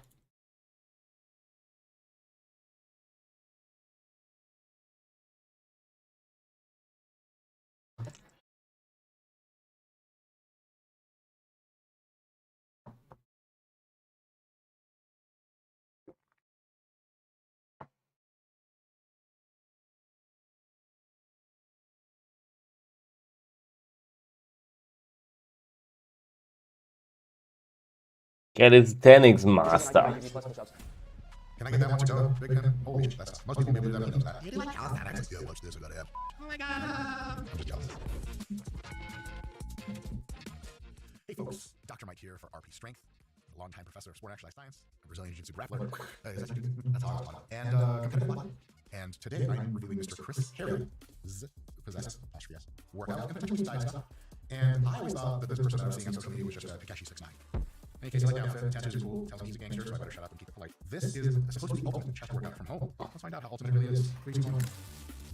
What's up, Chris Harry? Welcome to another vlog. What's up, Chris? We weren't supposed to be talking, right? It's just a one-sided thing. Today I'm going to be showing you the best chest workout that you can do right from home using just a pair of dumbbells. When you're doing exercise for rep, you're likely not doing repetitions for 40 seconds straight, which is how long I'll be doing each exercise today. So rep 40 seconds is actually pretty interesting because of the fact that I videotape most of my training sets, or most of my first sets, I'll say, in training, and upload them on Instagram. If you follow me, Dr. Chris on Instagram, you can just track almost all of my training. But I do notice how long the sets are, and generally my hypertrophic sets are between 30 seconds to a minute and 15 in length, maybe a minute 30 for some of the higher rep, more compound large range of motion stuff. So 40 seconds straight of doing reps actually seems well within my hypertrophic range for many people. Now that we modified like wrist curls, 40 seconds straight wrist curls is a lot of reps, but maybe very robust stimulus. 40 seconds of really meticulous setup deadlift, maybe like 5 reps or something, but hey, that's a whole hypertrophy range, so this is kind of right on. I'm liking it. So, and because you're not focused on counting repetitions, you're actually able to focus on the quality of each repetition. And that's brilliant. So a lot of folks get so caught up in counting the reps that they're just turning into like a bean counter. And what does turn a rep degrades into like whatever I can call it in my mind. It starts out really good range of motion, really good technique, and after a while, like 14, 15, 16, okay, hit my number, hit my PR, whatever the hypertrophy app tells me to do. That's it. I'm done. And so sometimes it can be really good to come away from counting reps altogether to really focus on the technique. Now, we do that a lot in our warm-up sets anyway. It's the way we train at RP. And I think there's definitely a way for slightly more advanced lifters to learn how to count reps without sacrificing your technique, because you only have to count on one rep. You have all this time to think about technique. One. All this time, only technique. You remember you said one before. Two. And here's the thing. You're going to work on a factory. You can count back later. Put that number in our hypertrophy app. The big advantage, why am I defending counting? There's a big advantage in counting is you know your progression, you know what to do technique, you know if you're improving, you know if you're not, and then you know what to do about it. It's tough to have a race car do some laps on a warm-up track for tomorrow's race, and you get out of the car, like, fellas, I'm like, oh, we're tiny, like, The I don't do, man. Oh my god, I make it slower for you, okay? Okay, here we go again for the boomers. Oh my god, the fucking boomers are coming back into chat. Away from it and really focus on technique. That's a super spot. I really like it. Now I'll be using a bench, and if you don't have one, you can always use an elevated surface like a chair or an Still a bit too quick for the boomers in here, I know. I like to be on the floor because I'm pathetic and dirty, and that's where I belong. Oh, we're watching a video together. Hello. Now this workout is perfect for beginners all the way to advanced. What makes it difficult is the amount of weight that you choose and the amount of intensity that you choose to perform at. Yep, that's good. So we got scaling my weight, really good feature. I'm liking this because it's not just like take the 10 pound dumbbells. What if I can do this for 100,000 reps? Like, shut up, just pick them up. Like, this is good. You get to scale your weight. Very good. We're gonna go into incline dumbbell bench press for a full duration of 40 seconds. This technique is quite good. I would, of course, as you could predict, want him to stretch a bit lower. I like the incline dumbbell press for the inside dumbbell to touch the very outside bottom of the front delt / top of the bicep. If you can do that and pause for 1 second, you're putting your pecs under an unreal amount of stretch at a very high loading angle, and that's just going to result in lots of really, really good hypertrophy for less total amount of going through the reps. And actually, you can use less weight as well. It's more challenging. You can have the range of motion reduce your weight for you, but the effect is even greater. So it's both safe. No, my silver long is like spazzing out so hard. But I was gonna say that I don't know what's going on. But this is home, so there are no rules for you especially. That's right, you listening right now. You ain't never been around. Nope, just have you. That's all right. Your time is coming. Your time, the sun is coming. What I would recommend is get a house that's completely pure white. Just love that sort of thing. You invite them over and you're like, so what do you think? She's like, you're like rally match, and you're like, yeah. What do you want to do next? She's like, I don't know. It's kind of like right now. Guess what we're doing? At home chest workout. Start warming up. 2, 1. Let's go ahead. Take a 20-second break. Yeah, Scott's video guy pointed out that there's a question mark on the reps in reserve. He's just demonstrating. It doesn't he have Albert Einstein tattooed on his arm, or am I losing my mind? Does it look like this when he's like, yo, that's Einstein? And people are like, oh, that's Einstein. I told you, watch him. Holy shit, that gap down. I'm rich. Maybe for demonstration purposes, it's just. I'm fucking rich. But those of you folks at home, if you I would recommend getting a little closer to failure, getting the dumbbells to feel heavy and kind of slow down a little bit on them, then you can transition. And 20 seconds is actually a really good time to rest between the next exercise. As long as you're not systemically super fatigued, you'll get a lot out of the next exercise, and the next set, and the next set, and the next set, and then you'll actually be able to grow a lot of muscle. Look at this. In a very short time. This workout might not take any longer than maybe. Look at this BNL. Okay, I mean, I already hedged half here. Should I close? I don't know. Okay. Great advice. Should I just close?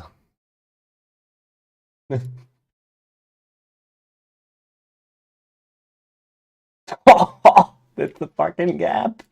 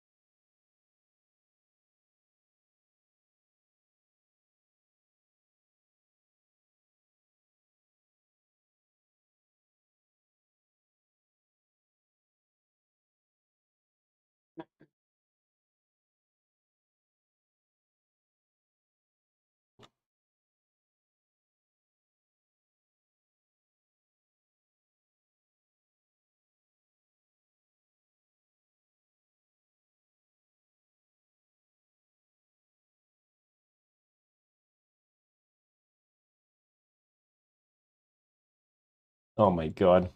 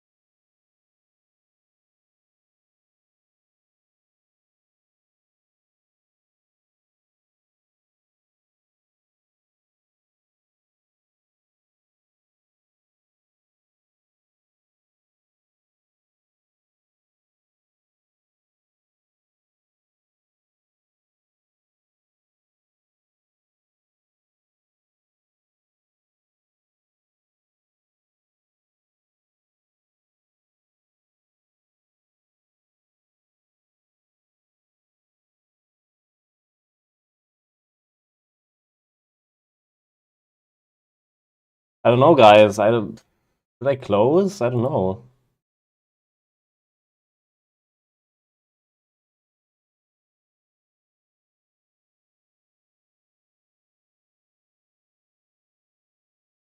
I mean, that's a really, really big gap.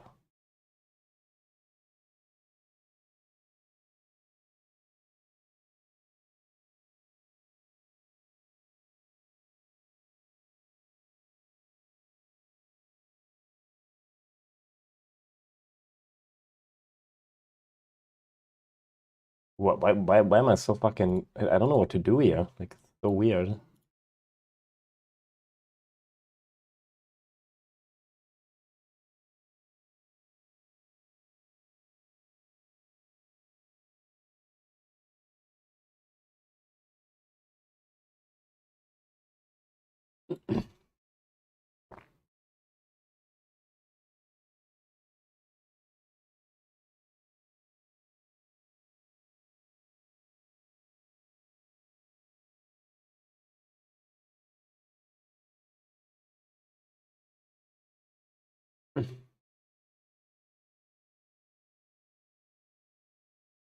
Guess I'm just holding it.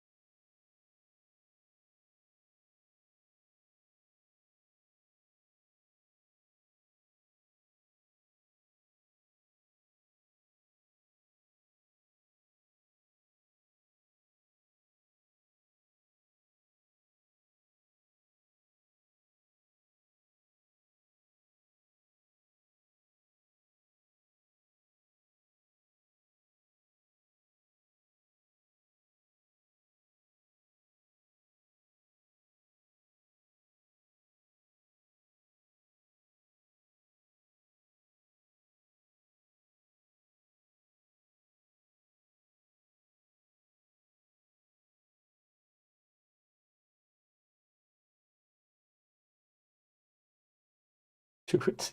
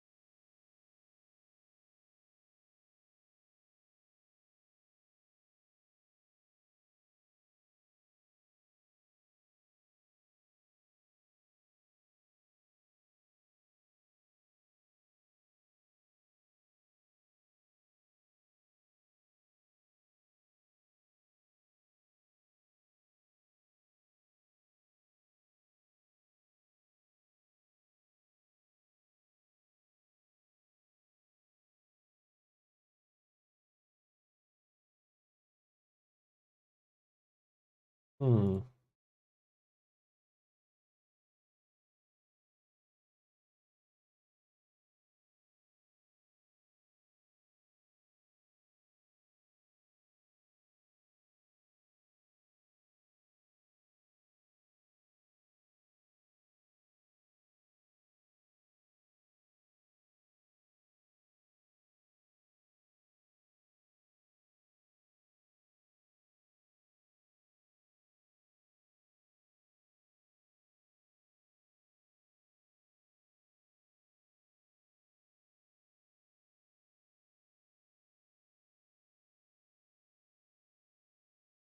Wait, what did Toro say about that?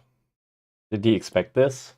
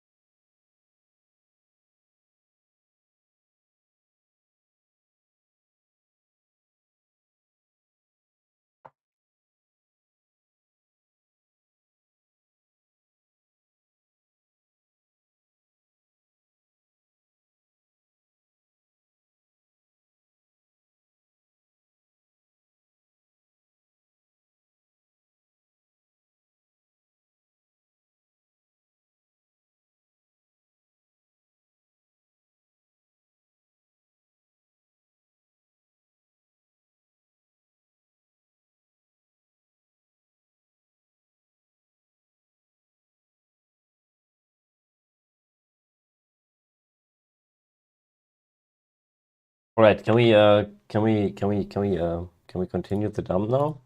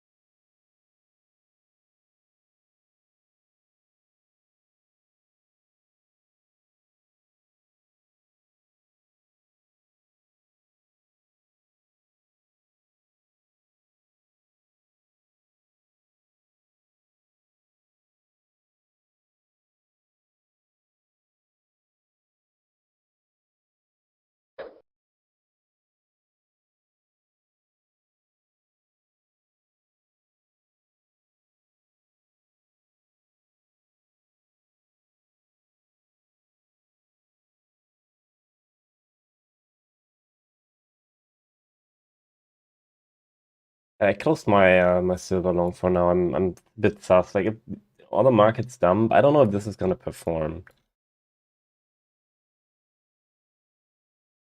No idea, actually. It might, or might not. It's so fucking hard to say. Basic, what do you think?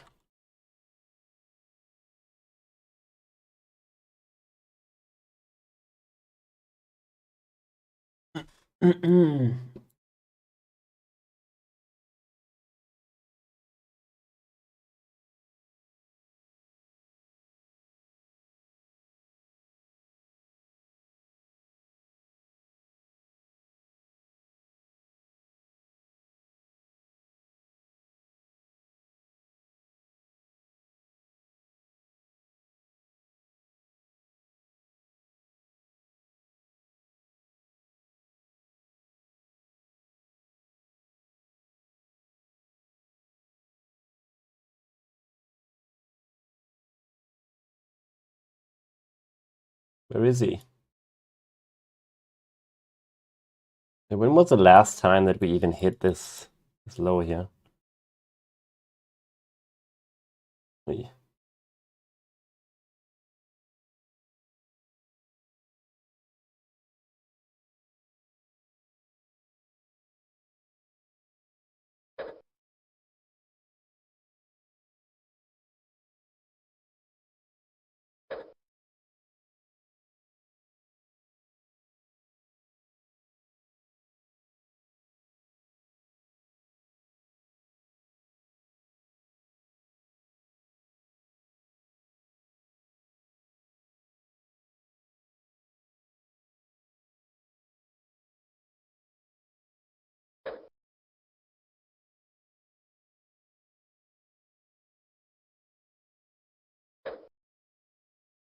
Boop. Boop.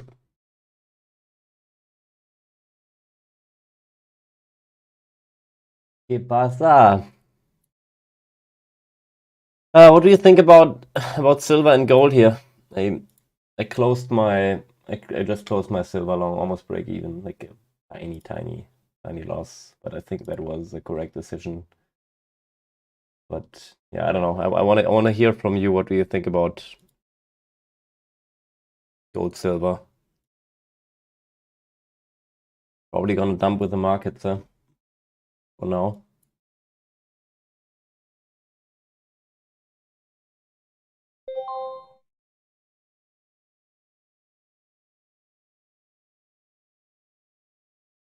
I guess I'm glad it closed. It's already. Wow, that was a 1% down move already. Holy shit. I'm glad I closed. It's also so fucking volatile. Yeah. Close like here. Or here. We'll see.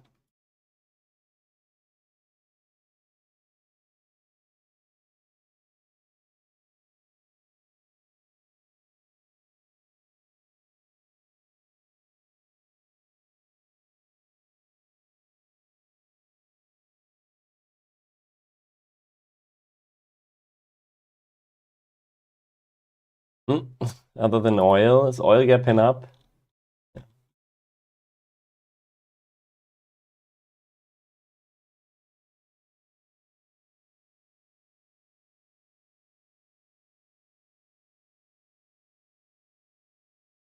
Or net gas? Ui, ui, ui, ui, ui.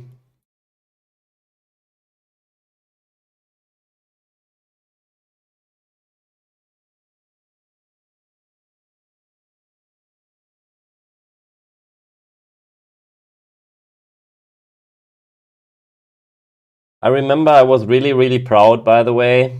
There was someone coming in chat, like, I think it was already like a year ago or half a year ago, and he longed net gas here. And he was asking me if he should cut it or if he should keep the long, right? Like, it was a swing long, and I said, dude, almost at this low, I would probably just add and just wait, because this is like very likely gonna bottom out. And if he held it for a swing, he made absolute giga chat trade. But probably hasn't held for this long. But I mean, even this would have been very nice, right?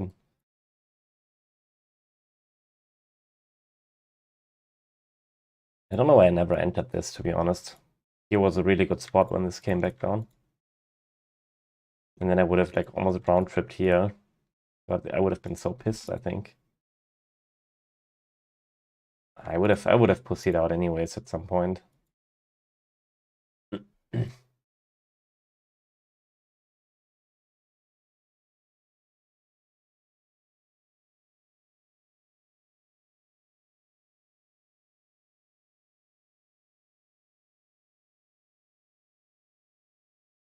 Oi, Shibaya.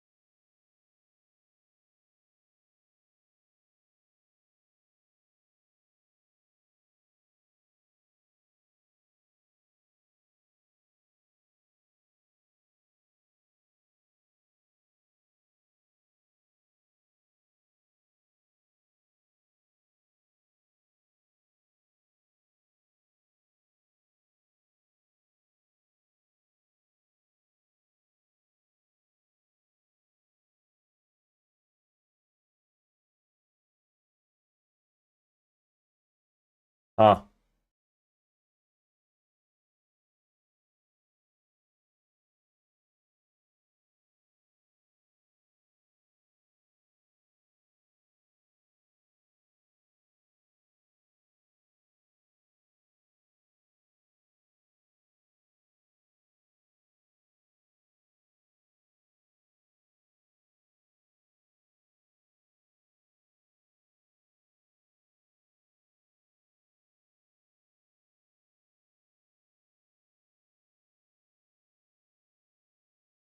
Wait, historically, inflation relief bonds?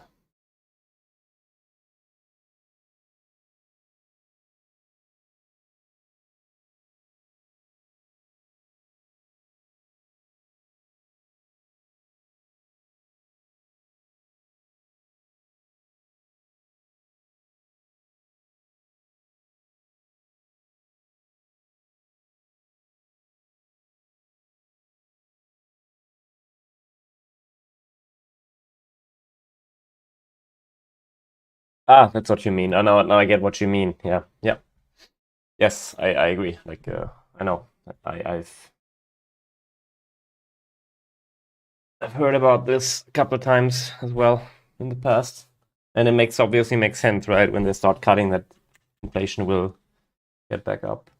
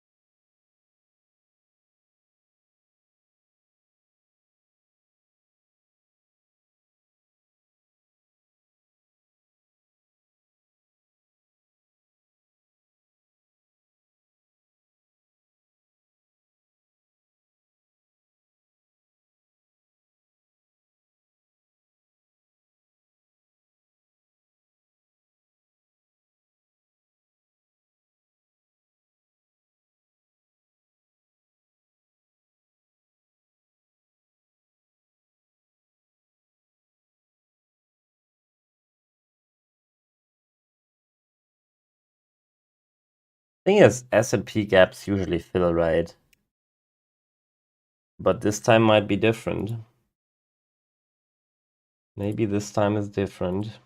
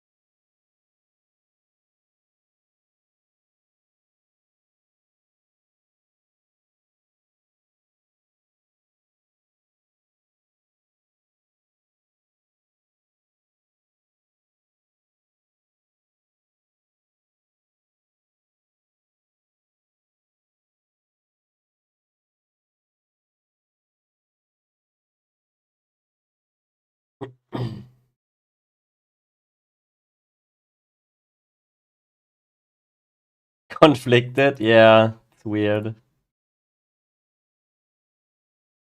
But I mean, if you only buy spot, it's probably fine. Like sometimes, I think I said that in the past before, right? But sometimes what happens is Bitcoin hasn't really nuked yet, or just starts nuking, and some altcoins are already bottomed out because they are so fucking sold off that nobody, that there's like basically no liquidity anymore to dump. It's quite a bit, but I think I would at least wait for Bitcoin to test these lows again, right?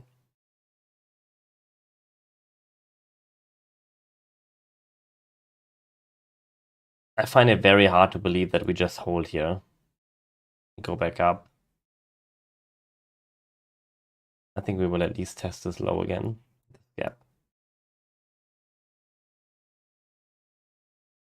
At some point.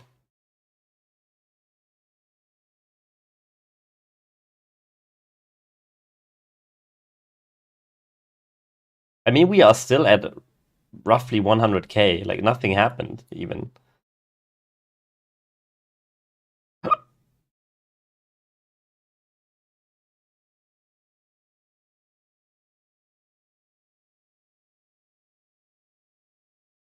Isn't it crazy how we didn't really have a dip yet?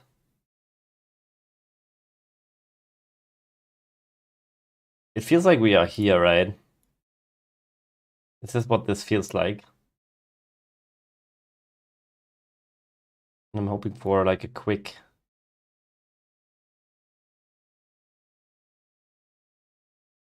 dump.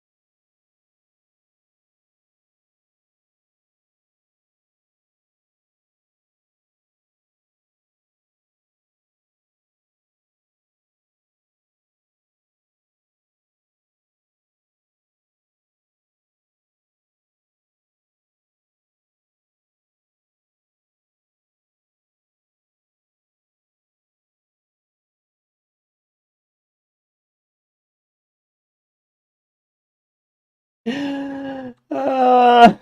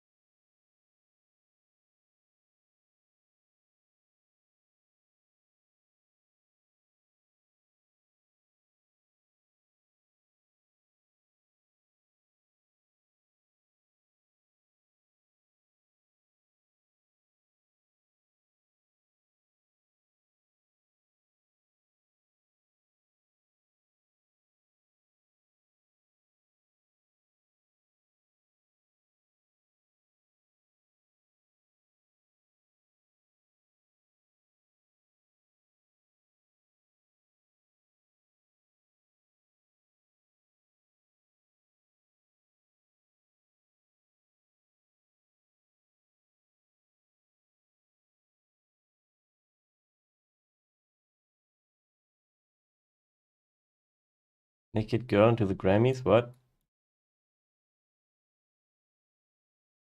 Wait, what? Wait, was she naked in there? What the fuck? Wait, is this like her fucking dress?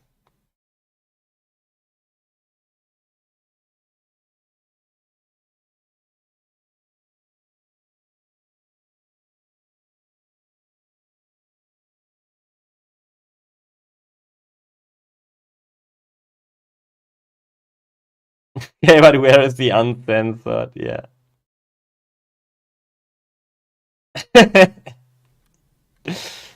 Hmm. Oi, Shibaya. Ujusin.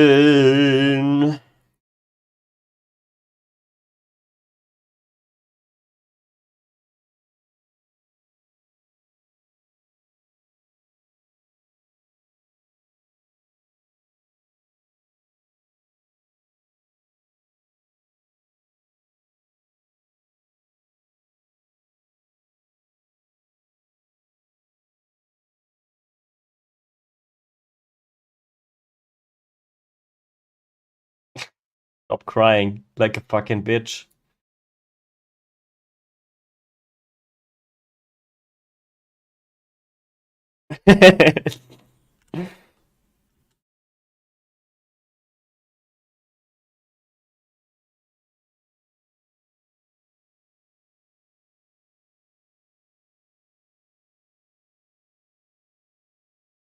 I guess I gotta go make some food. I'm super fucking hungry.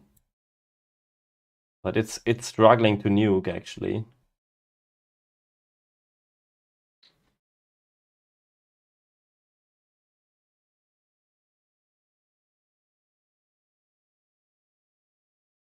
But I think we're getting there. I don't think I should do anything here. Probably just put my stop above here and chill.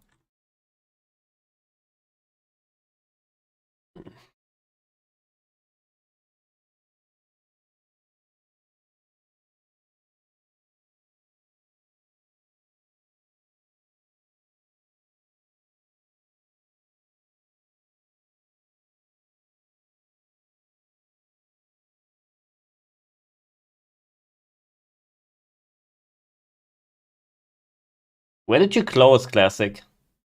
You're short. That was such a good trade. Pretty fucking good.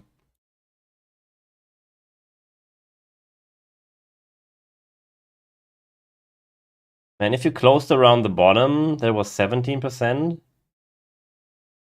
16, 70%. Not fucking bad.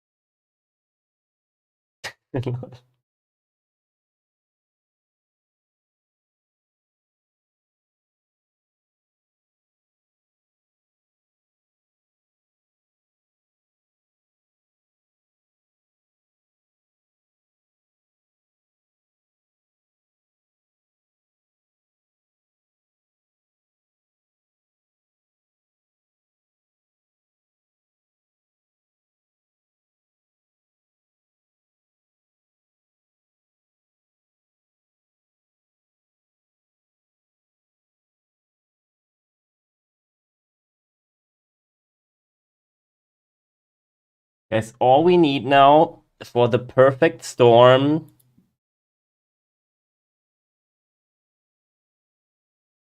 is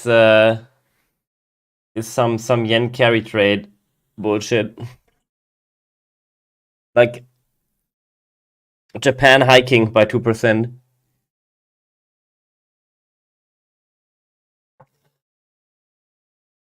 That would be insanely good.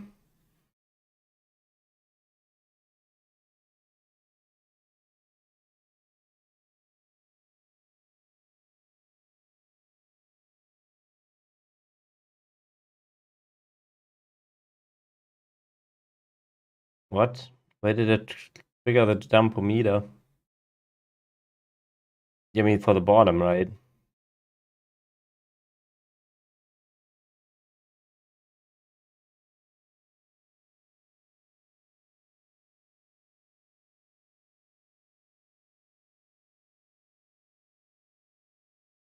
By the way, Classic, is this actually like, can you count this as a divergence that might roll over? You know what I mean? Like higher prices, but this is going lower. Is that like something you can do and you can say? And this is standard deviation. I don't even know if this is like legit. You call this a divergence here, right? Does that make sense? I don't know how that indicator works. Standard deviation of V. I mean, it should work, right? Kind of, I guess.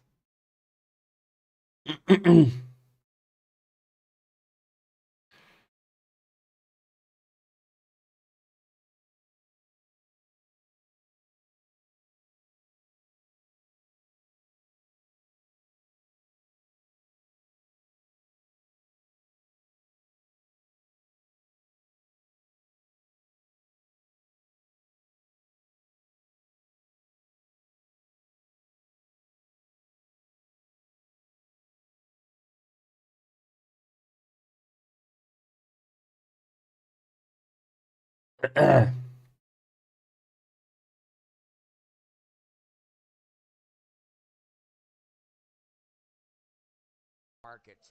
And I said, I only see 570. Why isn't it updating? On what? All right. All right. We're in bear market.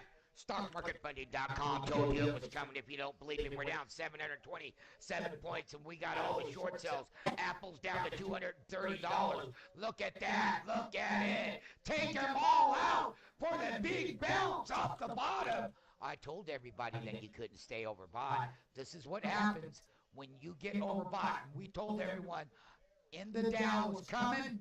We told you that we didn't want to see you get hooked. And you may be hooked.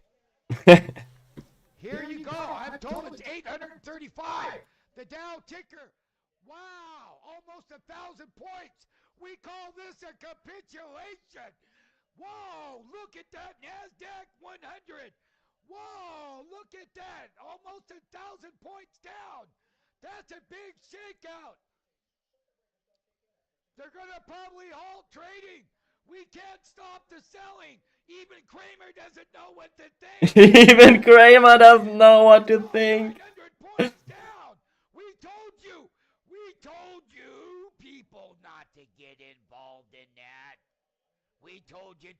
ago. What happens to exuberance is that exuberance can make up the difference in one day. I can't even keep up with the TikTok. I haven't seen this. Buddy, you could have done it a long time ago.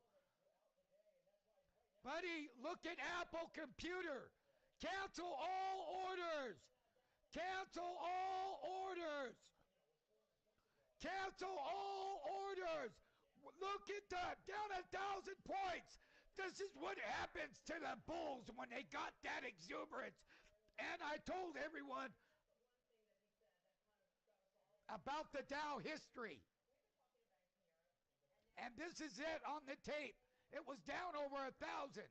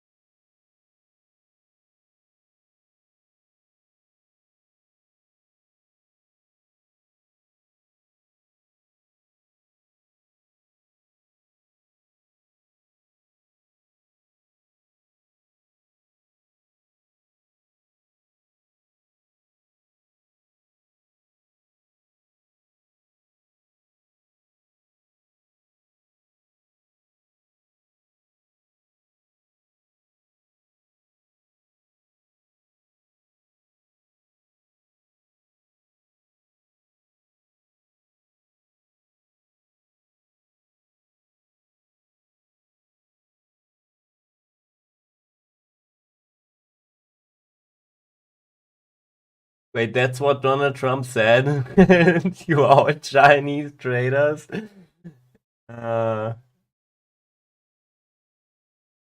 Wait, am I muted? No, I'm in the kitchen. I'm making food. Yeah, exactly, Classic. That's what I'm saying since 2 weeks. He is 100% doing that. This is all planned. 100%. He's doing this on purpose.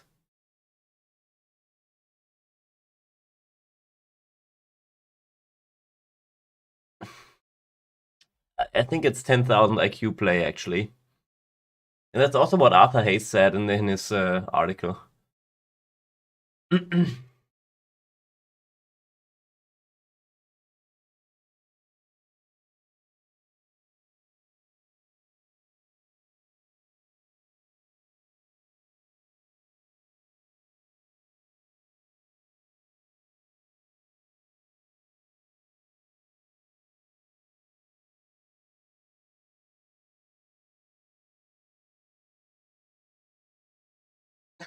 Hey, President Musk. You think it was Musk's plan? I mean, dude. Where's the video? I need to find the video where his mom speaks about him. Elon Musk's mom. Is it this one? Oh my god, it is. I noticed that you are verified. Did you have to pay for that, or is that friends and family? No, you know, it's like a Tesla. When Elon bought me a Tesla, he doesn't get a discount. He has to pay full fee. And my nephew had said, hey, why don't I get a discount? I'm family. And he said, everybody's family when you buy a Tesla. I think that's cute. I noticed that you are... Oh my fucking god, wait, fucking... Where is it where she's saying like he's so smart and stuff like that? It's so fucking cringe. I can't fucking find it, whatever. If you guys find it, tell me. It's so fucking insane.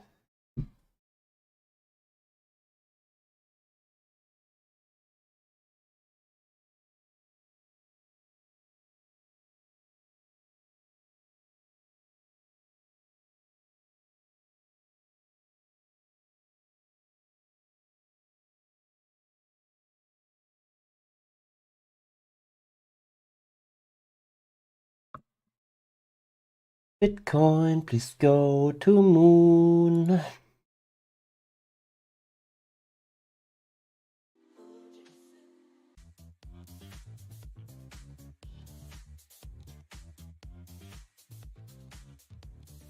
New juicing. New juicing.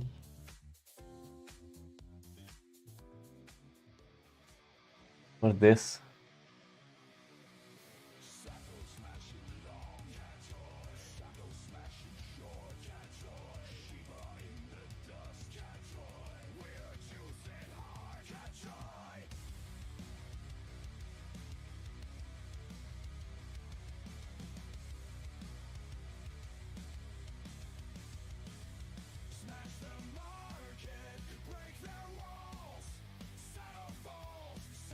False.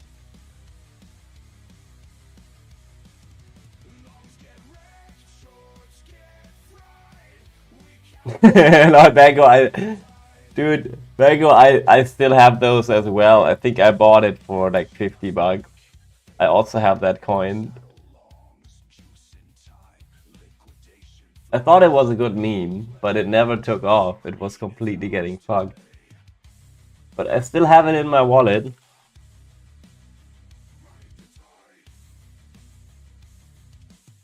So sad. How much do I have? Let me see, where is it? 1.32 million I have.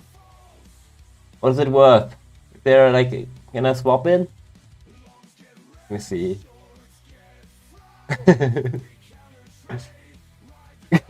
You will receive.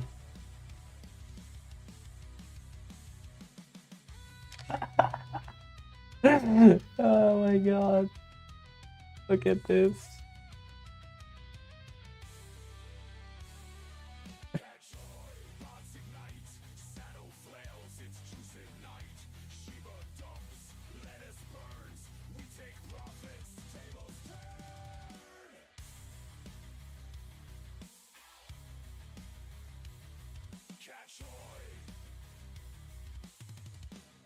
It's because I'm German. You're not even German. Are you even German?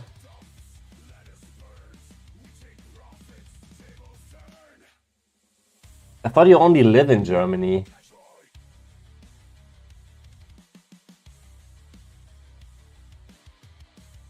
Fake Adidas from Turkey.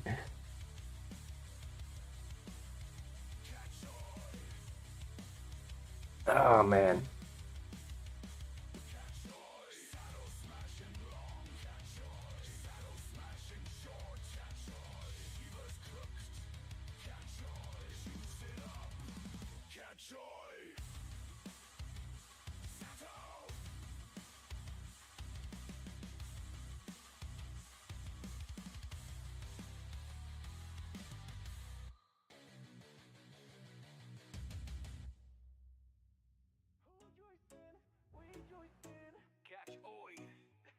Otra vez. Kimchi Gang jugando y perdiendo otra vez.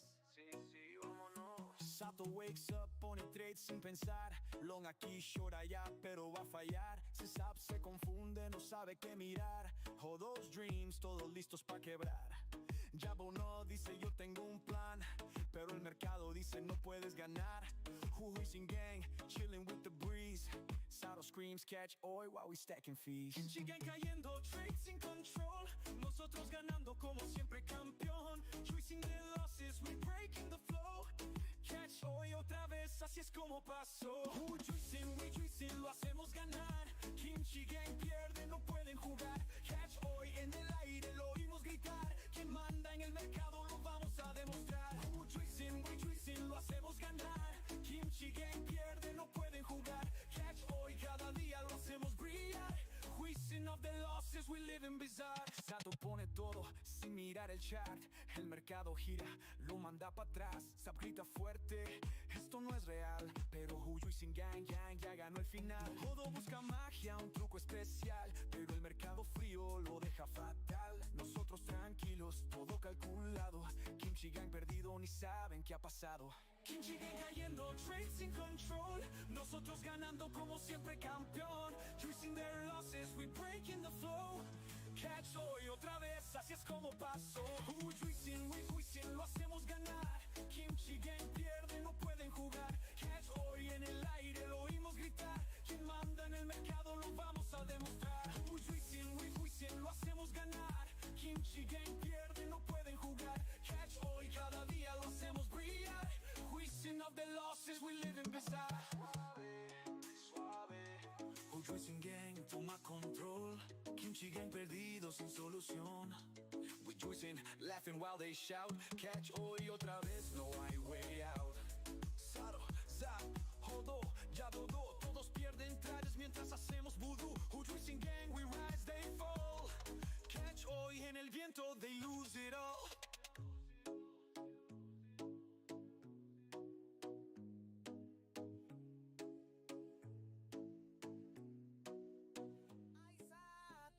Sato, ¿dónde vas, compa? Tú compras alto y vendes bajo, que joda. Ay, Sato, ¿qué te pasa? El mercado se ríe de tu mala jugada. Sato en la mañana mirando la pantalla. Compra acción sin pensar en la trampa. Sube un poquito, ya se emociona, pero al final todo se desploma. Ay, Sato, ¿dónde vas, compa? Tú compras alto y vendes bajo, que joda.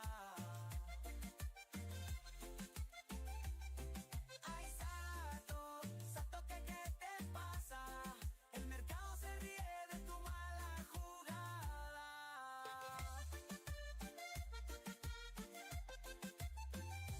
Quiere ser rico, dice todo es seguro, pero su estrategia siempre es un futuro oscuro. Compra en pánico, vende en la calma y su cartera llora. Pobrecita alma. Ay, Sato, ¿dónde vas, compa? Tú compras alto y vendes bajo, que joda. Ay, Sato, ¿qué te pasa? El mercado se ríe de tu mala jugada. Sube, grita, es una oportunidad, pero al final se va para la oscuridad.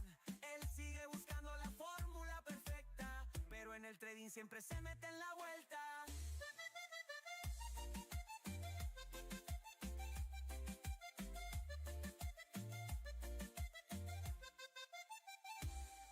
Ay,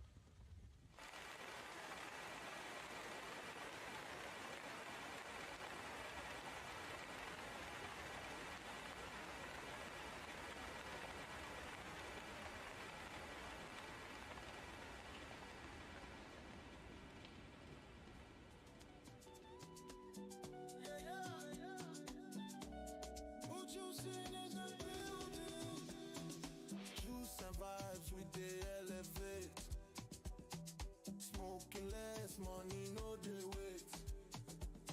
Bugatti dreams, we accelerate. Ujuicing crew, we dominate. From the hustle to the top, we rise. Counting blessings, see it in our eyes. Let us burning stress, we minimize. Stacking paper, reaching for the skies.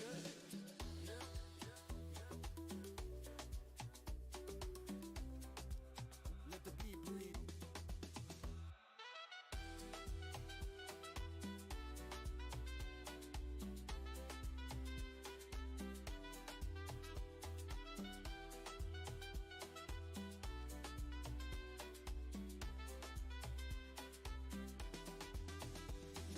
Juice and vibes, we dey elevate. Smoking lettuce, money no dey wait. Bugatti dreams, we accelerate. Who juicing crew, we dominate. Grinding hard, no time to rest. Wrists on ice, gold chains on chest. Plotting moves like a chess contest. Juicing crew, always blessed. So great the winds, toast to life. Smoking lettuce, cutting through the strife. Juice flowing, success is rife. Who juicing gang, we living nice. Juice and vibes, we dey elevate. Smoking lace, money no dey wait. Bugatti dreams, we accelerate.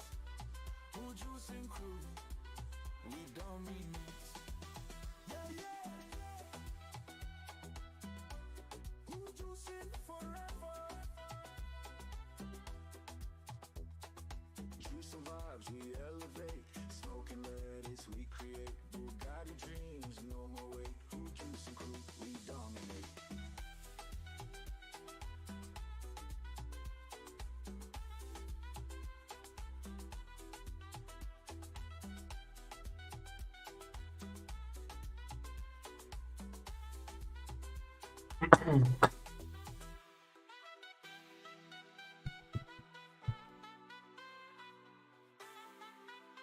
How many people we have playing?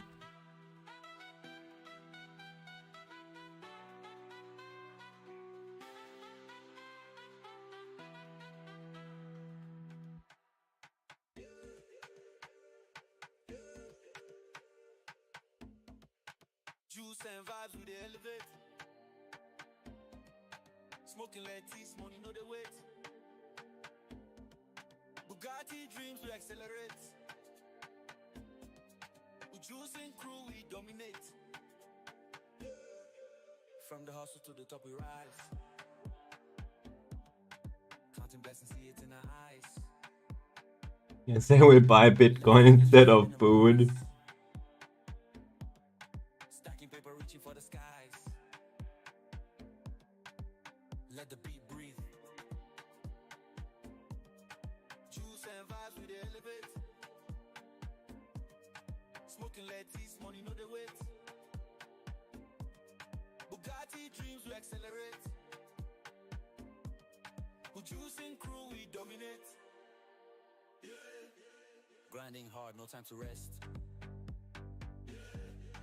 Wrist on ice, gold chains on chest. Plotting moves like a chess contest. Juicing crew, always blessed. Celebrate the wins, toast to life. Smoking letters cutting through the strife. Juice flowing, success is rife. Who juicing gang, we living nice. Juice and vibes, we the elevate. Smoking lettuce, money no the wait. Bugatti dreams, we accelerate. Who juicing crew, we dominate.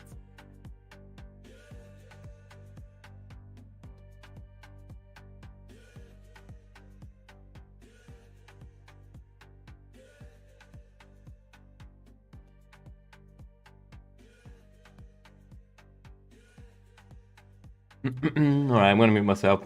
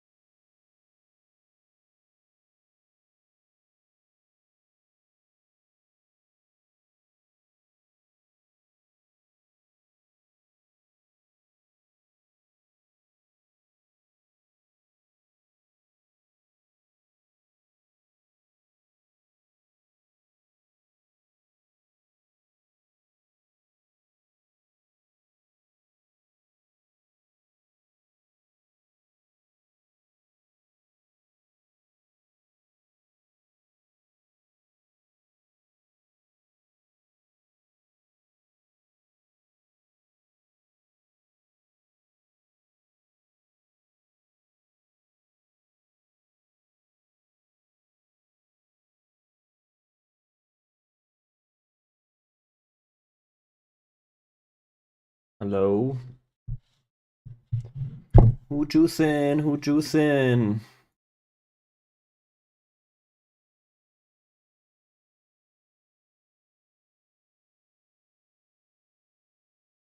Ah.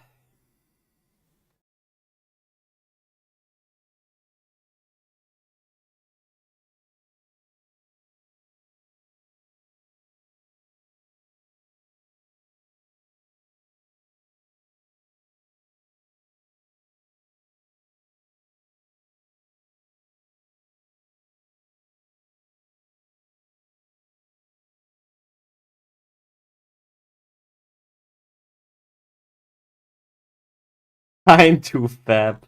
Yeah.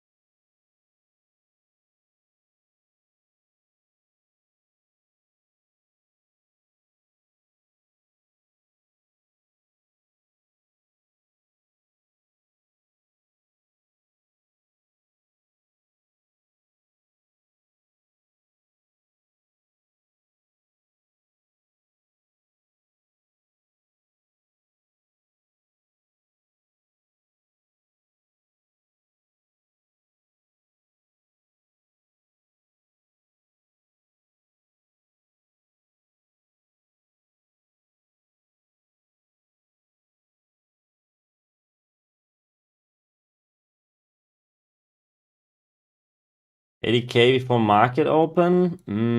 Yeah, maybe. Maybe it's gonna wick really, really fast at some point. It looks like we are accelerating down and the market is in full panic mode right now.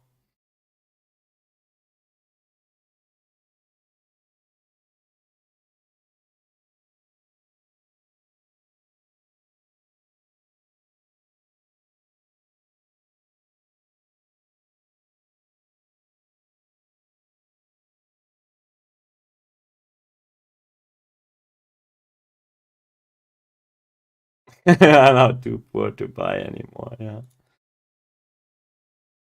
I guess.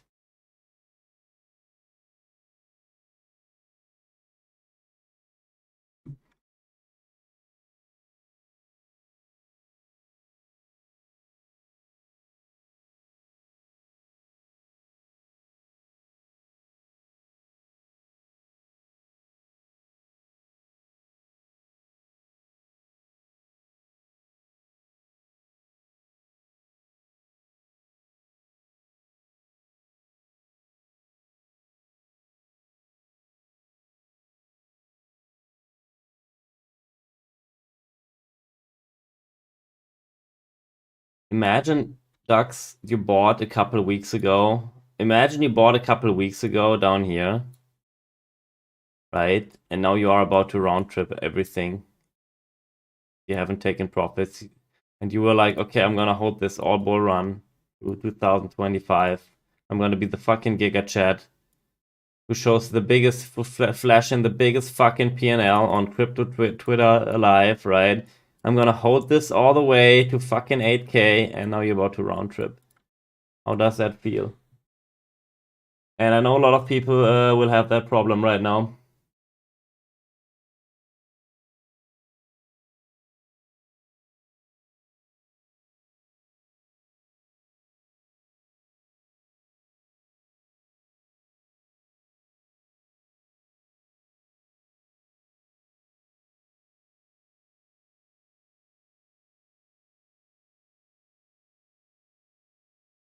Wait, what do you mean making money and being right? I guess you have to be right fairly often to make money in trading, right? Doesn't that like correlate with each other?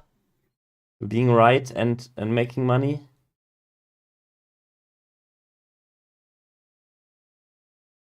I'm not sure I fully understand that sentence.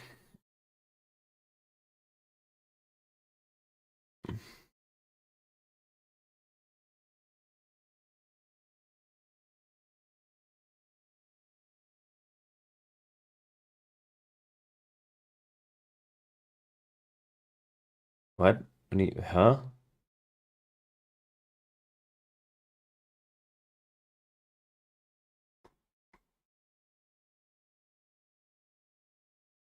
I'm gonna come.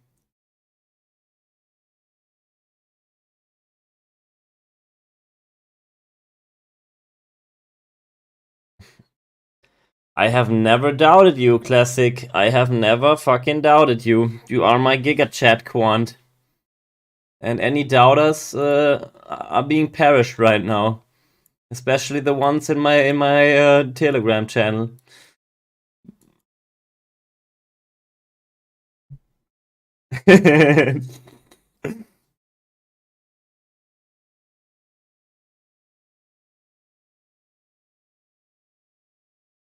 $40K. It looks pretty bottomy here for now. Wait, what? What happened here?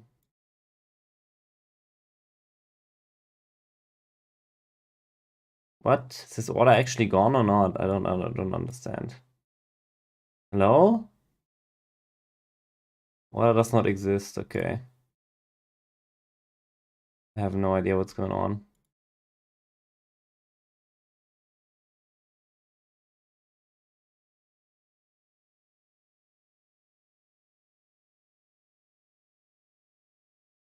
It's just, I think, Bybit API is down, huh? Yeah, okay.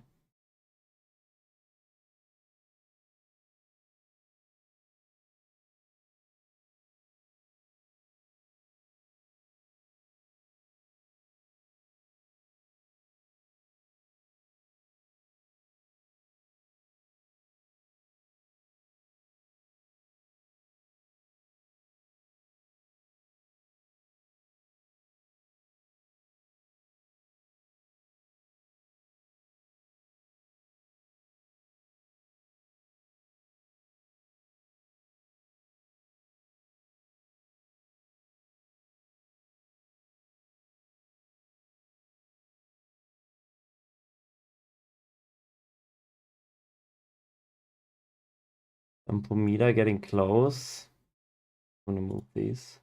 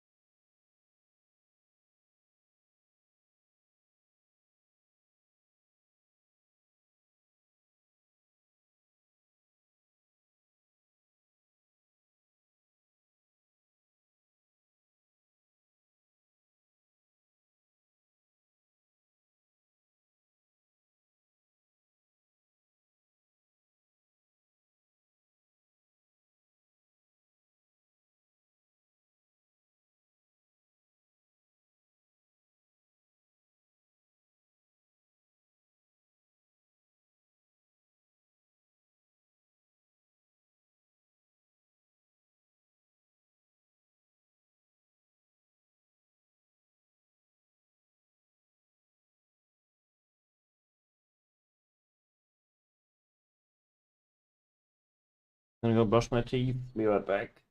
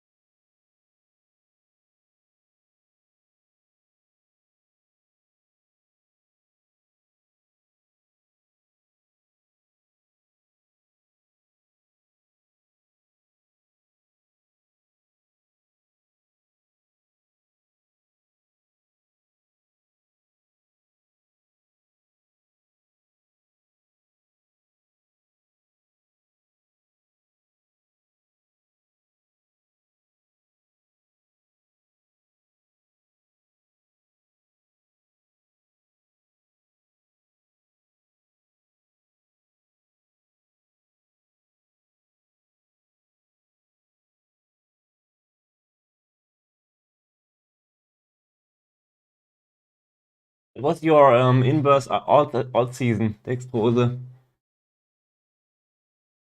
People just got it reverse. With alt season they meant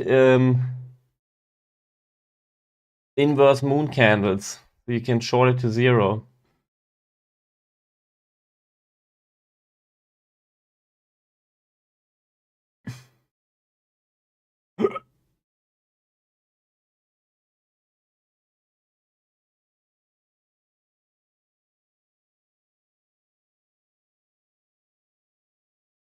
Lagarde face emote, that would be great, yeah.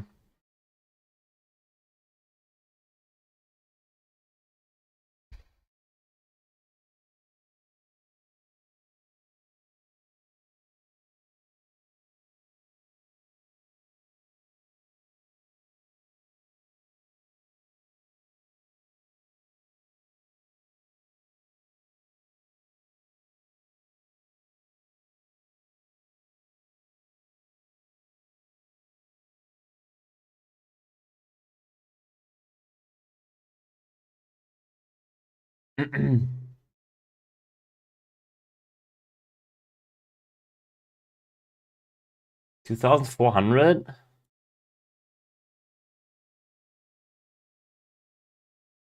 But this might be the low, actually. I mean, this looks like a big fat liquidation week. Yeah, I think this was the low, right, on ETH. It was exactly this low as well.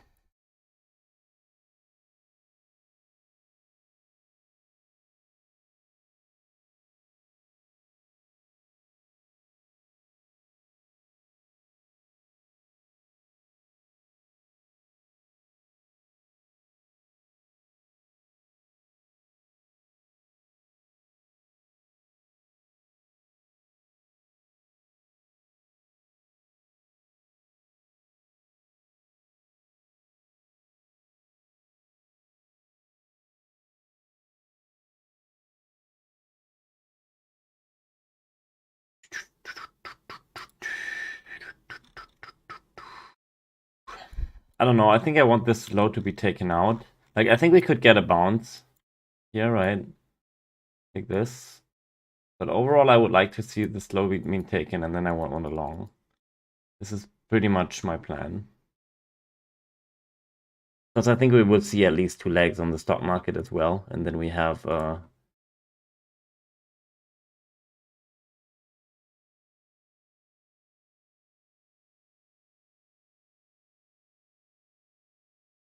I mean, no matter what, this chart will look like shit. But yeah, I think if you look at this, right, you should see something similar here.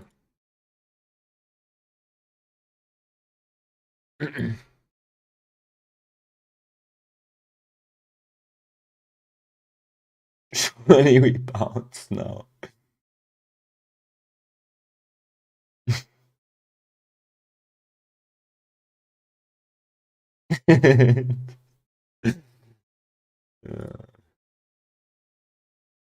We are actually bouncing. 2%.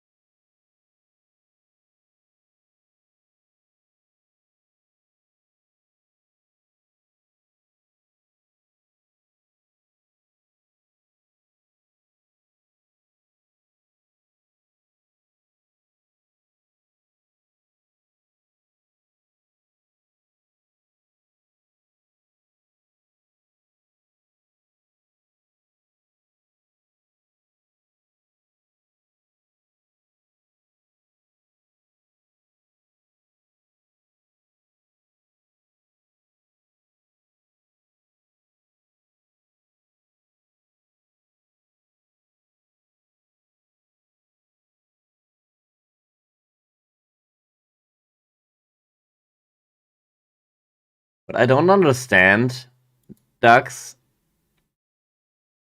or chat, what I don't understand is why did Trump buy so much Ethereum if he knew he's gonna nuke the markets? Why didn't he buy after the dump? I don't get it.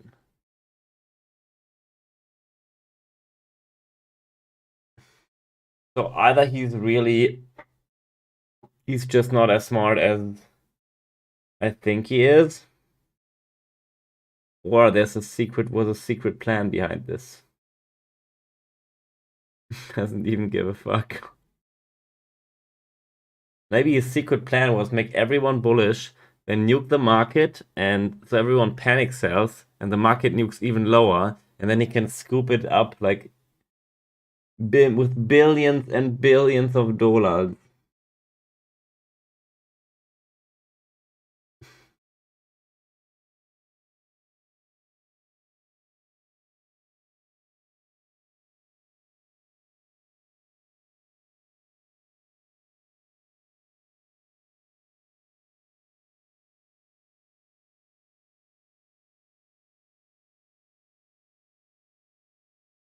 He was shorting bigger.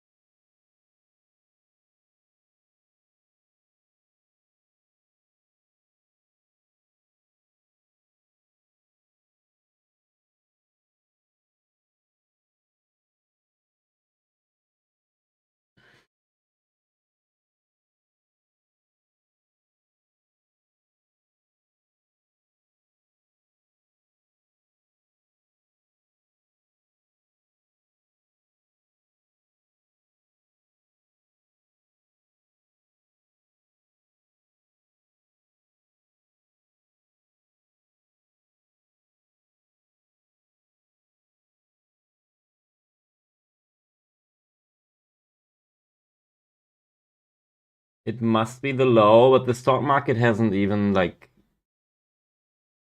I don't know, classic. I mean, maybe the low, the crypto market would front run the stock market low. But the main problem that I have with calling a low here is this.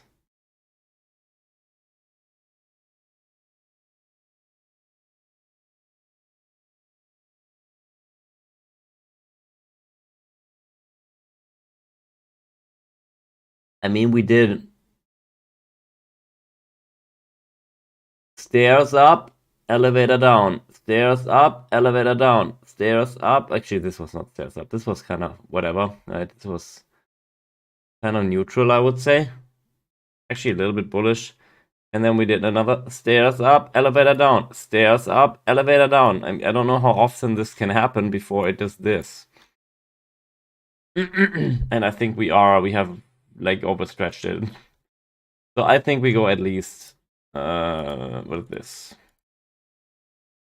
I think we go at least 4% lower on NQ, and on SPX, maybe here. Maybe back to this low. At least. I mean, maybe even this. Depends on how bad it's gonna be. Everything around the tariff bullshit.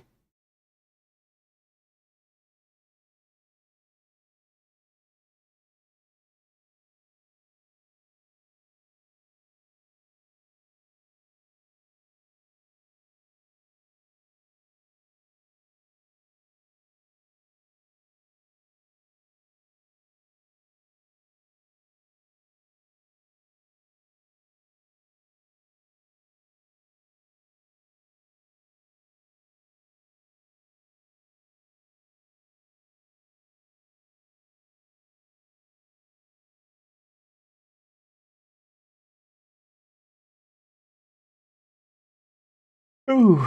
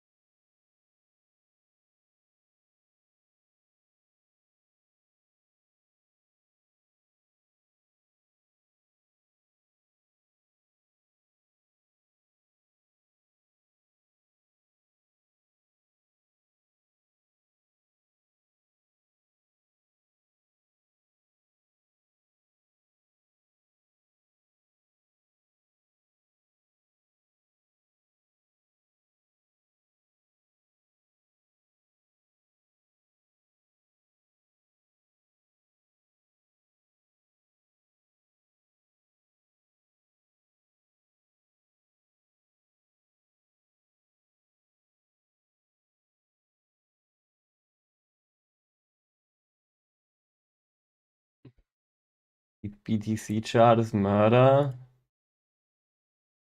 Lol.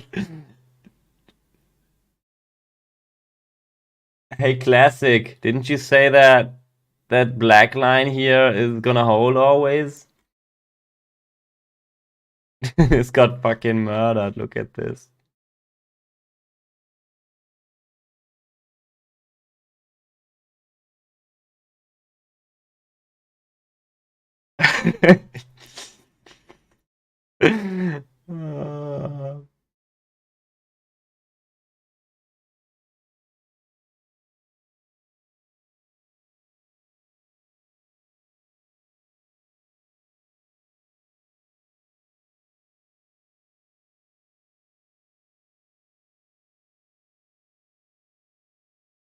I mean, this is what I predicted.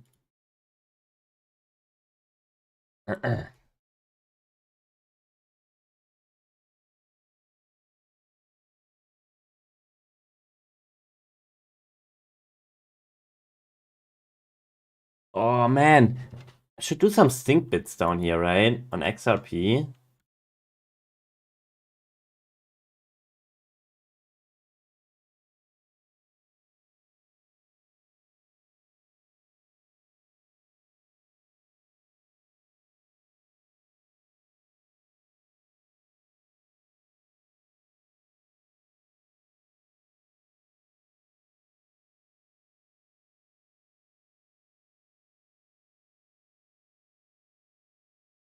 Is that too high? What do you guys think? Are these stink bits too high for XRP?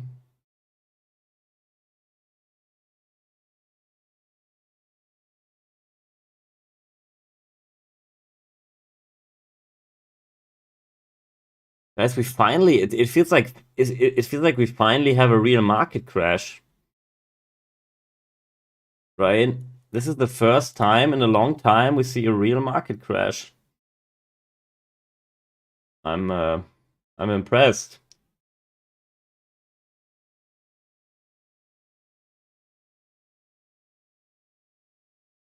Like this is real panic mode.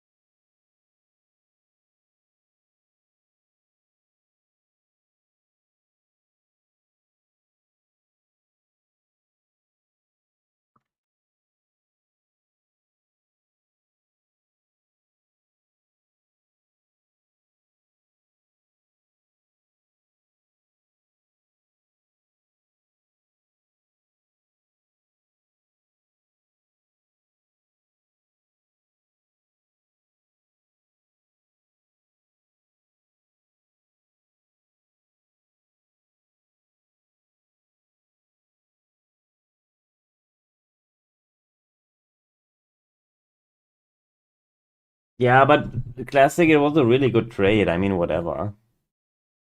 I mean, you could have left the runner, I guess, but I don't know. I mean, next trade will come around the corner. You did a really sick trade on that. It was like 16%. Who gives a fuck? Next.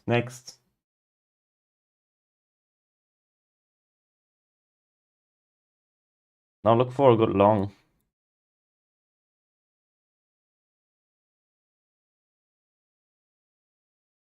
Okay, I think this is it, right?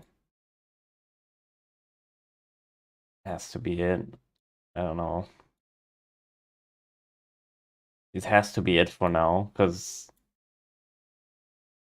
I mean, after this move, hitting this low again, like it has to at least bounce, I think. It's not just gonna drive through, it's gonna bounce at least here. No fucking way it drives through. There's too many orders here. Look at how this looks on the 1 minute.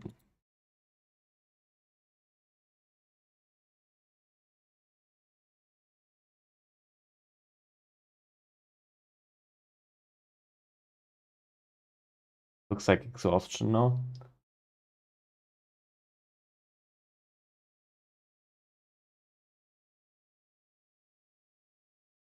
Wait, this is the biggest crash on your 4-hour record? No, it wasn't the China crash bigger.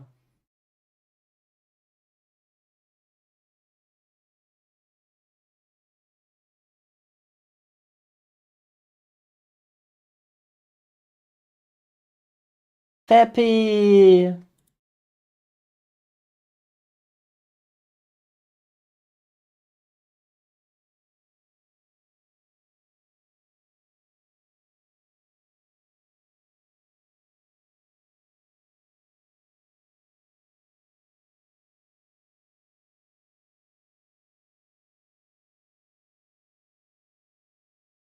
Peppy down 5K on Bitcoin dominance short. Jesus, Peppy.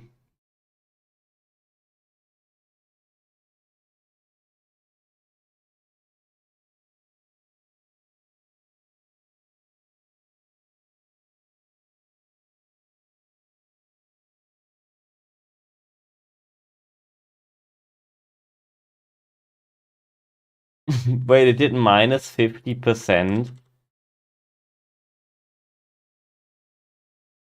Lol. Lol.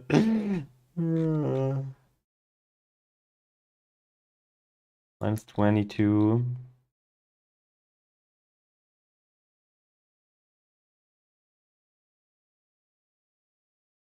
And minus 30. Almost minus 40. Oh, it did stop out this low here. Crazy.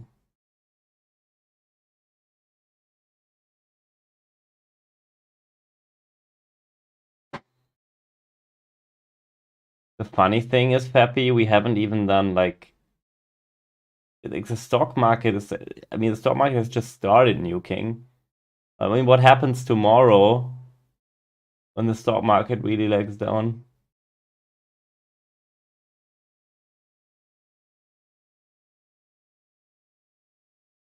Would it then do like this?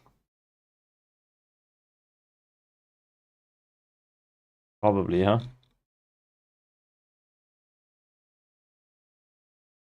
Yeah, now it's bouncing pretty fucking hard.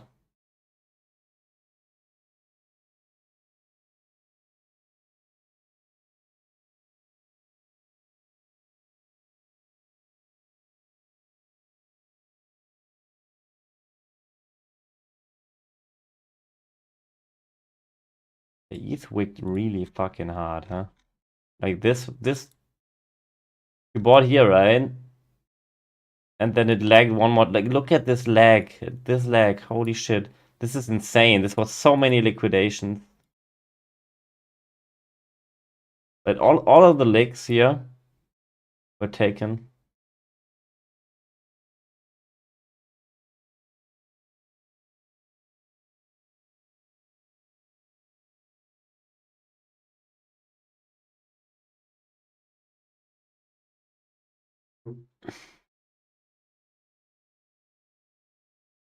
Your worst case was 2.5K and it went to 2,000.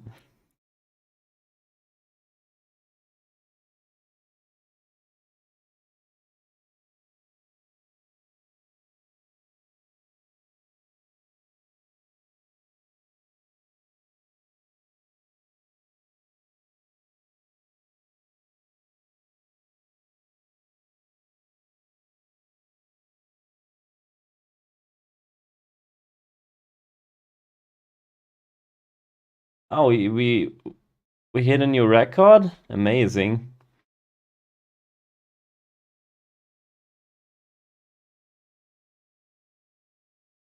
I haven't realized that this dump was so bad. Whoa, 30, look, almost 30 cents, Fappy. I told you I'm gonna fucking sweep your tears at 30 cents. I fucking told you, Fappy.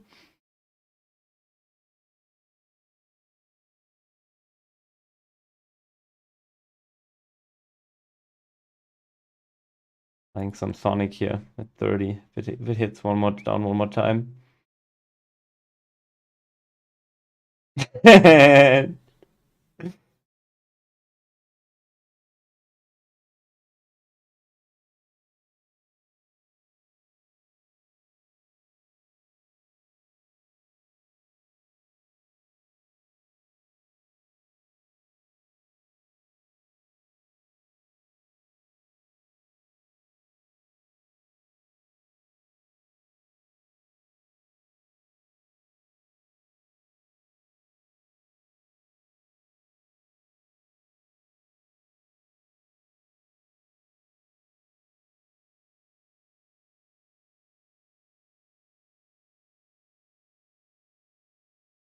But it's funny how, you know what's actually funny? We are still at 90k, guys. We are still at 90k. Guys, we are still here in this range. Can you imagine? Bitcoin is still here. It hasn't even left the range to the downside. And now look at alt.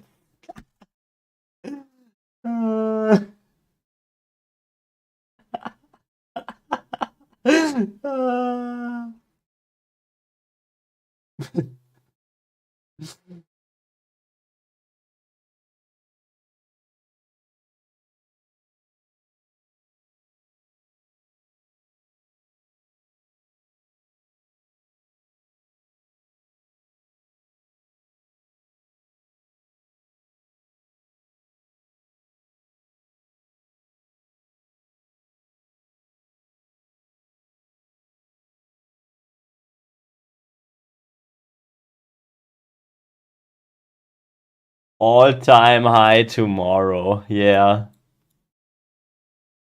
All-time high tomorrow, guys.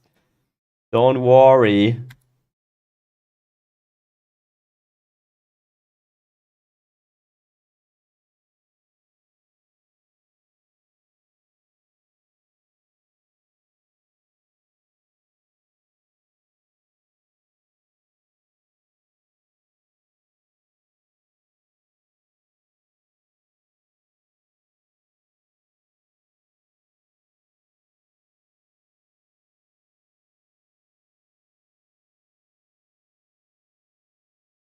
Russian invasion of Germany? I hope not.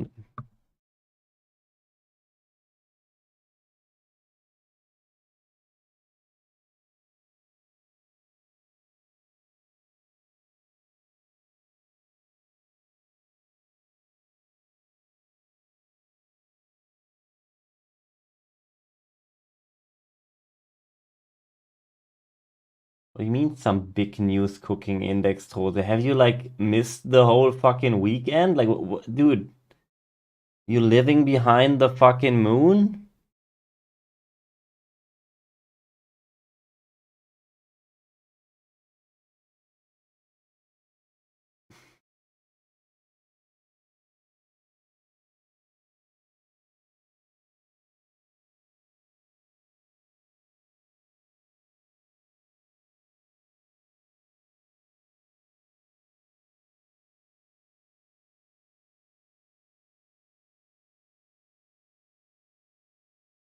Peppy, have you ever seen the market price anything in properly?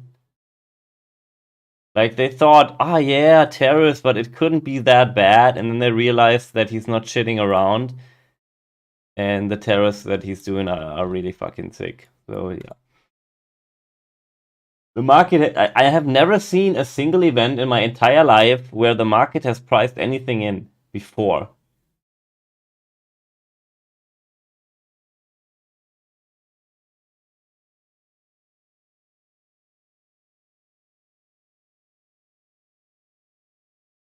Yeah, but it has also to do like Fabi, the market's gonna do what the market's gonna do.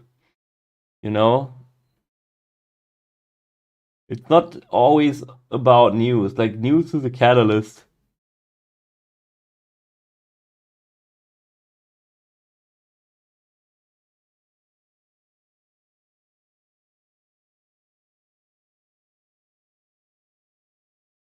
It's also not down 50%. What the fuck are you talking about? Wait, Rune made another low? No, wait, where we at?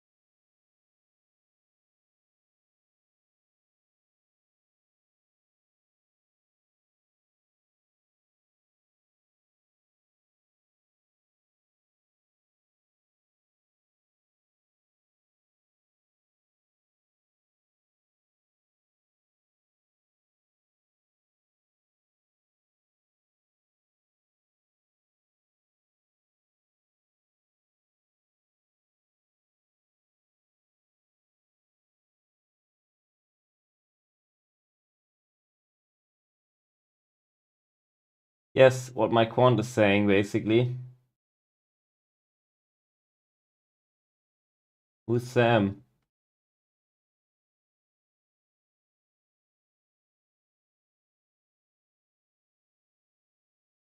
Damn, that's a sophisticated sentence, Bradby.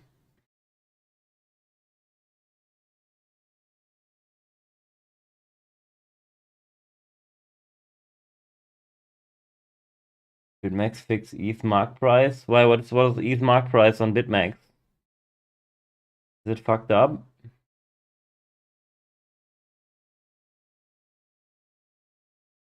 Alright, guys, I think the spectacular part is over for now. We gotta wait for market reopen tomorrow. I think I'm gonna go veg now.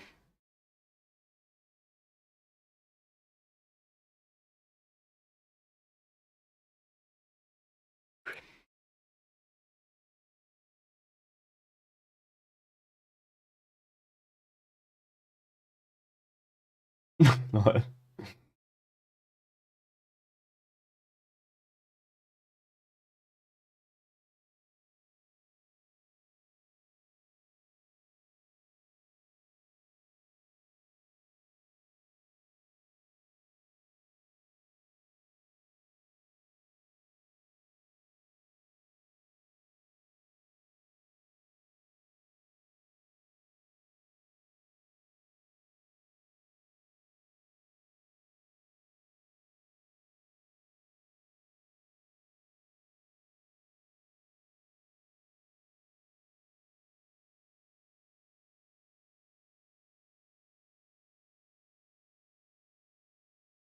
CL? What does CL mean? What does CL mean? Yes, that means CL was right.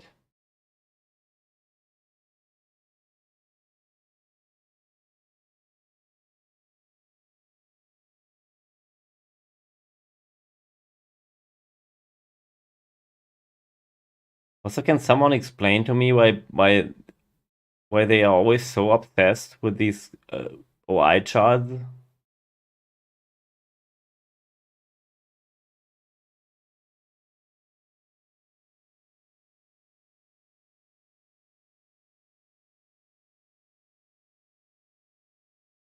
I mean, theoretically, we still have 10% to go, right? If we would really go back to this low.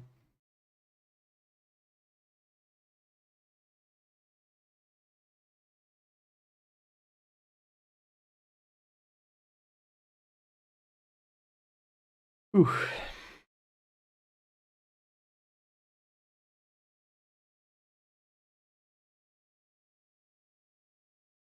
ETH is 2,700 on Coinbase. Wait, what? What price is it here? 2,500.